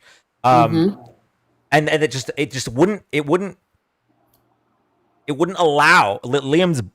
There was like a force field around Liam. Okay, for those that watch Naruto, okay, you know how like Gaara's sand in the gourd was like autonomous and it would defend him against attacks? It was like Liam's. There was something, a force field around Liam's brain that would prevent any statement that pointed out his logical incongruence. It would just prevent him from processing it and it deflect. It would just Biden, Kamala. Yeah, they that over talking shit is so annoying. Like the jamming Lou person, I was wrapping up. Liv had just left, right, and I was wrapping up my live, and the jamming Lou person came and requested, and so I let him up, and he just started spitting like absolute nonsense, talking about what the Democrats have promised Black people and didn't come through on. And one thing he mentioned was reparations. I said, who promised reparations? He says, Maxine Waters. I'm like, she never promised reparations. I know what he was talking about because it was introduced by Comer in 1989 in the House to be a study, a discovery, basically, to look into how they could do reparations. So I knew what he was talking about, but no one ever promised reparations because you can't make that promise. Not in this country, you can't. So anywho, I'm like, give me proof where she promised. And he couldn't do it. He just kept pivoting. Well, has it been done? Has it been done? I was like, no, it hasn't been done, but give me proof that she promised it. And he couldn't. And then he left laughing like the Joker. It was fucking weird. You know, that's something that happens so often where they will like ascribe an intention from Democrats and especially Democratic politicians when like those statements have never been said. But Donald Trump says literal things and we need to dive into his psyche and what he really meant. It's what he really meant was, well, he didn't really mean it that way. What the man can't joke, their new thing is, well, he can't tell a joke. You can tell he was joking. No, bitch. I'm sorry. No, he said that. That's literally what he said. They are exactly, Cindy. They are unwell. I say that all the time. They are unwell. Well, what are we gonna do? It's late. Yeah, it's late. I still have to pack, and Holy smokes. You're worse than me. yeah, no, I'm really bad. I have to go to T-Mobile before driving to Max because I didn't go today. Because I have to turn in my phone. So I did this thing where it was a really good deal. Okay, I don't know if y'all have T-Mobile. If you trade in your phone, and they had a big list of phones, it was like $800 off. Yeah, I did that, but I didn't turn the phone in. I decided to keep it. Oh, and so they charged you the full amount? No, they didn't charge me the full amount. Oh. No.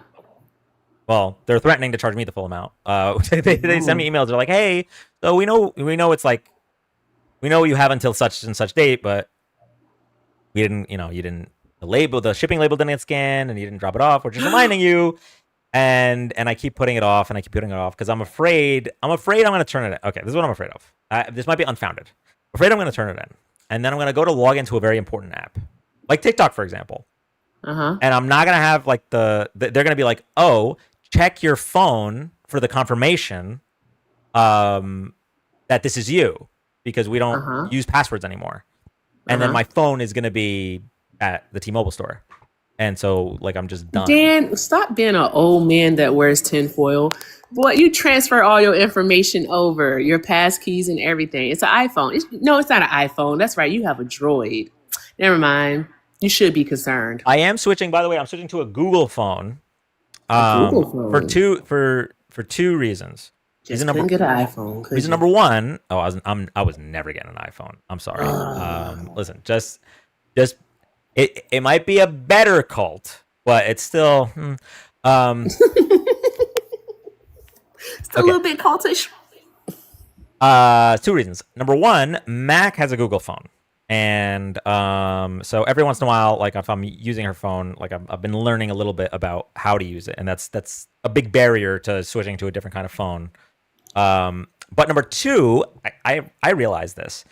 Google has my whole life, everything. Google has all my passwords. Google has all my emails, all my information, everything. Google runs my entire life. Why do I not have a Google phone? Like literally, I have to keep telling Samsung I'm just not that into you. Like Samsung will be like, "Hey, do you want to back up to Samsung Cloud?" And I was like, I'm paying Google money to have more Google backup space. I'm good, Samsung. I'm really good on that. Or they'd be like, "Oh, do you want to use Samsung Pay?" And I have Google Pay. It's okay. So then I was just like, why do I even do this? Why do I go through this middleman? I could just Google phone's still closer to an Android than is it an Android? It's closer to a Samsung than an iPhone. So anyway, I pay Apple for iCloud storage and Google for Google Cloud storage. I don't know how much storage one person needs, but I swear on everything I love, Apple sent me a notification the other day that said that your storage is almost full. And I'm like, how? Videos take up a lot. Man, videos. Jeez Louise. I can delete them though, right? Because like some are on Instagram, some are on like all are of course are on TikTok. Yeah. And usually, so I mean, my thing was always like after I post a TikTok, I don't want to delete it until I post it to other platforms. Yeah. But then sometimes I forget, and it's it's a whole thing. Sending memes. I have so many memes, but fortunately, pictures don't take up that much space, so I'm keeping them. All right, y'all. It's late. Make sure you're following Erica if you aren't already. Erica, if you'd like to say a few words. Join. Make sure you guys put your notifications on for Hector tomorrow. Today's Sunday. He's doing MAGA hunting. All right, it's going to be friggin' fantastic. And don't forget to join Dan and I this upcoming Friday for MAGA hunting. Shit gonna be lit. I got a lot of stuff I'm doing. On Wednesday at 11:30 a.m. Pacific Standard Time, 2:30 p.m. Eastern Standard Time, join Hector Talks and I for Fun and Facts. I'm the fun, he's the facts. We're just going to be bringing you your weekly news, some things that you've already heard and just want a bit of information about.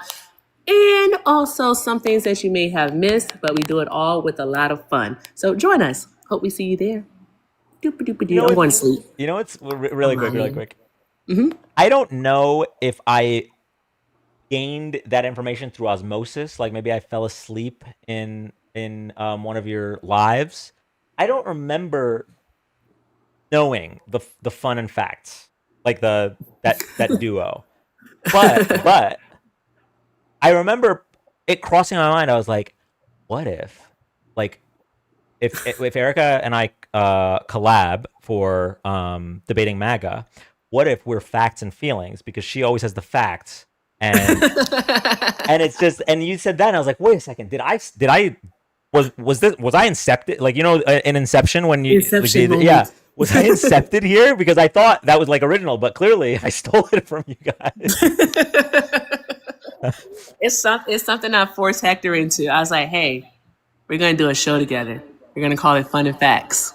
All right, I'm the fun, you're the facts. Capiche? He was like, okay. And so there we have it. But facts and feelings is hilarious. Yeah, because I remember from the last time we were debating, I tried to like explain this distinction when I said we work so well together, because like you'll dive deep into like the court cases, for example, whereas like I'm just trying to explain why their logic doesn't track. Like, so like together it's really good, because it shows that not only are they uninformed, but they even if they were right, they would be wrong. Yeah, exactly. Because they lack comprehension skills. It's like they can read the exact same thing that we read. Like if you, I don't know, I guess if you look at like gas prices, right? And we look at the charts and we see the gas prices and we see that gas like in October. I'm making up arbitrary numbers right now, guys. So October this year, let's say gas was $3.19. And October last year, gas was $3.21. They'll be like, that's such a major win because gas prices are lower. Look, Donald Trump, the gas prices are lower. But I'm like, bruh, it's 2 cents year over year. But you're not even taking into account that last month's gas price was going $3.30 average. Like, what are we doing? Like, what are you doing? And they don't read information correctly, or they'll read, I don't know. They just don't process it. That's it. They don't. Ugh, it sucks, and it makes my brain hurt. Yeah. That's what I get frustrated about. But yeah.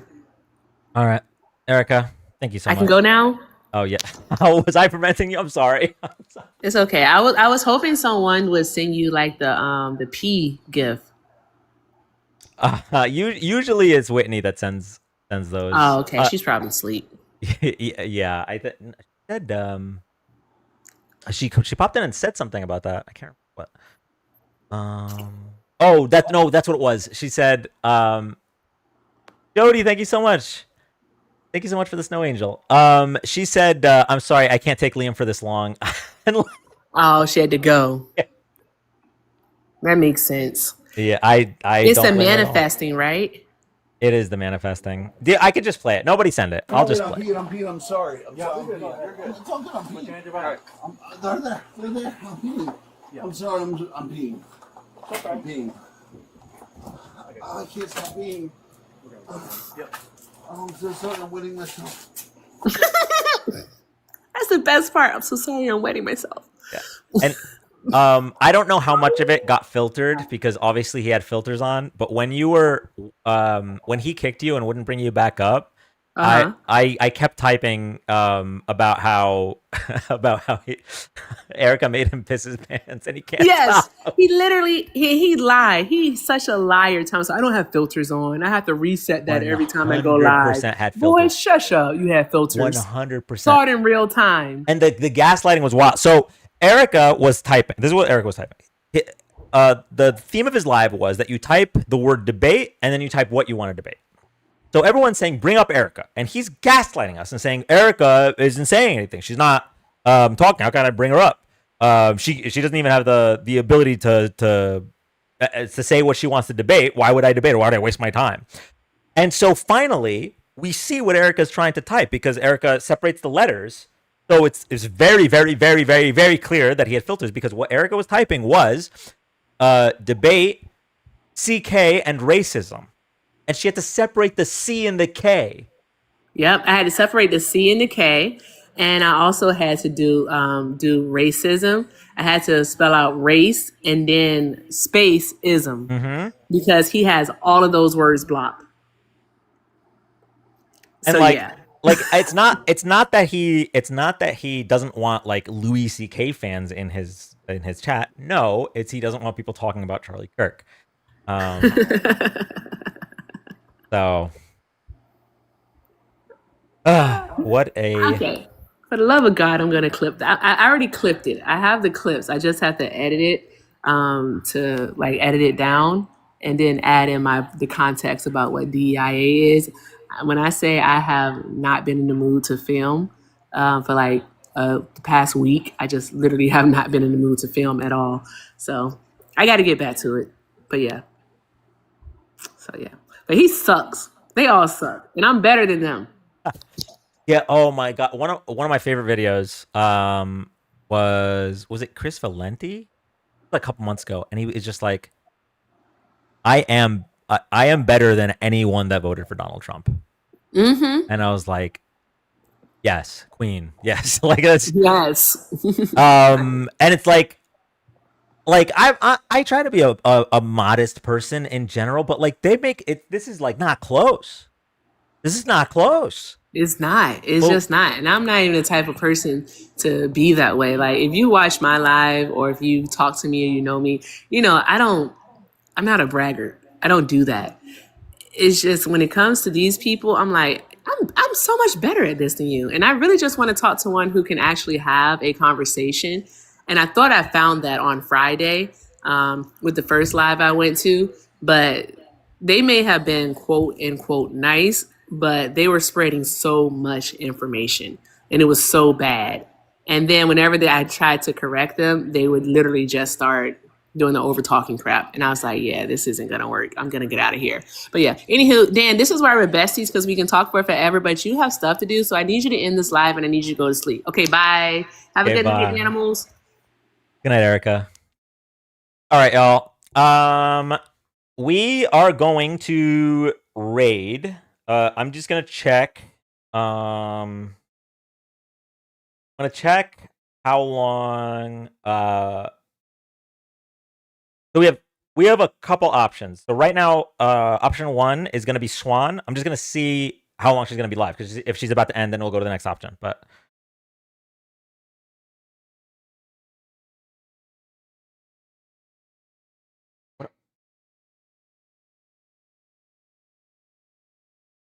okay. I don't know what voice filter she has on right now, but it's fucking wild.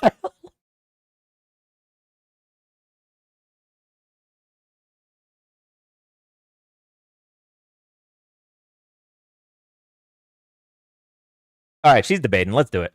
Okay. Liam,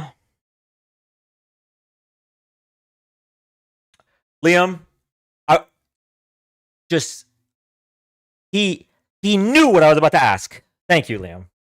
And you got the correct amount of S's. That's what I was double checking. All right, we're gonna be rating Swan. I'll be in there for a couple minutes, and then I'm going to. I might have a snack, and then I'm gonna go to bed.